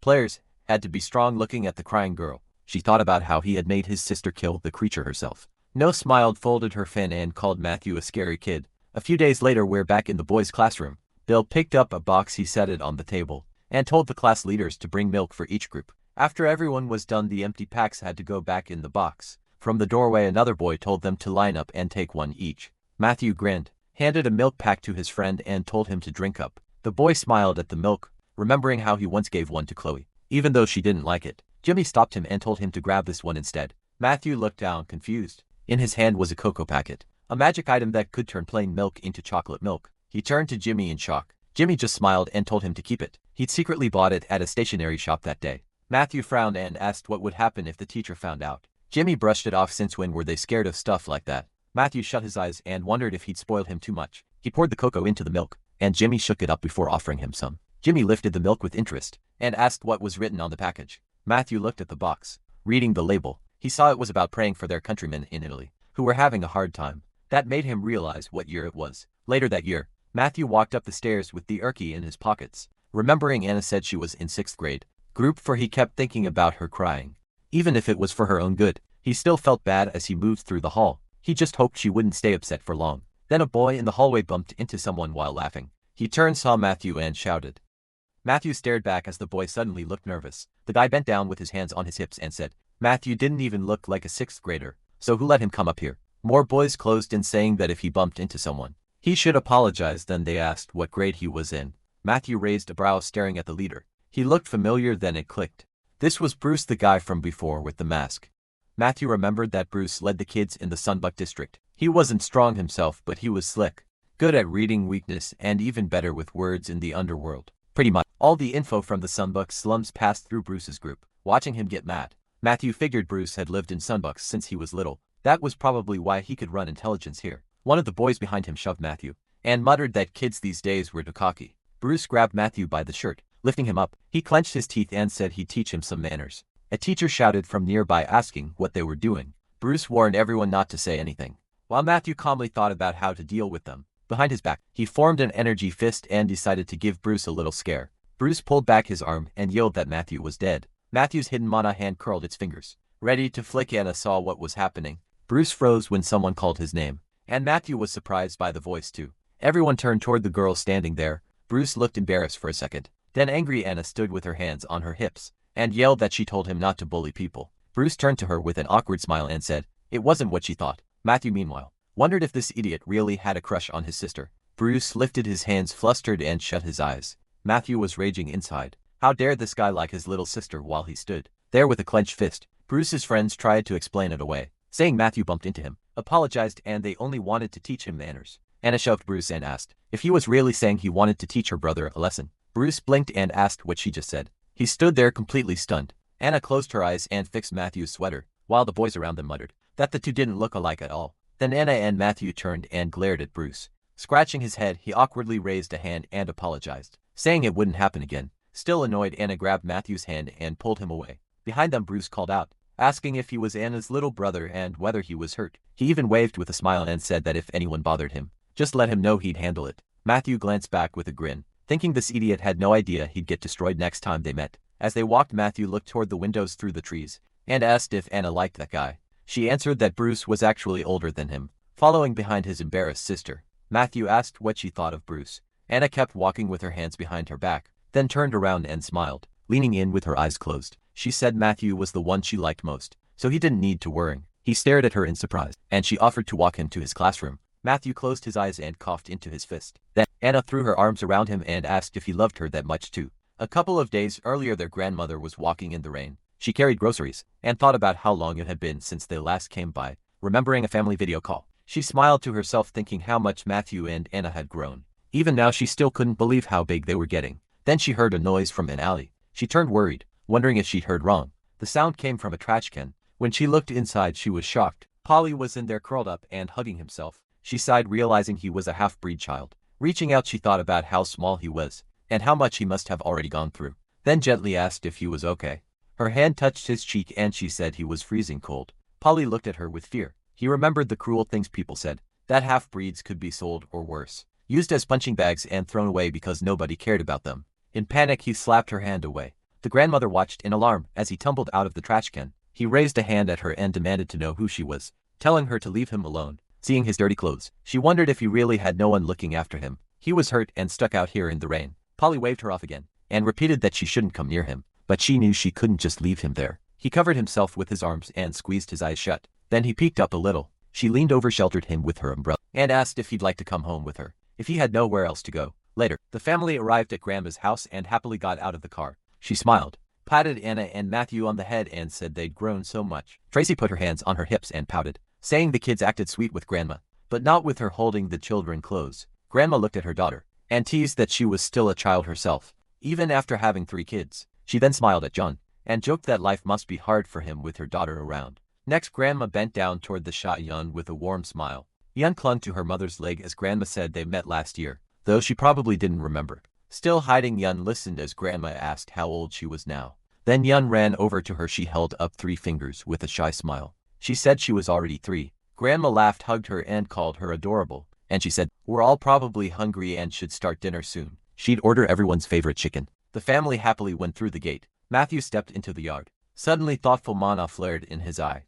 Anna turned when she heard him stop her. He scanned the house and sensed mana inside. It didn't feel like a monster. To calm, Matthew put a finger to his lips and signaled Anna to stay quiet. Thinking it might be a thief, he crouched down and cracked the door open. If someone had broken in, he couldn't ignore it. This was his grandmother's house. Inside he saw Polly sitting on the floor, and thought the kid was smaller than expected. Polly's ears twitched as he turned and asked if the chicken was here. Yet Matthew decided to strike first. He rushed in and jumped straight onto Polly. At that moment Grandma came in carrying Yun, with her daughter and son-in-law right behind her. They all stared ahead in alarm. Grandma looked at her grandson and asked what all that noise was. Bent over in front of Polly with the table knocked over, Matthew demanded to know how he ended up here. Polly clenched his teeth and asked what was going on. Then he scratched his head, and Matthew blurted out in shock that it was Polly. He looked at the boy who sat there rubbing the bump on his head. Someone poured a drink into a glass. Anna's parents had to admit Grandma was right. Grandma said she meant to explain everything once they arrived. The parents agreed that was for the best, while the boys kept eating at the table. Then Grandma talked about how she first met Polly. Matthew studied the stranger, and realized how much the future had changed. He complained about being watched every time he ate. Polly turned to Grandma and rudely said he wouldn't share his food with anyone. Matthew kept staring at him as he ate. When Grandma offered Polly more food, he told her to fuck off. That answer made Matthew furious. Polly grabbed a soda from the table, and kept mouthing off about the guests. Matthew decided the kid needed manners fast before it got worse. He stood up and told Grandma that he and Polly were going for a walk. Polly kept yelling, trying to find any excuse not to go. Grandma liked the idea, thinking the boys were trying to get along, and Dad told them to be careful. Anna wanted to come too, but Matthew asked her to stay. He told Polly to come with him, and Polly snapped that he never agreed to go anywhere. Matthew grabbed the tramp by the collar and hauled him off the table. Then he warned Polly that he was coming with him no matter what. By sunset Matthew had dragged him all the way to the gate. He threw Polly to the ground. Still holding a Pepsi, Polly braced a hand on his back and started to rise. Then he looked down and got angry. His chicken had been on the dirt too long to eat. Polly shouted at Matthew for ruining his food. Matthew said there was nothing Polly could do about it, then snapped his fingers. An energy dome formed over them, and Polly was genuinely shocked. Matthew explained that now nobody would hear them or get involved. He tossed the bottle over his shoulder, and said Polly's actions barely made him seem human. Raising the bottle again, Matthew promised to fix that himself. Polly sprang up, fists tight, ready to fight, and said he couldn't stand him. Matthew leapt in and swung the bottle before Polly could react. The hit was charged with energy and landed hard. Matthew made it clear he hated the kid too. As the next swing came, Polly was still thinking about how strong that first blow was. Matthew kept beating him, demanding respect for his grandmother, the woman who saved him and gave him a place to sleep. The final strike hit even harder than the rest. Polly crashed down and couldn't get back up. Standing over him, Matthew listed the things Polly should never say to his granny. He demanded basic manners while Polly screamed and begged for help, but Matthew reminded him no one could hear a thing inside the dome. Back inside, the family was busy talking about the boys' new friendship. Matthew added that only telepathy could reach anyone. Outside the barrier, clutching his head, Polly said that was impossible. Matthew stared at him like he was crazy. What kind of nonsense was he saying to a 10-year-old? He remembered Polly's future lie about learning telepathy early. Then Matthew asked if that lie earned him another hit. He raised the bottle again, and Polly immediately got scared. Inside the dome, every cry for help was cut off from the outside world. The next day, back at the family's house, Polly was on all fours, remembering the blows Matthew had left, where no one else could see them. The whole family sat around him. After learning his age, Mom and Dad asked what grade he was in. Polly said he'd never been to school and didn't plan to start. Matthew's eyes shifted color and turned threatening. That look scared Polly, but he finished what he was saying and then shut up. Matthew remembered hearing that Polly had been bullied at the academy. He walked over, put a hand on Polly's shoulder, and offered to attend the same class. Polly thought second grade was fine for the others, but flat out refused for himself. While his mother asked what he thought, Matthew pushed him with telepathy to agree. Polly unwillingly accepted second grade, which pleased Matthew. Granny smiled and said the boys had gotten close fast, and Mom agreed. Polly sat there confused, unable to understand why no one noticed the threats aimed at him. After being forced to laugh too, he saw the whole family was happy with his better mood, and realized how trapped he was. Matthew turned to Polly again, while Polly tried his best to ignore him, and Matthew grabbed him by the collar and said they should take another little walk. Polly screamed no, but it was already too late. At midday in the embassy building, Amanda sat at a table drinking tea with 2 guards beside her. Across from her were 2 Italians, Albert and Susan, talking about helping thousands of Koreans return home. In exchange, they wanted help dealing with a North Atlantic monster that wasn't even first class. Amanda lifted her cup and asked if supplying soldiers with potions would satisfy them. Albert praised how effective the potions were. Then he proposed trading Mediterranean mana alloys, and Amanda asked if Italy really needed that resource themselves. Susan raised a leg wrapped in energy and smashed the white table apart. Amanda told her guards not to hold back, and Albert quickly asked for help in return for the Korean people. Susan mocked the Korean players as weak and unable to protect their own goddess, and Amanda calmly asked a guard for a napkin. Albert told his partner not to push it, then snapped at her himself. Susan kept insulting Korea, and Amanda finally responded. Using her remote control power, she hurled Susan from his seat to the floor. Amanda said she would support Italy for her people's sake. She promised to send 2 members of the 12th throne in exchange for civilians. Then Amanda rose from the table and snapped her fingers. A fierce pain shot through Albert and Susan's necks. Amanda headed for the exit, while the ambassadors shouted threats after her. Without backing down, she told them to pass every detail of the deal to their superiors. Susan was furious and swore he'd kill her. Ignoring Albert's warning, he charged at Amanda but slammed into an unseen barrier. Albert looked at his partner. His eyes glowing blue. He had pinned Susan in place with his power, making it clear death would follow if he moved. Amanda glanced back and said, "It was nice to see at least one of them had some sense." Then the ambassadors were ordered out of the building. Once the big door shut behind them, Susan vented his rage at the Blue House. Someone was talking about the need to stay calm. Ron told Amanda she had to follow the rules now that she was a goddess. Amanda made it clear she wasn't taking his advice, and Neville asked how Ron could be so sure she thought the same way he did. Amanda shot him a look and told him not to bring that up again. Neville immediately backed off. Then he walked over and handed her a paper, saying the ambassador had sent a gift, the Meserites. He added that Big Mama had sent it from Italy as a sign of friendship, which might show how she viewed Korea. Amanda ordered the car sent right back to Italy, leaving Neville surprised. Lowering her head, she started talking about Big Mama, saying she'd heard how cunning that woman was. Amanda guessed someone that arrogant wouldn't send those ambassadors by accident, then ordered surveillance on the guests and reports on any sign of a plot. Neville accepted the order. The office door closed behind him. Amanda rose from her chair and moved toward the exit. Ron tried to sound hopeful about the deal, and Amanda praised the engineer who created the pharmacist potion. She said she would thank Italy properly once the deal was done, then shut the window. Ron warned that provoking the ambassadors was dangerous. Amanda looked at him and asked if he saw her as a bodyguard. Ron looked away thinking, while Amanda said the divine spear was in the next room, so if anyone had a problem, it would be the ambassadors. Later she walked down the street in a good mood. The doctor had told her she was 6 weeks pregnant. She looked up at a plane passing overhead and kept walking. Then her phone buzzed, catching her attention. It was her boyfriend asking if she had eaten lunch, wanting to tell him in person about the pregnancy. She only said she'd been at the hospital. She asked him to come home early from work so they could talk. He agreed briefly and ended the call. She smiled, wanting to see him even sooner.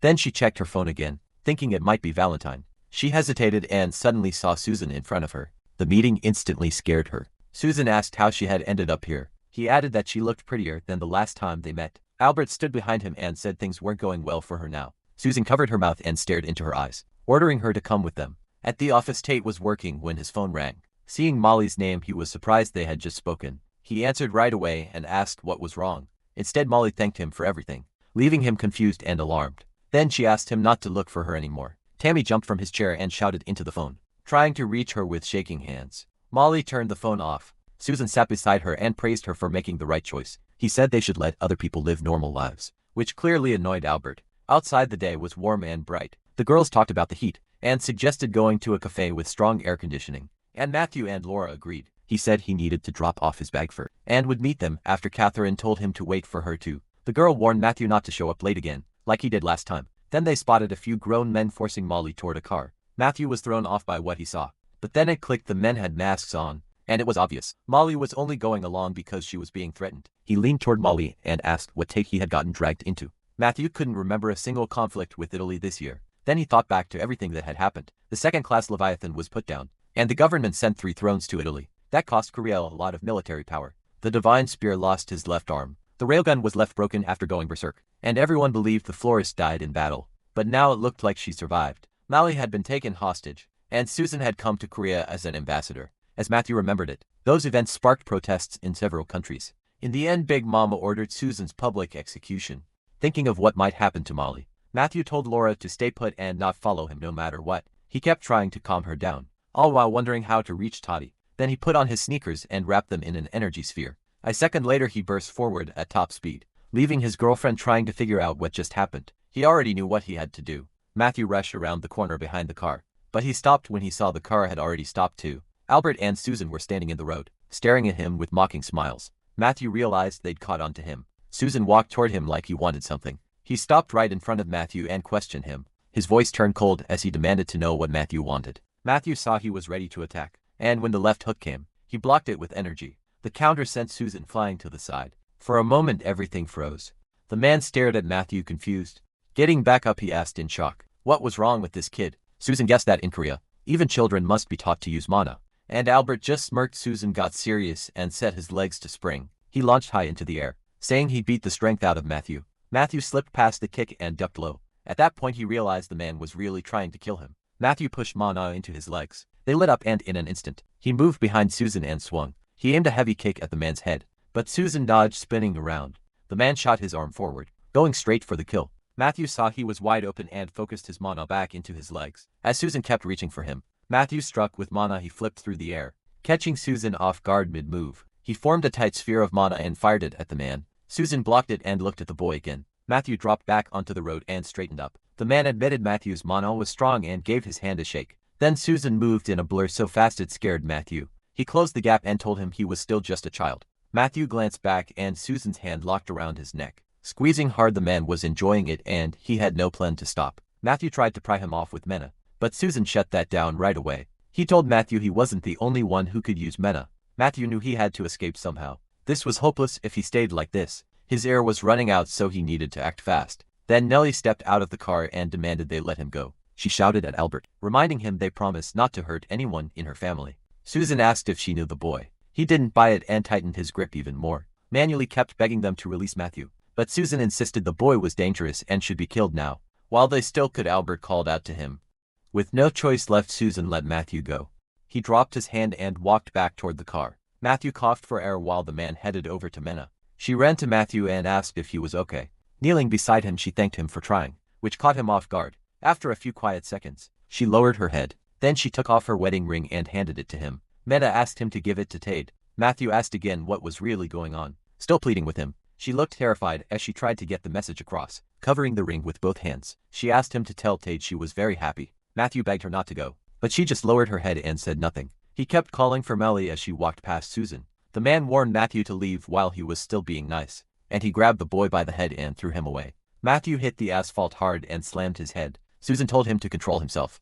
The door shut and the car drove off. Matthew stayed sitting beside the trash cans. He felt crushed by his own life. He thought about saving his family, saving his friends, and cutting down the number of victims at Mount Buchan. But what had it all really cost him? Matthew rose from the garbage bags, lost in thought. He pulled himself together, and realized he'd done everything he could to change this future. Looking at the ring, he knew there was no future for him without Madri. He clenched it tight, and swore he wouldn't let Madri erase herself from his future. The closet door was left partly open. John wiped the sweat from his forehead. After working non-stop, they were racing to finish a government order on time. He even suggested cutting back on sleep to make the deadline. Laura walked over and held out a drink. John checked the glass, smiled at her, and when she questioned him, he said he was kidding before taking a sip anyway. Just then the phone on the table lit up with Matthew's number. John answered and asked what was wrong. While Matthew apologized for calling out of nowhere, John told him to stop that and just say what happened. Matthew stood there asking his uncle for help, and John glanced toward the shelf of potions, thinking the potion workshop was a big one-story building out back. Some girls were training their mana.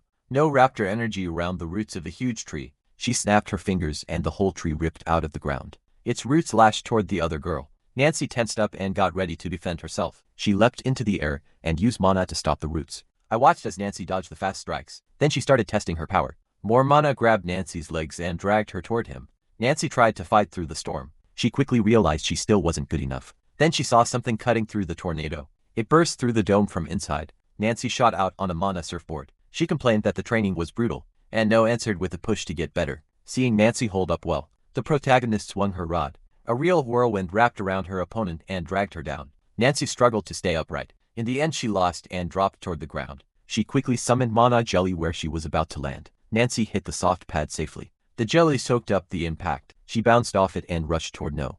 She gathered more mana, impressed by how stubborn her opponent was. Nancy brought out jelly again, and this time it caught the flying pieces perfectly. No noted her cleverness, though she brushed it off as youthful imagination. She remembered both times Nancy blocked mana attacks, and took note of her skill. He could see the girl's potential even as she enjoyed her coming win. Then she called up tree roots to trap Nancy's legs. Nancy dropped to the ground in despair. The roots lifted her higher and higher until she finally gave in, while hearing her opponent praise her. No refused to lower her, saying this was part of the training. Suddenly Teddy called her. The protagonist immediately got wary. He rarely called unless something was wrong. What scared her most was the thought that he was in serious trouble. Again by then, the streets were already dark and empty. At home Teddy was packing weapons and gear. He added a gun, brass knuckles, and a knife.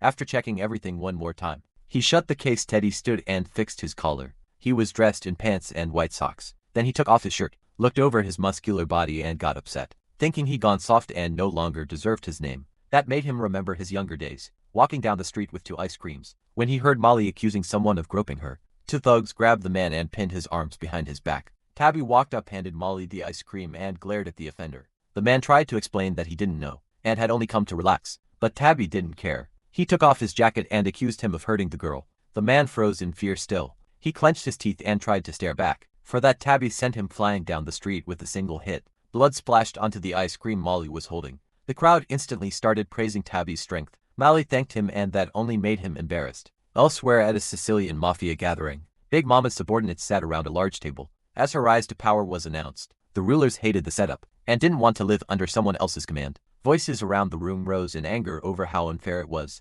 Then the chairman called for silence. He announced a plan to unite the children of the mafia bosses. The mafiosi objected right away, but he pushed back by listing the benefits of the marriage. He said it would only be a temporary union, one both sides could profit from.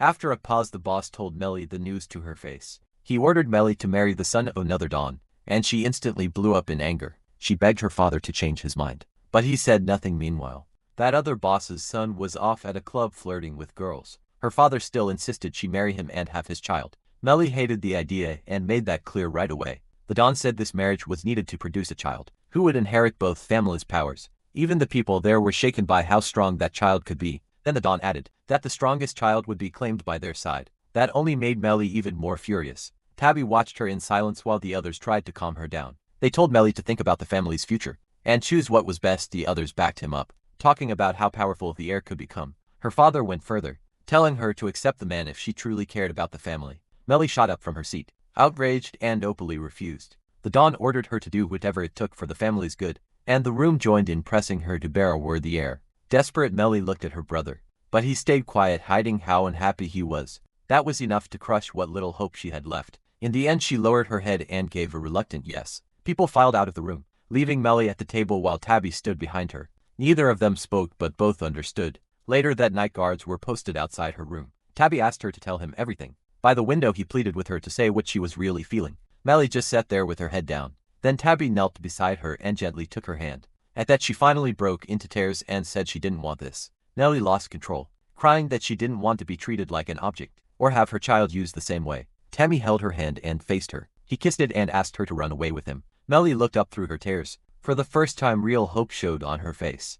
The window was left open as the curtains moved in the wind. Tabby's promise still echoed. There was hope. He had already traced her phone. After hiding the device, he swore he would save Melly. Then he opened the door and stepped inside. At the entrance, Matthew was waiting for him. Tammy looked at the boy and immediately got cautious. He faced him, trying to read his intent. Matthew calmly said he wanted in. Their car sped down the highway through the night while Tammy drove. Matthew stared out the window. Amy knew the boy was stronger than most players, but they were going up against the credits, and he didn't want to drag him into something this dangerous. He glanced over and warned that it wasn't too late to turn back, because where they were headed was bad news. Matthew answered that he already knew. When Tay tried to explain again, Matthew cut him off. They'd already talked and they were going together. Tay turned back to the road, upset, and gave up trying to change his mind. Looking at Melly's location on the phone, Matthew asked if Tay really knew where she was. Tate said yes, her phone led him right to her. Matthew pointed ahead and said it was Alice's hotel. Tammy asked if he wanted to put on armor, since going in without it was risky. Matthew checked his knife and the elixirs at his side, saying he'd like to wear it, but it was too small, none of it fit right,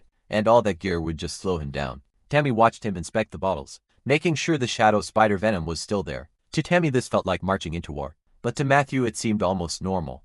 Touching the ring hanging from a string around his neck, Matthew said he had brought the one Tammy gave him. Tammy asked if he knew how to use it. Mana flowed from the ring as Matthew answered that he did, thinking the mana-boosting wedding ring was brilliant, and silently admiring Melly for making it. Matthew remembered the report from the Abyss mission. Southern Europe's alliance had somehow made it back alive, and the whole world praised the team that survived the Black Dungeon. Everyone was focused on one book. The players eagerly read the mission report inside, but the truth written on those blood-stained pages was horrifying. It revealed that the Italian frontline players now carried the Mayan name, and the woman used to reproduce that powerful bloodline was called their mother. As Matthew trained and waited for the coming fight, he remembered that before the regression, Tamide failed to save Melly and died. The car finally pulled over and Tamide said they had arrived. Stepping out, he told Matthew not to regret coming. Two men in suits looked them over and mocked them, like they were just punks. Matthew answered that regret was for men like them. The guards marched over, yelling that this was a restricted area and ordering them to leave. Teammate asked if Matthew was ready and he said yes. In one quick move, the rescuers launched forward and slammed into the guards, dropping them fast behind a closed door. Inside the building, Susan lounged on a couch with a drink, wondering why they had suddenly changed the whole hotel. A subordinate guessed there had to be a reason. Susan said it was strange. They did it on the same day they learned about their meeting. Melly twirled her hair and mocked him, saying maybe the hotel just hated idiots like Susan. He snapped back with insults. One of Susan's men pointed out that nobody even knew Miss Melly would be there too. Susan grinned, remembering the news clip about Melly being rescued. He said he hadn't known yet, and without the broadcast, they never would have come. Then he looked toward Albert, and added that her own brother had confirmed she was here. Melly laughed with her arms crossed and said, it was pathetic that several men chased one girl all the way to Korea. Then she asked if the men from Mayher knew what shame felt like. Hearing that, Susan wedged his bottle between his legs and sneered, calling her Princess Valentine. Rage filled his eyes as he asked if she could just sit quietly, saying she seemed way too sure no one would touch her. He got up and walked toward her, saying they weren't leaving her alone out of kindness. Melly asked what he meant. Susan grabbed her shoulder and with a sick smile, said that if he wanted they could have dragged her into bed long ago. Melly slapped his hand away and called him insane. Then she spat in his face, leaving his subordinates stunned and nervous. Susan twisted with rage and hurled filthy insults at her, shouting that she must want to die. He raised his hand, but a huge burst of lightning magic stopped him cold. He turned in fear toward Albert, who stared back with murder in his eyes. Susan pulled his hand away, and tried to joke that this was some intense brotherly love wiping off the spit. He stormed out when Albert asked where he was going. Susan muttered that this was all crap and he needed air. After that, a subordinate took Albert's tablet, while Albert kept staring at the floor. Then he looked up when his sister called to him. Melly crossed her legs and casually asked if he could get her a banta from the 24-hour shop and bread for dessert because she was hungry. Albert held his head and called for Tom. Tom awkwardly asked if they couldn't just call the maid. Albert looked up with a deadly glare and asked if he heard that his sister wanted food from the 24-hour store. Terrified, Tom said yes. As he started to leave, he turned back to Albert. He asked if Albert remembered that he was Major now. Not Valentine. The man in glasses answered with a hard stare. Albert told Tom not to worry. Tom quickly laughed it off, said everything would be fine and rushed away. Soon the door shut, leaving brother and sister alone facing each other in silence. Nellie stood up and Albert asked where she was going, reminding her she wasn't allowed to leave the room. With a tired look, she asked if he still hadn't learned any tact. Then she suddenly dashed out, slamming the door and yelling that she needed the bathroom so loudly it made Albert's ears bleed. Inside, Melly sat hunched over the toilet. Unable to open up, she remembered Tade kissing her hand, promising to protect her even against the whole world, and begging her to run away with him. Sadly, she lifted her head and started to say his name, but she couldn't finish and buried her face in her hands. Shaking with grief in the men's room, Susan was doing his business, whistling and saying he'd call the servants on the way back. Then something suddenly made him freeze. He spun around, sensing killing intent. Matthew came flying at him with a sword, aiming to kill. Susan barely blocked the strike with his hand, but his legs gave out under him. He crashed back into the wall behind him. He drops to the floor and stretches his neck. Matthew says he got lucky today. Then the man realizes who's in front of him and starts screaming. Matthew swings his sword wide and tells him to pull up his pants, getting ready to strike again. He says no has only a few seconds.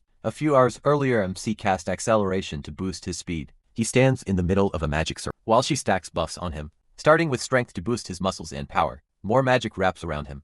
Defense, healing, mana recovery, and magic resistance. Then he stops the ritual. He thanks her, but worries the hotel guest could get caught up in the fight. She just laughs and says not to worry. The government already ordered the hotel evacuated. He smiles, fixes his belt, and says, that settles it. Uncle John gave him plenty of potions. The buffs are on and now he's ready. Back in the bathroom, Matthew faces Susan and thinks this is his chance. Susan is unarmed and stuck in a tight space. Biting his lip, he tells himself he can't waste it. But Susan finished fixing his fly and charges at the kid, yelling that he'll destroy him. He loads mana into his fist and swings at Matthew's face, but Matthew easily slips past it. Susan's hand slams into the wall hard enough to break it apart. Matthew kicks off the wall, aims for his head, and reminds himself he's got enough potions and buffs to win this. Fear and anger flash across Susan's face, and Matthew asks if he really wants him to go all out. Susan answers by throwing up a magic shield. Matthew rushes straight into it, sword already swinging. The blade crashes into the barrier and cracks spread across it. Backing up, Susan realizes this isn't the same guy he fought on the street. 3 layers of his shield are already gone. Matthew comes in from the left and asks why he's just standing there, and he drives a heavy kick into him and sends him into the wall. Coughing, Susan smashes against it. He quickly puts up another shield. Matthew keeps the pressure on, hammering the barrier again and again. Susan can tell the space is too tight. There's no room to move and fighting here is a disaster. As the shield starts to crack, Matthew follows with another strike, snapping a dagger toward his head. Susan realizes he has to get out, so he drops the shield, dodges, and runs.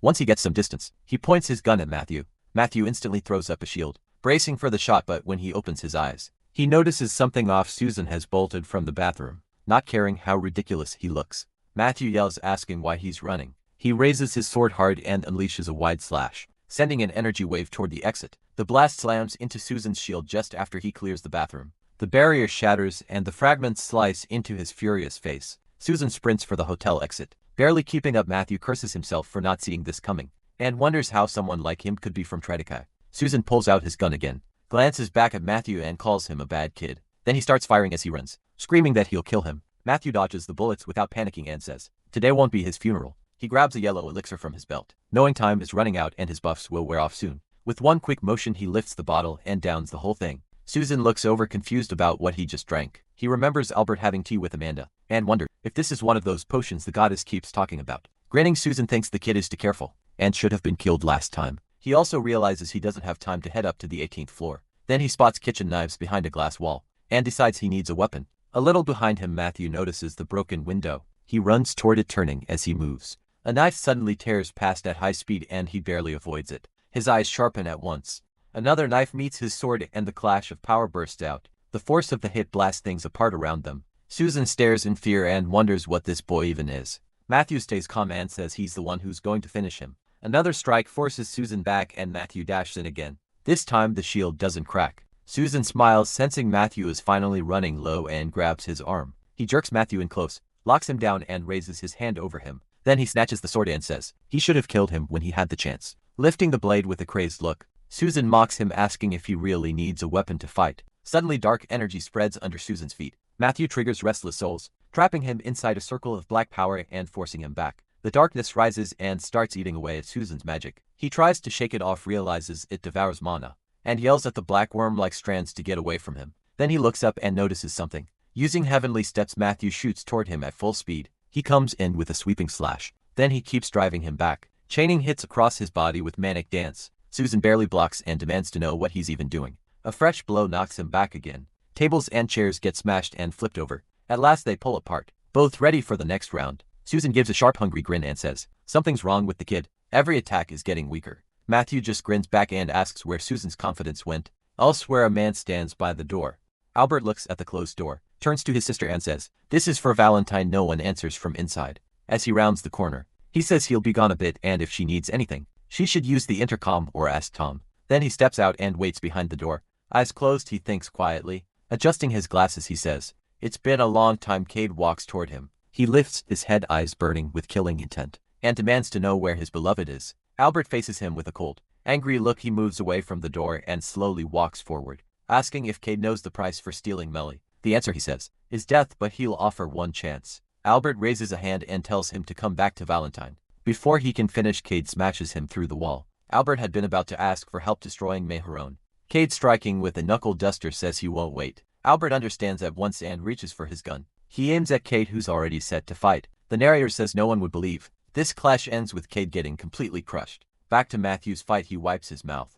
He asks what Susan meant about his courage being gone. Then he downs another elixir and says it's all still here, which only makes Susan madder, tossing the empty bottle behind him. Matthew asks where Susan's swagger went. Was it really gone already? Susan answers with an angry grin. He slashes hard, sending a wave of energy at Matthew, who blocks it with trouble. Then the power starts climbing up the blade of his sword, blasting Matthew backward and throwing him into the air. Even so, Matthew manages to land on his feet. He looks up in shock as Volf-like monsters appear near Susan. Susan taunts him, asking if those are his powers now, and wonders if all those drinks still left him weaker. The beast rush Matthew while Susan tells him to go play with his dogs. Matthew leaps up and swings, firing a storm of needle-like attacks at them. When that doesn't work, he wraps his sword in another layer of energy. The mana twists together around the blade until it forms one long spear. Using point breakthrough, he rockets towards Susan. Then manic dance starts again, as he spins around him and rains down blow after blow. Susan gets hit, as Matthew twists the mana around his sword and drives into him. Susan suddenly pulls out his gun.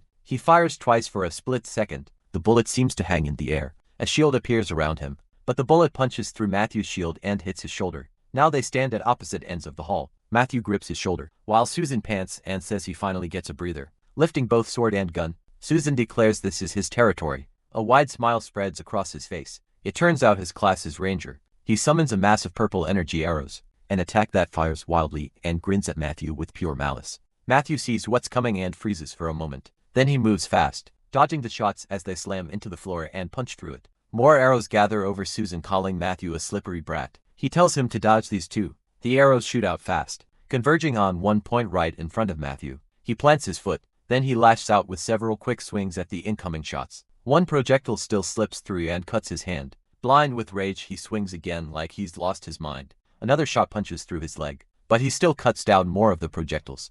After blocking them all, he stays on his feet.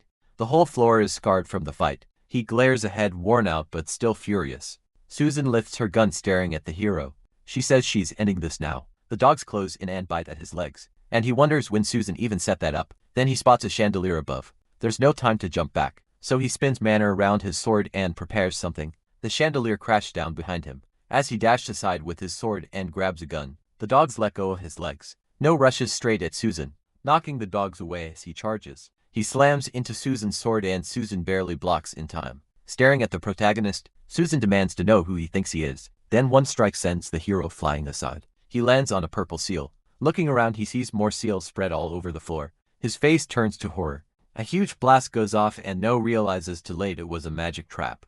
Glass shatters everywhere. Smoke rises through the wreckage. The hero ends up sitting in his own blood. Breathing hard, he wipes his face with his sleeve and realizes he can't keep fighting like this. He pulls out another elixir and starts opening it, knowing he has to recover. But Susan comes up behind him with a hungry grin, snatches it away and asks if he was planning to share Noah's. His frustration and realizes this has gone badly. Susan twirls the bottle, bragging that potions from their country restore mana and stamina fast. Meanwhile, the hero gets up, deciding to retreat with heavenly steps. But Susan is already on him and attacks before he can escape. He tries to block with his sword, but the hit knocks it right out of his hands. The blade skids away, and Susan mocks him for trying to walk off like that. Then Susan drives a blow into Matthew's chest, saying he's not getting away. The force throws him aside, and Susan adds that a quick death isn't enough. He bounces across the ground like a flat stone over water, setting off trap after trap. A massive explosion follows, and Susan watches it standing among the rubble under the broken roof. Susan says a dog only wakes up after a good kick. With a smug smile, Susan asks how someone like him thought he could sneak up from behind. As the smoke settles, blood starts spreading across the floor. Susan looks away from the blast site. Then Susan narrows her eyes, gun ready in the shadows, and mutters that the kid couldn't have died that easily. A small movement catches Susan's eye. No tosses a broken bottle to the floor and says he should have done that sooner. Then he walks through the smoke towards Susan. His whole body is wrapped in aura. Susan points the gun at him, calls him insane and asks how much. He's already drunk, wiping his face. Number says it's just a fruit mix. What's the big deal? Susan stares in fear, reading his aura even though he was nearly dead. His mana and stamina are coming back. His boost never stopped and his mana has shot up like crazy. Susan blurts out asking if this is some kind of gift. In answer, he lifts the necklace and ring in his hand, saying it's more than just a gift. He has this too. Susan goes pale, realizing what it is. As the protagonist uses enhancement, the ring shines bright yellow. Susan throws up both arms, shocked, and wonders how much stronger the kid just got. But then Susan grins and glances behind, realizing there's still a chance. Seeing no swords, Susan thinks the kid's aim is awful. Susan wraps up an aura and readies both sword and gun, convinced the advantage is still theirs. MC reloads his gun, then he aims it at Susan. Susan steps aside, thinking this is the kid's mistake. He moved too soon with the gun lined up. Susan believes this is the moment to take control again, but Matthew bursts forward at insane speed. As he flashes past Susan, he snatches up his sword. Susan turns in horror, barely understanding what just happened. Before Susan can even fully face him, Noah has already wrapped his sword in a huge wave of aura. for the next strike, calling Susan an idiot. He hurls the sword and slices off Susan's hand. Susan stares at the severed hand in horror and coughs from the pain. Then Susan starts screaming and clutching the wound. He points a mana-charged hand at Susan and says, "This is nothing, they've only just started lifting a sword with magic." No repeats Susan's own words about kicking a dog awake. The sword shoots past Susan and flies straight back into the protagonist's hand. Susan burns with rage and bloodlust as MC says he's not a dog. Resting the sword on his shoulder, he says the real puppy here is Susan. In another corridor there's no sign of any battle. Then a shot tears through the silence. Tard comes in again with his brass knuckles slamming the ground. He uses Fierce Beast 3 and rips apart the whole floor. Ahead the wave of destruction rushes toward Albert. Albert starts to raise his gun and turns. At the same time a stream of mana shoots at him. Albert kicks off the ground and jumps aside. Avoiding Tard's attack, he lands smoothly without taking any damage. But Tard speeds up fast, bouncing off the floor and walls, then comes straight at his dear brother, with 10th level hell aiming for his face. The punch misses, and Albert calmly says his opponent isn't the same as before. Then he grabs Tabby's hand, pressing a gun to his face. Albert says he's disappointed Tabby couldn't meet his expectations. Then he shoots him in the stomach. The fight pauses. Tabby stands still while Albert nudges the wound with his gun. A spent shell drops to the floor without moving. Albert asks if Tabby's plan is to stand there like a statue. Blood runs from Tabby's mouth, but he activates a second-level gladiator shield around his body. Then he grins like a madman. With fresh force he swings at Albert again. Albert watches the punch come in and says, "Tabby will lose for 2 reasons. He dodges fast and gives the first. His attacks are too predictable." Then Albert points 2 pistols at him and names the second. Tabby's mana is almost gone and the potion is wearing off. 3 shots hammer Tabby's shield, which is barely holding now. Albert explains that while the potion works, Tabby can't move right and has to rely on defense magic. Cracks spread through the shield, as Albert says Tabby trapped himself, and inwardly complains about his own mana too. The shield starts breaking apart. Albert lines up the finishing shot, but Melly runs out of her room screaming for him to stop. She shouts that this was never the deal. They promise not to touch the people clothes. To her Albert turns one gun on his sister, and asks how she dares talk about promises, aiming at her head. He says they're almost done and orders her to stay still. Instead, Melly walks right up and presses her forehead against the barrel. She takes the gun in her hand and tells him to shoot. Albert's face twists with rage. Then Melly turns to her lover and tells him it isn't worth it. With the gun still on her she reminds him that besides her brother, there's also Susan and Tom Moran.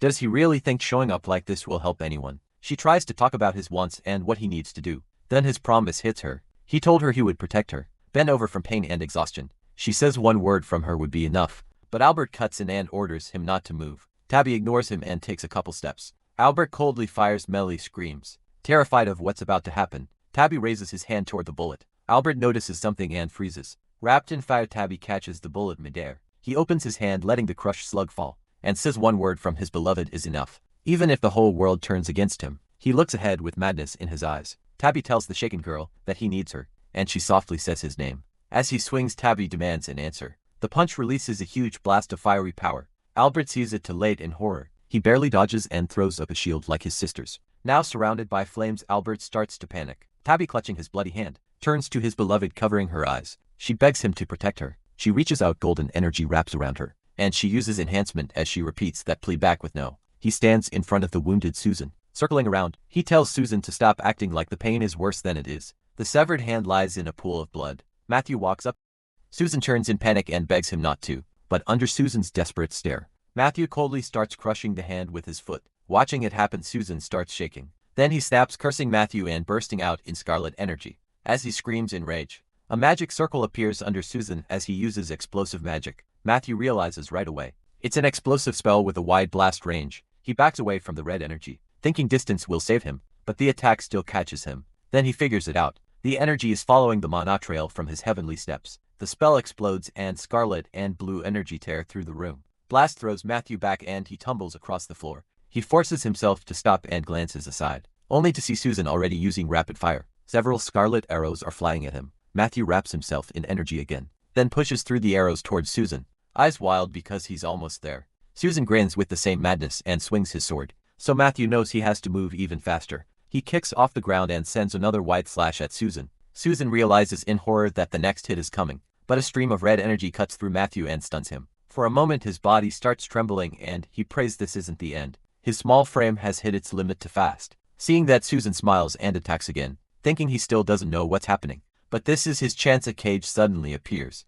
Matthew is trapped inside it. It's Susan's spell imprisonment. Matthew is locked behind the bars. He slams into them, thinking he has to finish this before his body gives out. The boy cuts into the metal bars, but the blade in his hand snaps. Matthew grits his teeth. Susan rushes him again. The boy's hand glows with purple energy. Matthew presses his palm to the floor and uses a skill called Grudge Soul. Susan clenches his teeth and demands to know what he's doing. Veins bulge across Matthew's hand. Wrapped in a red aura, the boy shouts that he'd already lost one hand. Anyway, the attack lands on the gun. Matthew and Susan are knocked away from each other. The bones in the boy's arm break and Matthew looks down. Susan swings again, wishing death on him. Matthew dodges, then his leg locks up and he fires. The bullet strikes the red-haired boy. Susan's blade flares with a red aura as he thrusts his hand forward. Scarlet energy grabs the boy's leg and Matthew crashes to the floor. The gun slips from his hand. Susan follows with a hit to his stomach. Then he swings his fist and smashes the boy in the face. The red-haired boy opens his mouth wide and spits out another death wish at Matthew. The child's hand shakes, then drops to the ground. Susan stands over him. He steps right up to him. Red arrows form above the boy. As Susan says it's over, the arrows slam into the ground in front of him. Susan stares into the smoke. Then he smiles and laughs, thinking he finally won, but the boy watches the smoke and suspects Matthew might still be alive. He reaches forward, deciding to choke him himself. Then Susan gets grabbed by the wrist. Matthew bares his teeth and bites into the boy's hand. Susan curses loudly and punches him, yelling for him to let go. Matthew flies into the wall. The red-haired boy stands over him, calling him an insect and saying, "Everything he's done only proved how worthless he is." Then Susan says he's out of options. The boy spits up blood at his feet and wonders how bad the wound is, if he's coughing up this much. As Susan's red aura rises again, Matthew notices his mana is going out of control, with red energy building in his hand. Susan drops to his knees, his whole body covered in energy, and realizes it's mana counterflow. Through gritted teeth, Susan demands to know what Matthew did. Matthew shows a vial filled with green liquid and says it's a 6th grade poison.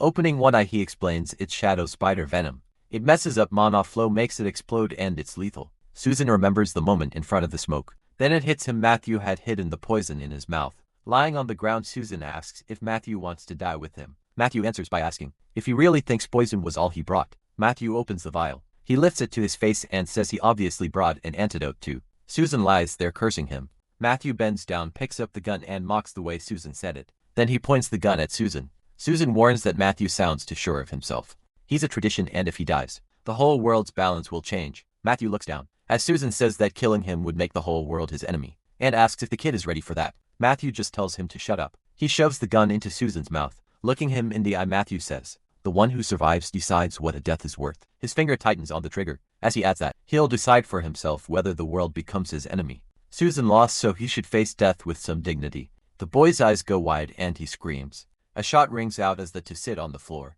The room is left wrecked. The gun drops to the floor, and Matthew sinks down too, beside some overturned furniture. He says there's one potion left, and decides to drink it before going to Tade. From around a corner, someone is watching him. The man holding a bag trembles, stunned by what just happened. The boy looks over in fear and realizes some kid just killed. Tread aside, he runs, thinking Matthew could kill him too. Even if he's dying, it would still take too much effort. Then he remembers the suited men and decides Molly matters most, until the Korean players arrive. Tom grits his teeth nearby. The blonde girl watches the fight. Taddy's fist burns with fire, while the man with glasses stares at the flames. An explosion goes off beside him, blowing a hole in the wall. He wonders if Toddy got this much stronger because of the enhancement. As the fire-handed man closes in, Albert's pupils shrink. Both men turn when someone suddenly yells for them to stop. A knife is pressed to the girl's throat, and just like that, the fight is over. Tom stands behind Miley and warns that if Toddy doesn't want her dead, he needs to drop the mana. Toddy looks away and calls out to Miley. She grits her teeth as Tom orders everyone to stay still. Tom faces Tade and Molly, telling Tade to put his weapon down and raise his hands if he thinks Tom won't kill her. He's wrong. Tade slowly raises his hands. Albert adjusts his glasses as Tom says they need to finish fast, because there's no time left. Susan is dead. Albert reloads his gun while Tate starts talking about the players. Then Tom's head jerks back. Blood runs down his forehead. Melly and Albert stare at him and the blonde girl looks away. Sweat forms on her face, smoke curls from the gun. The man with glasses smiles and says, "Tom is finally dead." Albert closes his eyes and says he'd waited all this time to kill him. He didn't expect it to happen so soon. Sweat runs down Tade's face, looking at the wrecked hallway floor. Albert says no one from their family is left in this country now. Shadows spread around his feet, as he says he has one more offer for Tade. Standing before Melly, Albert says they should return to Valentine with Susan dead.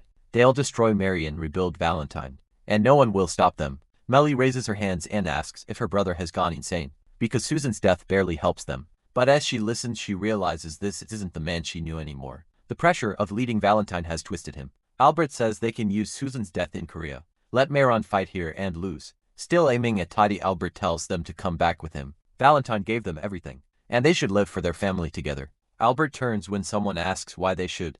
A boy with a knife walks up and asks who Albert thinks he is, taking his people without permission. Then he slashes the man's leg. Albert towers over Matthew. He kicks Matthew away. Albert grits his teeth. Matthew stabs him in the leg with the knife, and Albert points his gun at him. Matthew clenches his teeth from the pain. Blood pours from his thigh. Albert stretches his hand out to the side, thinking this is all pointless and that Tate has to die first. His pupils narrow. Melly throws her arms around Tate behind Albert. Matthew says he's making the choice too. Looking ahead, the boy tells her not to leave, thinking he bought them a little time. She smiles and promises she won't leave like that again. No opens her eyes and uses enhancement. A blue dome appears in front of Albert. The man with glasses grits his teeth and curses. The girl smiled and told Tate he had to survive. He leapt up at once, agreeing. As his fist burst into flames in front of Albert, blood streamed down his leg. Albert clenched his teeth, remembering how the boy had wrecked his legs. He had already taken a lot of hits. Albert was knocked over. Matthew could only hope Tabby hadn't forgotten him. Then Albert slammed into the wall.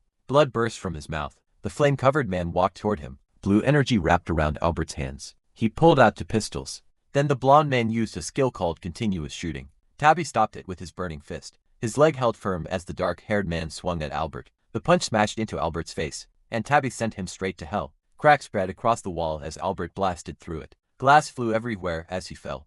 Albert thought he couldn't die here. He remembered Melly, the way he believed he'd saved her, how he put up with all that humiliation, and the promise he made to Valentine to destroy Marin. Then came an older memory, holding his father's hand and swearing to bring Valentine back. Blood poured from his mouth, but Albert told himself this was only the start. He refused to die here. He crashed onto the cobblestones. One hand caught on a piece of rubble. Albert dragged himself out of the hole, thinking that if he was still breathing, he still had a chance. Smoke blurred his vision and he realized he had to run from Tate. Then the smoke shifted away and Albert noticed something. A girl stepped in front of him and called him by name. The Italian ambassador. The red-haired girl smiled and said he was under arrest for planning the terrorist attack on the Alice Hotel. With her arms crossed, she said things had changed, and they couldn't let them become a threat in the region. Albert sat on the floor with his hands tied, as someone asked why they were treating them so harshly, then stated that he was behind the hotel attack. Albert argued that it wasn't his doing, and said they were illegally questioning the Italian ambassador and limiting his freedom. Amanda raised a hand and asked what he planned to do about the videos.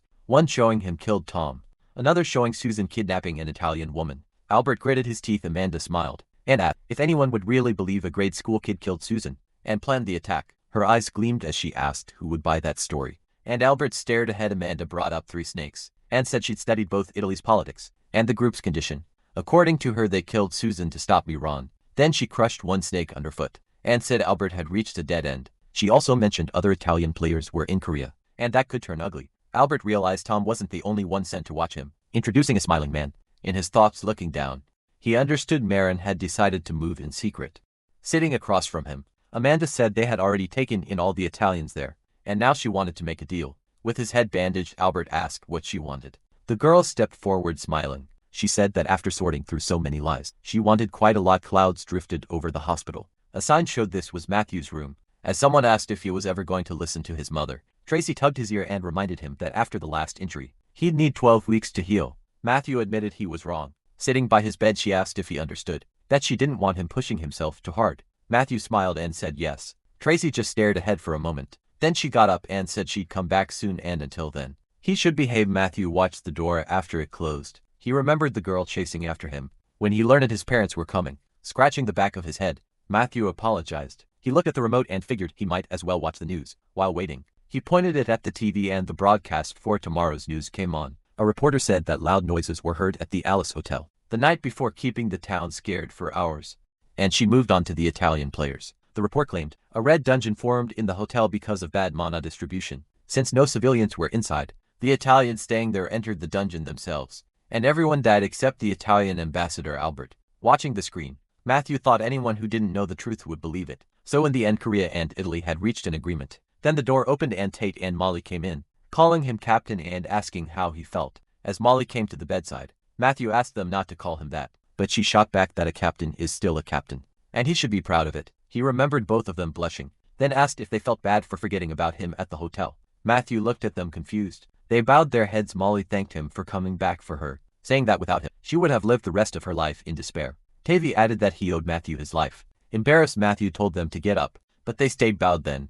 Miley launched into a dramatic vow about forging a holy bond. In the dark of night under the moon and stars, Teddy followed by declaring he'd give everything to the one who accepted him and protect his brother's honor. Both put their hands on their chests and said that if anyone asked where they came from, they'd answer that the sun was their father and the moon their mother. Miley and Taddy smiled. Matthew looked down and let out a breath, then nearly lost it, when Miley excitedly said she'd keep calling him Captain, and suggested their baby could be his assistant. Tabby loved the idea, while Matthew thought he had very different feelings about all this. Honestly, he didn't want to be a player or part of the mafia. Then he froze on one word and asked what child they were talking about. Baby hugged Miley and she happily announced that they were expecting a baby. Matthew congratulated them and said he was just glad they were safe. Miley reached into a red bag and asked him to look at something. Matthew took the cards and asked what they were. As he checked the IDs, she told him to look closely at the names. 2 of the cards showed that Miley and Taj had taken Matthew's last name. Matthew stared and asked what this was supposed to mean. Miley explained that they wanted a new start, so they changed their last names.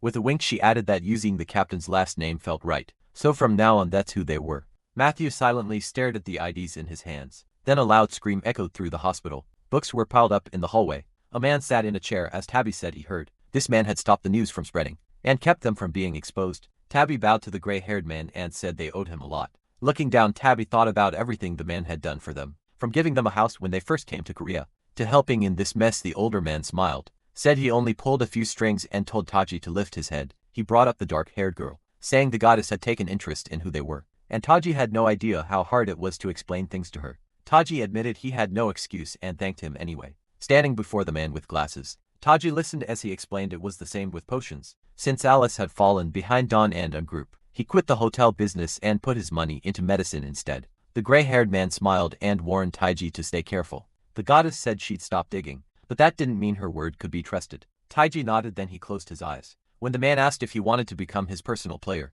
since he had no job right now, turning away, the older man added that Teddy didn't have to accept, and if he did, he wouldn't need to follow him around all the time. Pointing to a photo of an old man with children, he said that even if Teddy stayed away, he would keep protecting those kids like he always had. The man with glasses smiled and joked that Teddy should stop staring so hard, or he'd burn a hole through him. After that, Teddy agreed, as a photo of the smiling children remained in view. The man said he only wanted to keep seeing those bright smiles in the old man's life. Teddy accepted the offer. The door shut hard as the old man thanked him. Looking at the photos, the man with glasses said he seemed to have grown old. His reflection showed in the window, as he admitted he had become too emotional. Holding a red book, he asked his wife what she thought. Sunlight lit up the photos on the windowsill. Waves slammed against the ship. A boy with a spear shouted that it was coming. A blue orb appeared, then a beam struck the ship. A monster rose from the water, and someone yelled that it was starting. Now the shadow covered the crew, and someone yelled for everyone to strike. The moment it showed itself, the Leviathan slammed into the ship. Broken pieces of the ship drifted across the water. One crewman clenched his jaw. A second-class Leviathan towered over the wrecked ship. As someone stepped forward, the beast opened its jaws just as ice spikes rose up in front of it. A man holding a divine spear faced the monster, and ordered everyone to move in. The ice spike shot at the Leviathan. Then the man leapt over the side, saying he'd opened the way he came. Down on the ice, a dark shape with red eyes waited in front of him. Grinding his teeth, he swore he'd do it even if it cost him an arm. A massive iceberg rose ahead of the ship, and the Leviathan threw its mouth open with a roar. The white-haired man lunged straight at it. Power wrapped around his spear as he used Plum Bud, Frost Current, and Mountain Peak, then unleashed Northern Storm. He hurled the spear at the Leviathan. Elsewhere, someone checked the news on his phone and thought the future he knew hadn't changed much. No pictured the white-haired man and remembered that in a few years, he would leave the 12 Thrones. On the second day of the academy exam, a girl called out to her brother in the street. Yun, sitting in Matthew's arms, asked him to play with her because she was bored. He looked toward the exam hall and wondered why his sister still wasn't out. Figuring the huge number of applicants had made the test run long. Still, he started to sweat, worried something might have happened a few hours earlier. The applicants were in training. The second day of the academy test wasn't about measuring raw gifts. It was meant to see who was fit to become a player. Experts watched the test from their seats. While lifting his mug, the head supervisor told them to focus the cameras on Hall 2. Numbers 39 and 40. A bearded examiner asked if that meant Eva, the girl with the highest internal mana among the applicants. Another reminded him her talent was already proven. She'd been known as a seed even before applying. Eva cleared a hurdle and kept moving with confidence. As the girls continued, the head supervisor asked for No. 39's name. It was Anna, and she ran with a bright smile. Red energy flared behind Eva, while magic circles spread across the ground. But Anna slipped past every attack. The examiner stared confused. When the supervisor asked if she was a seed too, the answer was no. One man with glasses said Anna was just an ordinary rookie. Still, the supervisor said they should keep watching both the seed and the rookie. The bearded man guessed this round might produce a reserve 3, and another expert pointed out that these students weren't using mana at all. That left the head supervisor stunned. As the girls pushed forward, breathing hard, he realized they were taking the test with only physical strength. When it ended, the results were announced. Eva No. 40 finished first in 6 minutes 36 seconds with a grade of 5, and Anna No. 39 came in second at 6 minutes 39 seconds. Anna remembered the red-haired girl telling her not to use mana during the test. She also recalled getting trapped between tree trunks and asking why that mattered, since players didn't need perfect mana control. But as the tree dragged her, the girl had explained that players always end up in bad situations, so they need to know how to handle them first. Anna now admitted she'd been right. They had relied too much on mana. Anna's eyes lit up while Eva drank water. Anna said she hadn't expected anyone else to avoid using mana, and added that Eva was even faster than her. Eva looked over and Anna cheerfully praised her running. Grinning, she said she never thought she'd make it through by running without mana. The two just looked at each other. Eva lowered her head, then suddenly looked away from Anna. Nearby exhausted applicants dropped to the floor, and Anna wondered if Eva was really just bad with people. Later, a man stood before the students and began explaining the rules for the final exam. He pointed behind him and said that beyond those doors was a labyrinth. Its layout changed at set times, and each person would enter through a random starting point. He added that assistant supervisors with drinks and snacks would be waiting in some areas, so students could rest there. Weapons, mana, and even teaming up were all allowed if they wanted. A red-haired girl walked up to Anna and Eva, asking if they had taken first place in the last test. She held out her hand and introduced herself as Lola. Smiling, Anna introduced herself to Anne and said she was happy to meet her. As they shook hands, Lola said she was from Younggok Elementary near the Cocoon, and bragged that she was good at both mana and school. Anna could tell she was really confident. Then the pink-haired girl grabbed Anna's hands and asked if she wanted to team up. Anna pointed out that they would all start in different places. Lola just smiled and suggested they join forces if they met inside. She also wanted a promise that they wouldn't attack each other, and Anna happily agreed. Anna turned to Eva and asked if she wanted to join them, but Eva said she'd be fine on her own. Anna waved and said they'd meet again later. As Lola fixed her hair, she asked if Anna was okay and said Eva had been too rude. Another girl guessed Eva probably had no friends at school, but Anna brushed it off, saying she was fine and didn't need comforting. Nearby, other students complained that Eva was acting like she was better than everyone. With sweat on her face, Anna thought making friends with them might be hard. She remembered Eva wiping sweat from her face. Thinking back to the way they looked at each other, Anna decided she still could become friends with her.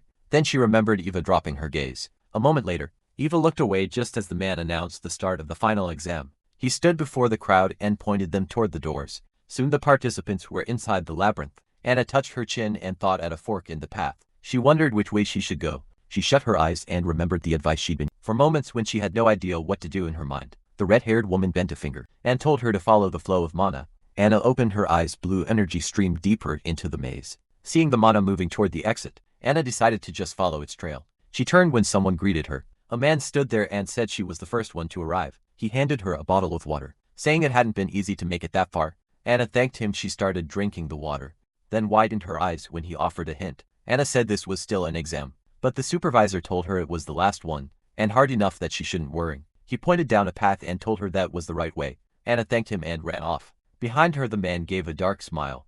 Anna looked ahead, then she turned, confused about why she couldn't sense the mana flow anymore. Telling herself the teacher wouldn't lie. When she spotted other participants and another teacher, she figured she must be on the right path after all. Layla turned and called out to Anna. Anna ran over to the group and greeted them. Layla said she'd arrived just in time. They were about to get the right path from the teacher, and another girl asked for a hint. The man curled a finger and asked which direction the sun rises from. The students answered at once it was the east.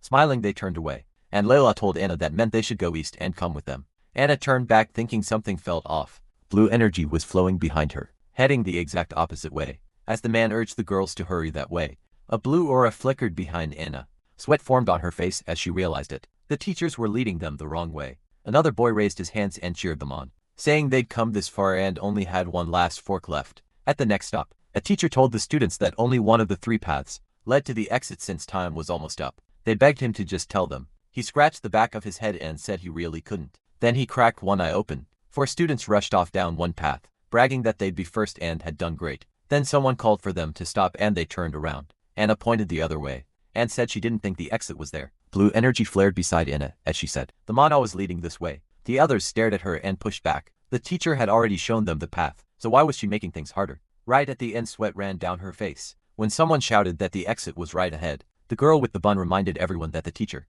himself chose their route, and the bob-haired girl snapped that they were exhausted already, while Anna kept forcing her own idea. Anna stood in front of them as Leila spoke up, looking annoyed. Leila said Anna was probably mistaken and just overthinking it. The dark-haired guy glanced at Anna as doubt crept in. Then the others started mocking her, saying second place had gone to her head, and she really thought she knew better than the teacher. Anna trembled and bit her lip. She had only said what she saw, and now she wondered what Matthew would do here. Then she remembered him warning her not to trust anyone. Back then she asked if that meant she couldn't trust anyone at all, and her brother told her that if she was a player, she couldn't. He added that as a player, she should trust her own judgment. First grabbing her belt she said she understood, and he told her not to forget it. Anna crossed her arm, and wondered why those words were coming back to her now. Then she pointed ahead and said the exit was that way. The others told her to go alone. They were taking the other path. Leila folded her arms when Anna said, "Fine." Blue energy wrapped around Anna's legs. She rose off the ground. The others stared and Leila asked if she was crazy. Anna only smiled and ran ahead. The red-haired girl shrugged it off and told the others to move. She clearly thought Anna made no sense.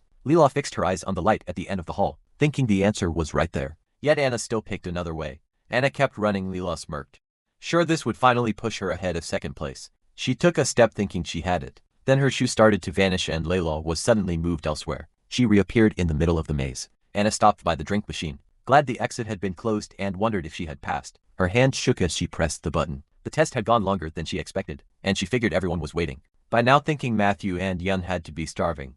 She reached for a drink, then heard a greeting. Eva was standing beside her, saying only 2 people had made it out. Turning a little, Eva added that she refused Anna's team-up offer before the exam. For one reason only: she didn't dislike her. Anna smiled seeing how awkward Eva was, and thanked her for the drink. She opened the can, said she had no clue how the results would turn out, and introduced herself as Anna. Then she offered Eva a drink too, and said they should be friends if they met again at the academy. Eva stared quietly at the can in her hand. They tapped their drinks together and Eva finally gave her name. Clouds drifted overhead as Matthew held Yun in his arms. Their parents were asleep on a bench nearby. While he wondered when Anna would be done, at school the third years sat at their desks. Jimmy leaned over, covered his mouth, and whispered to the boss. Bill, writing on the board with chalk, glanced back. Jimmy whispered that Bill was their homeroom teacher again this year, and Matthew added that all of them ended up in the same class too. Grinning, Jimmy told him he figured they'd be together. But it was still awesome. Claire, sitting behind them, thought that was really strange. She remembered telling her grandfather who she wanted in her class, and somehow every person she named ended up there. Claire poked Matthew in the back and asked if he knew anything about it. He said it did feel like a weird coincidence. Matthew stayed tense and didn't encourage her. He still remembered hearing her grandfather in the hospital, telling the doctors to take care of him. Bill had quietly walked over, and he smacked Claire on the head with a book, leaving a big bump. He said she had a lot of nerve, ignoring new lessons at the start of the year, and she quickly apologized. He sternly told her to stay after school and clean the teacher's room. Claire timidly agreed. She'd never been scolded like this before, and she was deeply embarrassed. Then Bill looked at Matthew and said, "Him to." Matthew protested, and Bill asked if he hadn't been chatting as well. Matthew lowered his head and accepted the punishment with Claire, while Jimmy almost burst out laughing. That got him too. He flinched when Bill said he'd be staying after school as well, and he blurted out, "Wait." Why his friends glared at him. Bill said it was because he was laughing. Matthew asked if now was really the time, and Claire snapped, asking if he seriously found her funny, with both of them staring daggers at him, and promising they'd have fun cleaning together. Jimmy realized he was done for adjusting her glasses. Catherine sighed that they were already in 3rd grade, so why were they still acting like little kids? Olivia laughed. Then we moved to the high school players academy. Anna threw her hands up, thrilled. Eva rushed over and hugged her, saying she missed her and that she passed too. Anna patted her back and said they were even in the same class. It was perfect. The other students looked over in surprise, and Anna was about to say they should head into class first. Then excited whispers spread through the hall, and she asked if some celebrity had shown up. Everyone recognized the woman in white boots. She had claimed one of the thrones. At only 22, she carried a staff with a stone set in it, and the students stared at Grace in excitement. Grace smiled, while the crowd kept asking if it was really her and why she was here. She shut her eyes and forced a sweet smile, but inside she was annoyed at being called Holy Mother. She didn't want to sound old. Grace stopped in front of the girls and thought that no matter what, this was awkward. It had been for years since she last saw Anna. After the Kraken incident, the girls looked nervous.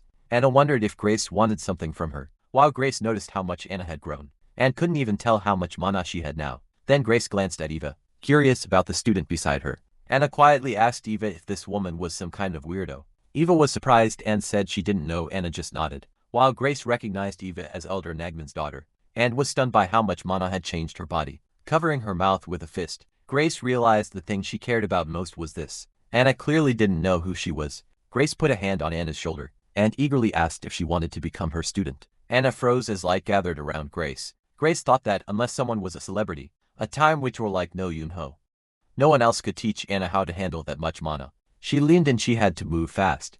Anna scratched her head and shyly started with them. Grace waited in shock as the girl said no. Hands trembling, Grace asked what she meant, and Anna explained that she didn't know her, and already had a wonderful teacher. Then Anna quickly said goodbye and hurried off. Students crowded around Grace as she repeated a wonderful teacher. She just stood there with tears in her eyes, asking if Anna really didn't know her. Then her phone rang. Stepping aside, she answered and asked the clan lord what happened. The students groaned at the interruption, and one of them had been about to ask for an autograph. Grace's face tightened as she asked what. Then she frowned. She was needed for a horde of monsters tied to missing people and murders. In Guashan, missing person posters scattered across the street. At first, when the first person vanished, people assumed it was an ordinary disappearance, but soon several bodies turned up, ripped apart like some wild beast had attacked them. Only then did everyone understand. Against a red background, clawed marks pointed to one answer. It was a monster. Crowds gathered with signs outside the palace, terrified by the rumors and protesting the goddess's government. To calm the panic, a council was held and Guashan City's clans were brought in, the king's Regulus and Blades among them. Out near the Gaishan reservoir, spike-tailed monsters hidden in the trees. They were class 6 sharp tails, and they rushed the warrior. The boy swung his sword and flames swallowed the monsters. One hit the ground screaming. The hero planted his foot on it. It was Victor leaning down. He asked how they managed to stay hidden so well. Reg behind him replied that a monster smart enough to control a horde that big would be intelligent too. Another razor tail sprang from behind, but Victor caught it with his weapon, and added that the leader probably ordered them to hide from humans. Whenever danger showed up, cut it down.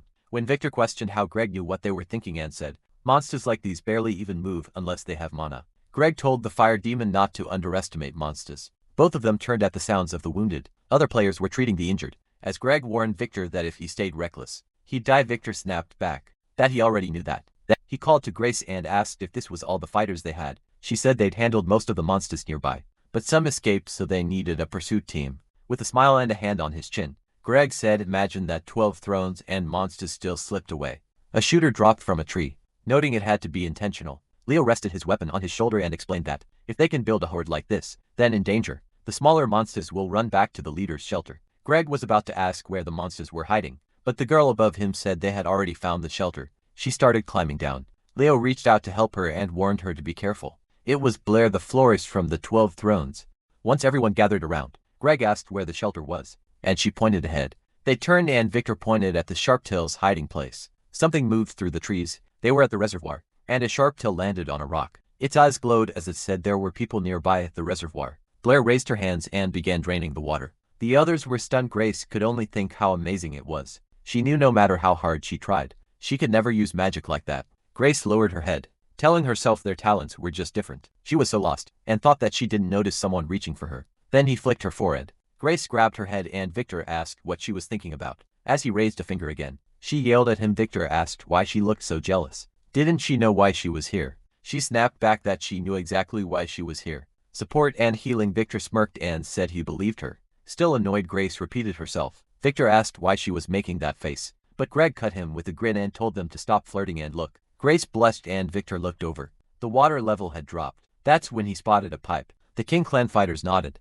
They'd been told to check the area and secure it. Greg flashed a V sign and told Blades and Regulus to gather everyone available, then head into the shelter in groups. Then he asked Blair how long she could keep the spell going. She said with enough mana. About 4 hours. Victor suddenly jumped down. Greg told Blair he'd leave a few players behind to protect her, since she was now guarding the reservoir. Victor rolled down the slope, then climbed lower. He reached the pipe, jumped inside and shouted that he was going first. Everyone stared down at him. Grace cried out that he was insane, and Greg just sighed young blood.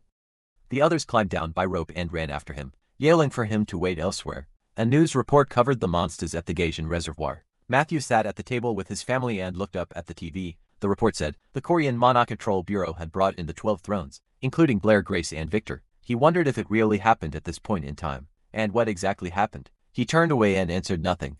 Deep down he knew this mission would hurt the future. With a spoon in his mouth, he crossed his arms and thought it over. In the end, the monster subjugation would only be half a success. The squad froze in horror when they saw people hanging upside down. This was the failure waiting for them. Grace covered her mouth and Victor clenched his teeth, cursing. Victor watched the Sharptails grab the bodies and throw them into a cauldron. The players could only stare. Greg looked shocked and asked if all the missing people were here. Victor frowned, then the monsters noticed them.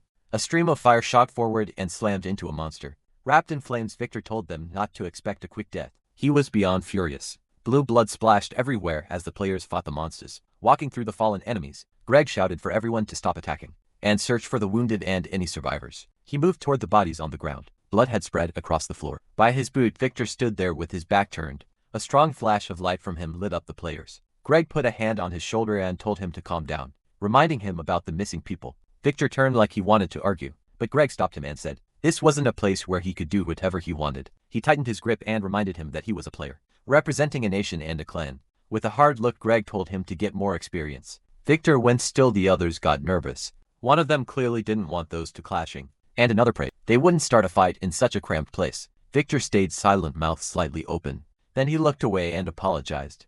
Greg waved a fist and joked that maybe the fire demon should bow his head to him. After that, Greg went back to the team and asked what they were doing. They needed to continue the search. Someone told him they were survivors. Grace walked up to Victor and asked if he was okay. He shot back, why wouldn't he be turning away? He scratched the back of his head. Grace was surprised. After just a few kind words, he was already acting different. Victor said there was a reason standing apart from the others. He knew the experienced players secretly looked down on him. He kept thinking about Greg's face. Greg had called him the fire demon on purpose, instead of using his name or clan title. Victor clenched his fist. He couldn't deny he still had a lot of growing to do, but he was still angry. Grace touched his hand and suggested they train together. She held his hand and said that compared to veteran players, they were basically beginners. With a smile, Grace told him people learn when others point out their mistakes. Victor looked embarrassed and said her name. Grace was surprised. It had been a while since that happened. Looking up, he admitted he wasn't acting like himself, and said it must be because Grace was kind of cool. She got mad, saying she was trying to help and he was saying weird stuff. Victor glanced at Greg, who was helping the wounded, and thought that one day he'd catch up to them. A man pointed at a door. Greg asked if they'd found the leader, and the player beside him said the Manhwa was strongest in that room. They gathered in front of the door. Greg clasped his hands behind his back and ordered them to form an attack squad. Victor smirked. Greg asked if the fire demon minded him taking command, and Victor said fine, as long as he got to be the damage dealer. He looked fired up, and Greg had no problem with it since he'd back him up. Grace was surprised Victor had recovered so fast. Support icons lit up around Grace as she activated acceleration, protection, and blessing amulets. The group lined up for battle. Greg ordered everyone to hold formation once they went in, and told the guides to stay close to the spellcasters and rangers. The players opened the door. Greg drew his sword and gave the order to move. They rushed into the room. A monster's eyes burned in the dark. It lifted its head. Victor swung his sword and sent flames forward. The sharp tail moved to protect the egg. Victor leapt up and slammed it in the head. The monster whipped its tail. It sliced right in front of Victor, but Greg dashed underneath and blocked the strike. Victor dropped low to the ground. As the sharp tail turned away, Greg jumped onto it, pushed off, and sprang higher. He raised his sword and drove it into the monster's back. The sharp tool twisted around, but Greg dodged its attack. Victor snapped his fingers and sent fire in. The sword stuck in. The monster suddenly flared up and the whole thing burst into flames. Greg glanced back and warned Victor it wasn't his sword, so be careful with other people's gear. Victor answered that they had no choice if they wanted to kill it, then laughed and said you can't underestimate the enemy. Grace threw up her hands and shouted that it wasn't over. They had to stay focused. She struck the floor with her staff and cast binding ropes, wrapped around the sharptail's head and legs, forcing it to the ground. Grace yelled for the archers to give it everything they had. Leo took aim and called for a wild shot. They fired with rain of arrows and catapult. When the smoke cleared, Victor stared at the monster's scars in shock. They were already healing. The sharptail turned toward them and growled, asking how dare they. Victor grabbed his sword hilt, stunned that it could not only think but also talk back. The ranged fighters drew their weapons and warned everyone to get ready. Another sharp tooth burst from an egg right beside a player. It bit him. Someone else fired back with a gun, and Greg yelled for the rangers to attack the ones hatching from the eggs. Victor looked back just as a huge paw loomed over them. They jumped aside before it smashed down. Greg grinned at the monster that lunged at him. One of the players tossed a sword to Greg. He reached out, caught it, and charged the monster, telling Victor he'd handle the small ones. They split up and Victor shouted for him to be careful. The monster leader looked down from above and wished death on them all. Victor stopped. The sharp tool breathed out green smoke. He covered his nose as pain hit his eyes. It might be poison from behind a guide. Grace shouted for Victor to move right. He frowned, jumped aside, and slammed into the wall. Reaching behind his back, he tried to grab an antidote, but Grace told him not to worry. Victor got ready to attack and Grace told him to trust her. He rushed forward as he drew his sword. Grace shouted that she was passing him a detox amulet. Grinning, Victor said that was just like the Holy Mother. Grace got annoyed and told him to stop calling her that. The monster attacked, but Victor dodged again and again. Then he charged in and sneered, asking if it really thought he'd be scared. Greg attacked too. He shouted for Victor to finish it. Victor raised his sword, said he already knew, and struck with purple flames. A bright flash burst out and the monster screamed. Grace waved her hand and shouted to the rangers now. They fired at the sharp tail. The monster jumped aside. It had to protect the king.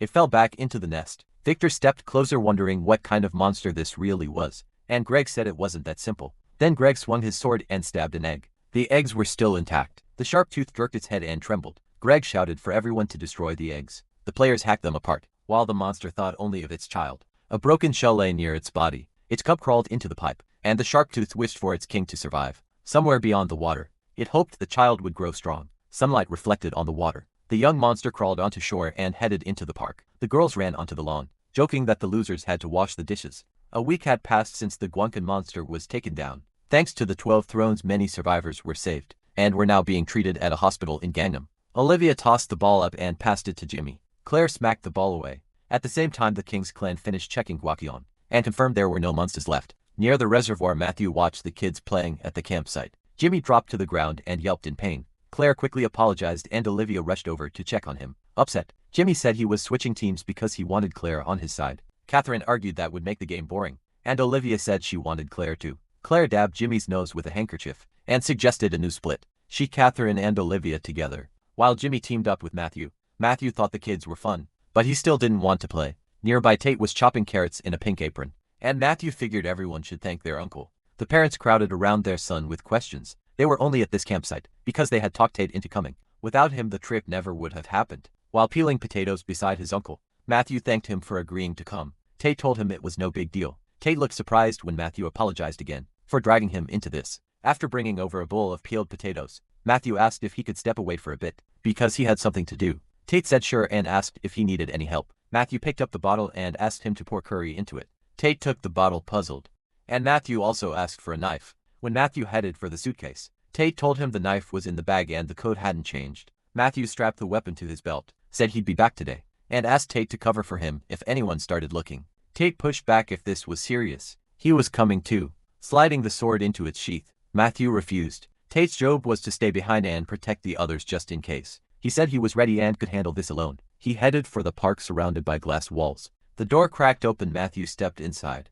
His shoes tapped across the tile. Then he felt eyes on him from above. Looking up at the Lizard King, he said that unlike in his past life, he didn't feel helpless now. He turned and looked up and Sharptail lunged at him. Matthew grabbed the blade, yanked it back and a flash burst out. Frowning, he stared at the monster as the lizard opened its mouth and let out a sharp scream. That cry brought back the soul invasion, when the monster leaders attacked while Molly, the first goddess, was gone, and drove their hordes forward. Back then the players shook with fear. Matthew had only just graduated from the academy, and was supposed to receive the title Immortal. 4 leaders had entered the city that day. Sarah dropped her staff, tears in her eyes, and asked how they were supposed to beat them. The heroes could only watch as giant monsters tore through the city. Matthew and many others were overwhelmed, especially with all the smaller monsters swarming around them. One of those leaders looked just like the Lizard King, spreading fear through the players with deadly poison. The monster opened its mouth and showed its tongue. Super Class 3, the Lizard King. Matthew dodged the attacks and thought how stupid this was. Back then no one even knew he existed until he reached grade 3. He swung his sword and struck the monster. Small cracks spread from the head and Matthew paused in confusion. The lizard jumped back to a safe distance. Matthew muttered that it was tougher than expected. It still hadn't even fully grown sharp. Till snarled, calling him a human, then started to vanish. Matthew remembered that disguise skill even before fully recovering. This monster had caused huge damage with it. He stepped to the side, leaned back a little and called it pathetic. Raising his weapon, he said the monster's killing intent was obvious from a mile away. One strike knocked it off balance. The monster hit the ground. Matthew walked up with the bottle on his back and mocked it for not even being able to hide its presence. He sighed and pulled the bottle out. He brought it just to stop the lizard from using disguise. Then he splashed curry on it. The monster scrambled up a tree, and Matthew asked if it liked the taste. He brought that curry just for it. As the lizard dug its claws into the trunk, Matthew told it to enjoy its last meal. The monster lifted its head and fired green shards from its mouth. Matthew drew his swords and scoffed. Was that really supposed to be a poison bomb? He kicked off a bench and launched himself at the lizard, crossing both blades. He activated Heavenly Step and pierced the monster through the neck. Blood burst out, then came an explosion. Smoke swallowed the space in front of him. A severed paw lay on the ground, then burst into flame. Matthew thought the thing was pathetically weak. Watching the bright fire, he reflected that the Lizard King had been born a king in every way. He tilted his head and gave it a quiet farewell. But then the real lizard charged him, shouting that he had only beaten a clone that cost a lot of mana. It rushed straight at Matthew, saying escape was impossible. As it sped up, the lizard realized Matthew seemed to know all its skills, and was ignoring them. It suddenly stopped understanding it. Couldn't beat him right now. The lizard decided to retreat and come back stronger later. But Matthew was already closing in and swinging his sword. The monster looked back in horror. It was blasted through the window, glass shattering as blood sprayed out. The lizard slammed back first into a tree and let out a weak, pitiful gasp as Matthew came down. It asked how he knew about the clone trick. The lizard sharpened the tendrils on its tail and aimed them at Matthew, planning to skewer him alive. Matthew didn't move. He calmly confirmed that yes, he knew about the clones using aura on his hand. He grabbed one of the tendrils. Then he swung his sword and aimed true. With one slash he cut off several of them, making the lizard scream in agony. Mana wrapped around his hands as Matthew called on Mad Dance. His sword carved through the lizard's limbs again and again. The monster shook with rage and pain. As Matthew struck once more, he used Offended Soul and drove the blade toward the lizard's stomach. A storm of energy fragments slammed into it, tearing through the monster with brutal force. Next he called up red mana and spun those fragments into a vortex. Matthew drove a spike-like thrust into the lizard, sending waves of energy through its body from the inside. Choking on pain, the lizard still managed to ask why he was doing this. Matthew kept the sword buried in it, not even understanding the question. The monster asked if killing it mattered that much, and Matthew answered by pushing the blade in deeper and unleashing more energy. Then he let go of the sword and said, "Humans and monsters could never stand together under any condition." The blade pinned the lizard to the tree, gasping. It seemed to realize its mistake. Matthew summoned Offended Soul again and sent more fragments flying. The monster begged for help and roared in pain, but Matthew kept pressing the same truth. There was only one ending here. After this fight, only one of them would remain alive. Him or the lizard. The lizard tried to say something else, but its eyes shut and it slipped away, muttering that this wasn't the end. Even then it screamed that Matthew would die just like it. Matthew fired his gun and said he once thought the same thing. He remembered the past and said, a player's life was made for only two things: killing or dying. The lizard burst into flames and insisted this life would be different, that Matthew wouldn't die. Matthew picked up the gun, remembering his older self killing the same enemy. The last scraps of the lizard dropped to the ground. Matthew crouched to inspect the stones. Skill stones dropped from monsters, each holding a different power based on the monster's strength. He picked up a golden one, and considered absorbing it to use the skill later. But the mana in Matthew's hand rejected the stone, and he immediately noticed, so he reached for another. This one started to glow, showing strong compatibility. Matthew felt the Lizard King's power flow into him. The kids were still playing outside. When Matthew came back into the campsite, he opened the suitcase and checked that everything was still there. Katie asked if he had finished what he needed to do. Matthew said yes and thanked him for the gear. The man walked over and showed him a fresh batch of cooked kebab. Matthew saw the meat and vegetables on the grill, cooked nice, and even he called everyone over for a snack. The boys rushed to Tate, begging for the tastiest piece. Matthew watched the hungry group of kids swarm the half-cooked cup of tea. He shut his eyes with a small smile, while they kept fighting over the biggest sausage. Then Matthew joined them, just as eager to get his first serving. Later they were at the city estate of Sirius Company's president. Matthew and his family sat at a fancy table on leather sofas, drinking tea. His dad asked why Mom seemed so nervous, and she said she thought she looked strange. Anna and Dad quickly told her she looked beautiful, which only made her more embarrassed. Then the hall doors opened. Matthew focused on the person coming in. Sirius President Chuck entered with his wife Louise. Matthew's family stood up to greet them. Chuck said he was happy to see them and thanked them for coming. Louise suggested that Matthew's mother call her by name, since they were the same age. Matthew and Anna watched the adults, waiting for someone to notice them too. Then the president's oldest daughter, Tiffany, walked over and said hello. Anna shook her hand and pointed out that they were the same age. Tiffany asked if studying at the Player Academy was hard. The two girls kept talking about Anna's dream of becoming a player, barely paying Matthew any attention. They exchanged social media contacts and Matthew stared at his sister, surprised by how easily she got along with people. Then he noticed a girl walking behind him. She sat down and Matthew greeted her, saying it had been a long time. The silence after that made him awkward. Then the girl gave him a short greeting, and that caught Matthew off guard. Agnes told him to address her differently. 2 years earlier at the hotel branch, every year, the president of Sirius held a big party for all the branches, to thank them for their work. Holding a plate, Matthew watched his sister fit in so easily. Even though it was her first time there, his father had really wanted his wife to come, but Matthew said their mother needed to stay with Yun. People greeted his father as the new department director. John thanked them for the respect and accepted their congratulations. Matthew explained that his father had been promoted in one of Sirius's biggest branches. He knew John was a caring dad, which only made him more worried about the company's future. Under someone so carefree, while thinking about the company's future, Matthew wandered off to find a quiet place to eat. In an empty hall, he spotted a girl standing alone. She stared out the window, clearly not enjoying the party. Matthew walked up to Agnes and said she was missing out on a lot, which got her attention. She asked what he meant, and he answered with one simple thing: The food Matthew said he planned to eat as much as he wanted. Since he was still too young to worry about his looks, he offered her a bite on his fork. At first she tried to refuse, but his logic about food won her over, so she leaned and took a bite. Chewed slowly and admitted she liked it when Matthew asked. Then John called for him and Matthew tensed up. His dad asked why he had wandered off, without saying anything. Chuck was standing right behind him and asked if this was his son. Matthew froze in surprise. He recognized Chuck as the future chairman of Sirius, while John hurried to explain himself. Straightening up, Matthew introduced himself, and Chuck said he had already heard plenty about him. Next, the chairman introduced his daughter Tiffany, and she reached out to greet him. Seeing Tiffany made Matthew nervous. He really didn't want to mess this up. Then Chuck pointed to Agnes. Matthew could hardly believe that the girl he had just met was also the chairman's daughter. With a sweet smile she asked to be friends, and that only confused him more. Since he didn't remember another daughter in his past life, she put her hands on his shoulders and paused, making him even more flustered. Agnes then reminded him she was 2 years older, like she was trying to keep him in line. Matthew asked if he could speak to her more casually, and she said yes. Then he asked if he could just talk to her informally. Agnes didn't let that slide and told him to say it again, leaving him confused. Then she clearly stated her name. She told him to just call her Agnes so there would be no confusion, and he had no choice but to agree. Chuck promised that next time, he'd make sure Matthew came to talk with his daughters again. Later, Matthew sat at the big table in shock, still not believing any of this. Louise asked the boys if they liked the snacks, and Yun answered with total excitement. Chuck then asked Anna if she had gotten into the Players Academy that year, and she said yes. He handed her a box, saying he should have given it to her sooner. Chuck explained it was a communication device, so he could stay in touch with Anna at the academy, and she was stunned by the gift. John thanked him, but Chuck brushed it off. He said he needed reliable people in the future and asked them to accept it, then urged Anna to open the box. Confused, Anna said she already had a phone. Chuck showed her his own and proudly said, this Sirius model was better than anything else out there. Looked to John for backup and John agreed. Their mother quietly nudged Anna to thank him, and she did right away. Meanwhile, Matthew sat there with Yun in his arms. Growing suspicious, he kept replaying Chuck's kind words in his head, and couldn't figure out what this was really about. His thoughts were cut off when Yun held out a cookie for him to try. On another couch, Anna and Tiffany were already whispering about meeting again, and Matthew had no idea how his sister got that close so fast.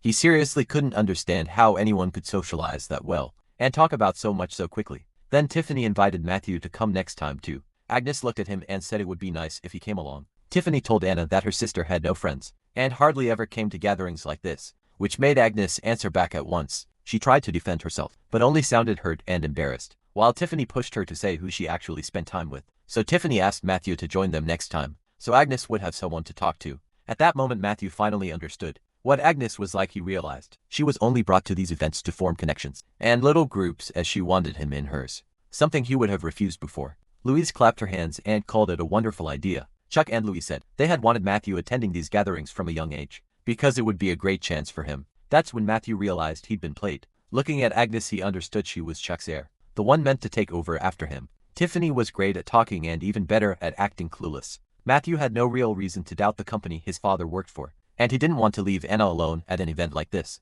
so he reluctantly agreed, and Chuck looked thrilled. The chairman's family said it would be good for Agnes too. Later that night, Yup walked down the street drinking. Then he suddenly felt like he'd had enough. He heard an annoying sound and turned around. Something huge was rushing straight at him. It was a giant grade 7 mosquito. Its red eyes burned with aggression. The monster stabbed through Jub's shoulder. Pain hit him hard. His bottle slipped from his hand and shattered on the asphalt. In the shine of the mosquito's eye, Yup was already on the ground. As people ran toward the noise, the creature turned toward them. They were players, and their arrival forced the mosquito to retreat. 2 of them offered to help, but their commander didn't want to waste time on a drunk. His subordinates insisted on following orders and taking the victim to the hospital. Something blue was glowing from Jub's shoulder. Soon after, a brutal heatwave hit the city. Matthew's summer break after 3rd grade began. After school, the kids went to the hospital to visit Melly. They brought flowers with them. Melly told them to keep quiet so they wouldn't wake the sleeping baby. The kids gathered around and instantly melted. They couldn't stop talking about his tiny hands and cute face. Matthew asked if the baby liked being around people.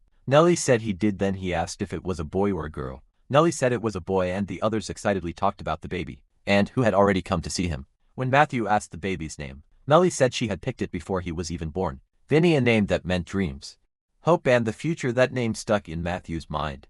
Before his rebirth, he had read about the Abyss Dungeon, and he had seen that same name on the raider list. The raider's nickname was Diamond Fist, and his skills had played a huge role in clearing the Abyss Dungeon. Matthew started to think this baby might be that very person. Then he wondered why Melly hadn't chosen death before his rebirth. The answer was simple: the child. The others kept taking turns holding the baby and gushing over him. Matthew asked if, since this was Yun's brother, That made him his brother too. Melly said that either way, he should look after the baby because they were family. She joked that caring for the baby would be good practice for Matthew, but he wanted no part of that. When he asked about the baby's full name, Melly told him it was Novini, which only gave him more questions. This hospital visit left Matthew disappointed. Afterward, the kids left the hospital still talking about the baby. Outside, the heat was so bad they couldn't just keep walking around. One of the girls suggested going to the community center pool, and everyone liked the idea. When she asked Matthew, he hesitated. He started talking, but then the kids noticed a group of children wolfing down food. There were a lot of them and they stood out right away. These were wanderer children, kids who had lost their families to monsters. Most were born in the slums, abandoned and left to live outside the city, while the others talked about them and Amanda's safety barriers. Matthew slipped around the corner. Right then a tall stack of boxes started to tip over. A wanderer child standing under it was about to get hit in the head. Matthew jumped in to save him. The boxes missed the boy and crashed to the floor, spilling everything. Matthew asked if he was okay, still holding him in his arms. The child happily shouted, "Angel," leaving Matthew confused. He started explaining that his mother had said an angel would come help him. The others saw Matthew and ran over. He told them everything was fine. The kids asked what was going on, drawing the wanderer's attention. A one-armed boy came running over yelling. The child recognized him as his brother. The older boy grabbed his hand and pulled him back. Then, the children scolded him for going near strangers and talking to them. After that, they apologized for the trouble and asked him to. The older brother told the little one to bow and say sorry, and after a short pause he did. Then both brothers apologized together. After that, the kids hurried off. Still glancing back, the girls asked who those boys were and why they were so scared. Matthew figured their parents had never really explained what wanderers were. For kids whose whole world was school and daycare, meeting wanderers could mean losing everything and ending up in the slums. Claire asked if this was one of the days when wanderers came out into the streets. She had grown up under the church's care, so she knew a little about that life. When the others kept asking about those children, Matthew said they didn't need to know. The kids headed home while the wanderers silently watched them leave. It was a harsh reminder. This world could look peaceful and still be cruel to children. The next day, Jimmy, Claire and Olivia were sitting in the gazebo. Jimmy ate ice cream to cool off, but Olivia worried they were running out of time. He figured their boss could take a break and have ice cream too. Elsewhere, Yep walked down the street, drained by the heat, and he suddenly looked up, grabbed his chest and started denying what he'd heard before. He remembered a doctor once telling him he had poor manic control. Now Yep started doubting that diagnosis. He also recalled a dream that felt real, where a giant mosquito bit him, yet there had been no mark. When he woke up as Claire laughed about something, Jimmy turned and noticed someone nearby. It was Yep collapsing to the ground, and Jimmy instantly knew something was wrong. Yep stayed there trembling, running through every diagnosis in his head. He wanted to call the general manager and say he couldn't come to work, but in the black screen of his phone, he saw the reflection of a giant mosquito. Yep dropped the phone in panic. Jimmy rushed over and asked what was happening. Yep was soaked in sweat and shaking as he tried to answer. Instead, he begged them to get away from him right now. Jimmy froze, shocked by that. When he asked again, GB yelled even louder for them to run. Olivia's eyes flashed blue. She called to Jimmy and pointed at GB. Dark veins were spreading across his body. His face swelled up and he stared at the children, like he couldn't believe what was happening to him. Then something began leaking from his head. Olivia screamed for everyone to run, as a giant mosquito rose where Yep had been. At the same time, Matthew was walking down the street. Miserable in the heat, Catherine stayed beside him, answering his question with clear annoyance. Matthew suggested stopping for ice cream to cool down. Catherine snapped that he was being careless, since their friends were waiting, but he acted like it wasn't a big deal. He kept trying to talk her into getting ice cream, and Catherine finally jumped on his back and forced him to keep moving. And Matthew heard a distant voice and tried to point it out, but Catherine ignored him. A cry rang out for a player to come help, and this time he clearly caught it. Catherine dropped down and asked what was going on, but Matthew said they needed to get to the mana control department. While she hesitated, he bent down, tied his laces and charged mana into his shoes. Then he blasted off toward the scream, leaving Catherine behind. He leapt into the air and raced toward the sound. Catherine didn't even get the chance to ask where the monster was. Every living thing has mana in its body, and a small part of it keeps the heart beating. Each body can only handle a certain amount. When too much builds up, the body becomes a monster, like the mosquito that attacked Jimmy. Jimmy ran with the girls towards shelter, trying to make sense of what was happening behind them. The flying monster kept closing in. They sprinted as fast as they could to stay alive. The girls were horrified by what they were seeing. Jimmy looked back while Claire and Olivia tried to think of a plan. The mosquito was gaining fast. Jimmy knew he couldn't keep running and fight it too.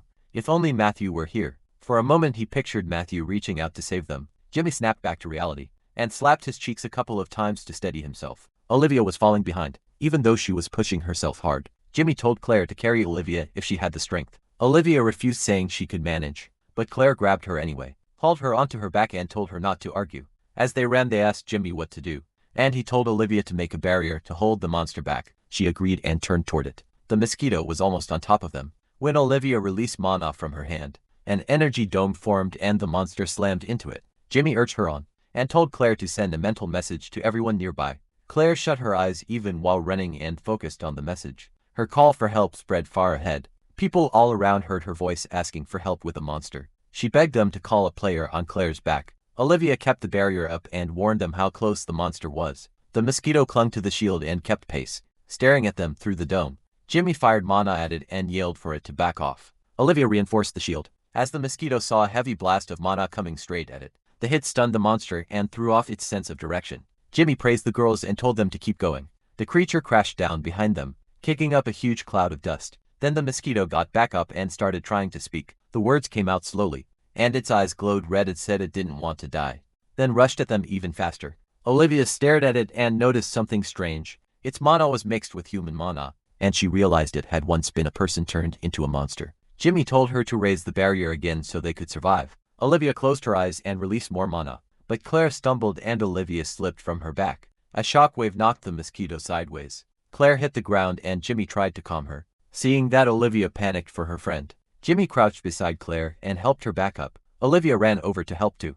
As Claire stood, Olivia noticed her legs were scraped up and bleeding, but Claire brushed it off. Then all three looked at the mosquito coming back and knew that was the bigger problem. The monster wanted revenge. Jimmy said they couldn't outrun it with Claire injured, so they'd have to defend themselves with mana. And Olivia acted at once together. They launched a storm of mana spheres, setting off an explosion in the air. The mosquito glared right through it. They still couldn't land a clean hit, but they kept firing. The monster dropped lower to attack, sharpening the blades at its front. Olivia raised a protective dome and stood firm. For the moment, the shield trapped the mosquito and kept everyone safe. Claire looked at her friends, already running out of strength, and had no idea how to help. Watching Olivia struggle, she guessed Olivia was trying so hard because she felt guilty. Claire accepted that she might die, and told them to leave her behind and run. Jimmy refused to move. Claire answered, while he kept fighting, both of them hoping a player would arrive soon above them. Matthew sped through the sky, searching for his friends in danger. At first Claire didn't get what Jimmy meant. Then she realized who he was talking about. The mosquito battered the barrier,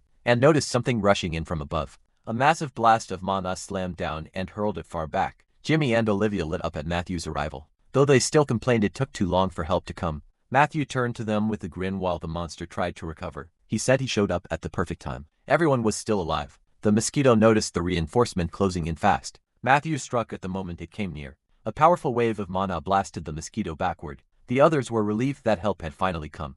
Matthew glanced back and kept teasing them. He insisted he was right on time, so they had no reason to complain. The mosquito recovered and got ready to attack again. Matthew told his friends to stay back until other players arrived. Olivia started to speak, but Jimmy cut in and explained that the monster used to be human before it transformed. That made Matthew pause. He realized this type of mosquito drains mana, instead of killing outright, turning people into more of its kind. Then he explained what happens to people after part of their mana is stolen. They tried to force more mana back into themselves, but without control. Too much either tears the body apart or turns them into a monster. As the mosquito came in again, Matthew raised his hand and prepared to fight. His next blow smashed into its head and left it reeling. Matthew thought players needed tighter watch over the city. If someone bitten by one of these things could still walk around freely, the mosquito kept attacking, and he got. The players still had no proper rules for cases like this. Matthew moved fast and slipped past the monster's attack. He gathered mana into his hand and slammed it straight into the creature's head. The mosquito crashed to the ground, but Matthew kept pouring more power into his hand. Then he drove in a final strike that exploded on impact. He pinned the monster under the broken asphalt. While it begged for mercy,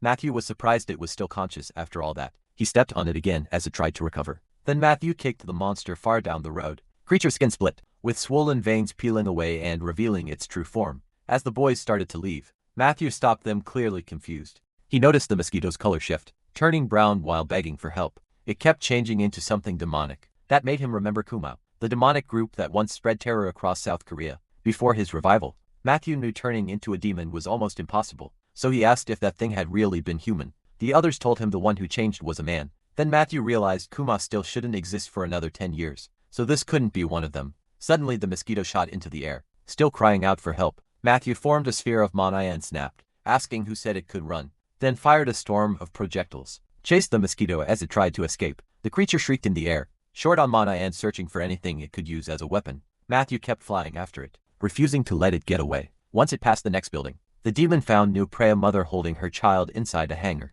It lunged at them, aiming its sharp proboscis right at their bodies. Matthew dropped into the room. Furious at what the monster was about to do, he slammed into the mosquito on the way down, scaring the mother and child. The impact blasted the demon to the side as it struggled to recover. Then it suddenly shot upward. Trying to hide again, Matthew chased after it, telling the woman to get a mana check at the hospital. He leapt over the wall and struck at the monster as it tried to slip away. Then he used Mana Destroyer and attacked the demon, barely avoided it and glanced back. Matthew gathered more mana into his weapon and shifted the force to his other hand. He swung again, sending hundreds of needle-like shots at the target. Too many were on course to miss. The demon took the hit and dropped from high above. At the last second it crashed through the hangar wall to hide, and Matthew almost praised it for dodging that long. Then a child's cry came from inside the hangar, and he rushed over at once. He smashed through the window and flew inside. After landing, Matthew rose to his feet and looked ahead in disgust. Several bodies were lying in front of him. He clenched his fists and moved forward, running through every possible outcome in his head. Then he spotted the mosquito in the distance, draining mana from someone else.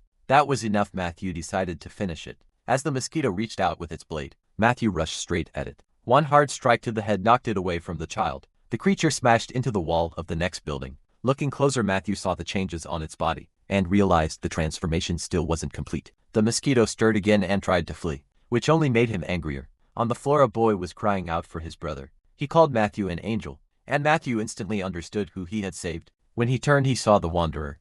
The building couldn't hold much longer and started to collapse. Stones rained down while Matthew dodged them. Above him, he spotted other players still searching for the mosquito. A slow response only irritated him more. He decided the demon was no longer the biggest problem, and walked toward the wanderer. The child called him his brother. Part of the boy's head and one eye were horribly swollen, and Matthew could barely stand to look. Then the scene shifts to revive Suwon City. Polly glares ahead, gritting his teeth and clutching his shoulder. He's with the Misty Flower team. Someone says she's furious that trash beneath even the 12 thrones dared to show up here. A girl steps in front of them holding flies in her arms. She crosses her legs, smiles, and says, "They really do live up to their name. This is Beelzebub, Lord of the 9 demon flies." Polly charges at her, yelling for her to shut up. Beelzebub smiles, lowers her hand, and says, "So this is the mad dog Polly." He lifts his head in fear. A girl runs up with Matthew and shouts for him to stay where he is. She'll be there in a second. But Beelzebub suddenly appears beside her and mocks Misty Flower, saying their only real support must be the Grim Reaper. Then someone swings a sword and shouts, "Hands off." A moment later, Beelzebub's hand is sliced off and sent flying. Still smiling, she starts healing it, and mocks the famous berserker for being so violent. Matthew glares at the enemy, raises a hand toward the girl and tells her to leave. Beelzebub studies him, then notices a girl lying nearby, and asks if the body behind him is what she thinks it is. With a mocking smile, she adds that the girl's destructive power rivals the 12 thrones. Flies begin circling her face. Then a huge explosion of fire erupts nearby. Beelzebub turns toward it, smiling. A girl appears holding out a bloody hand. It's the Witch of Slaughter. Around her lie the bodies of soldiers turned into flies. Beelzebub says that nickname seems too big for her, but admits her resistance is amazing. Even after the babies attacked, she was the first not to become a monster. She smugly tells the girl she should be proud. The Witch of Slaughter says nothing and grits her teeth. Then Polly dashes in, his sword glowing blue, as he yells for her to shut up. Beelzebub grabs a whip and says, "He's fast, the Grim Reaper must have healed him already." She lashes out, he counters, and the two exchange attacks at blinding speed. Then she stretches out a hand toward the Witch of Slaughter, and restores her before turning to Matthew. Matthew turns and hears the witch ask him to kill her. Smiling through a trembling body, she says she doesn't want him to lie to her. Laughing weakly, she adds that he's already grown attached to her. Tears fill her eyes as her whole body shakes, while Matthew stares ahead in silence. He stands there for a few seconds, then steps forward and admits she's right. Matthew raises his sword toward the Witch of Slaughter and tells her they'll meet again in plant. Then the scene cuts to a small boy covered in blood, one eye swollen far beyond normal. Matthew walks up and says it was him. The boy whispers that all his friends are already dead. Matthew freezes for a moment, then takes a few steps closer as the boy says, "They were really kind to him." Smiling faintly, the child looks up and says he'll die soon too. Matthew answers that he will. The boy pictures red-eyed demons and asks why. The protagonist won't smile. That makes Matthew remember begging his sister through tears not to leave him alone, lowering his head. He says he forgot how to smile a long time ago. The boy answers that he still has to. When Matthew asks why, the child starts repeating what the others told him. Then blisters spread across his body, and he adds that if he ever smiled, his hands begin shaking, a claw forms, and he keeps talking, looking at him. Matthew is reminded of the witch's face, and the boy says that person would appear and make him smile. Matthew grips a metal rod and stands there in silence for a few seconds. Mana gathers around the weapon, as he quietly says it'll hurt a little. The boy gives a weak answer, almost nodding along as Matthew swings. The child says he wanted to say one last thing. with his condition getting worse by the second. The little boy whispers mom. Tears well up in his eyes as he says he misses her very much. Then the scene shifts to a ruined building, filled with the bodies of children and teenagers. Matthew stands silently over the dead boy. He lowers his head and looks at him. A single drop falls into a wide puddle. Matthew remembers being on a swing, and thinks about how much he hates little kids. Then he recalls a boy falling right in front of him. The child started crying and his mother rushed over. Right away, watching that, Matthew thought he hated their selfishness. The way they believe their parents would fix everything, if they just cried. He turns aside and watches the boy take his parents' hands and walk off, smiling like hell didn't even exist. Seeing that innocent smile, Matthew thinks children believe happiness can last forever. Now staring at all the blood and dead children, he thinks this is what he lost, when his whole family died before his eyes. Then he notices a small teddy bear at his feet. Picking it up, he says he used to smile so others wouldn't worry. Looking around, he adds that feeling faded in battle and never came back. Even after revival, he sets the bear beside the boy, and says that even if he couldn't cry when they died. Then the scene cuts to a small unit. One man traps a giant fly in a magic net and shouts that it's done for. Behind him, the commander yells that their ally has already become a monster, and must be finished off. Another fighter raises his sword. Then he unleashes a barrage through the net at his former teammate, standing before the boy. Matthew says that at least he can kill him and every other monster too. Next, a news report says the mosquito was defeated, thanks to the werewolf girl's quick and precise response. Matthew watches the TV quietly, as the anchor adds that she received the Brave Child Award from the mayor. Just then his little sister walks into the room. She looks surprised, then thinks her brother hasn't smiled much lately. She hates seeing him so gloomy. Then she remembers what their mother told her. If her brother ever looks sad, she should cheer him up, so the little girl rushes into the room. She jumps onto her startled brother, remembering she was told to hug him tight. Laughing, she clings to him. Matthew pats her head and asks why she's in such a good mood. At last he smiles, and she says she just feels happy. Then she leans and holds out a hand, and whispers for him to come closer so she can tell him something. Instead, she grabs his head and kisses him on the cheek, waving her hands with a big smile. She says she loves her brother more than anything. Matthew touches his cheek, stunned. Then, still feeling that kiss, he smiles. He tells her he loves his sister more than anything too, and she asks if he really means it. A little later, the elementary school sports festival begins. Noah looks down at a paper in surprise as an announcement says, "The partner finding event is starting." He turns, sees all the kids around him and wonders where to find his match. Nearby, he spots Claire and Catherine. He grabs Claire's hand and says they need to run. She asks what's going on, while Catherine, annoyed, tells them to hurry. They have to win. They reach the staff member, who asks to see their note. Noah pulls it out and shows him the paper says puppy, and the man jokingly asks if Claire is the puppy. She grabs the protagonist by the shirt, red-faced, and snaps that she's a fox, not a dog. The protagonist just says they need this win. That makes her pause, blushing. She remembers her friend saying they have to work together if she wants to win and become class president. Next time, Claire shuts her eyes and lets out a bark, and the man laughs, saying she makes a very good puppy. Not long after, MC and his teammate race across the field. His little sister brings him a packed lunch and proudly says she made it for him. No smiles, and says it looks delicious watching them. Catherine grumbles that he looks way too happy. Still annoyed, she asks if he can be nice to people besides his sister, especially after calling Claire a dog. He frowns and says he didn't like doing that. Catherine forced Claire into the contest. Catherine shoots back that otherwise he just slack off. Pointing at herself, she proudly says that as class president, she wants their class to get the top score. Then she goes pale when someone points out that this totally isn't, because the teacher promised them sandwiches if they won. She turns back, raises her fist, and yells that it doesn't matter. Nobody is sneaking off at lunch, and she won't let them off easy. A girl walks over to Olivia, wipes her sweat, and says she did a great job. Olivia calls her mom and says she's fine. Blushing, the girl smiles and says,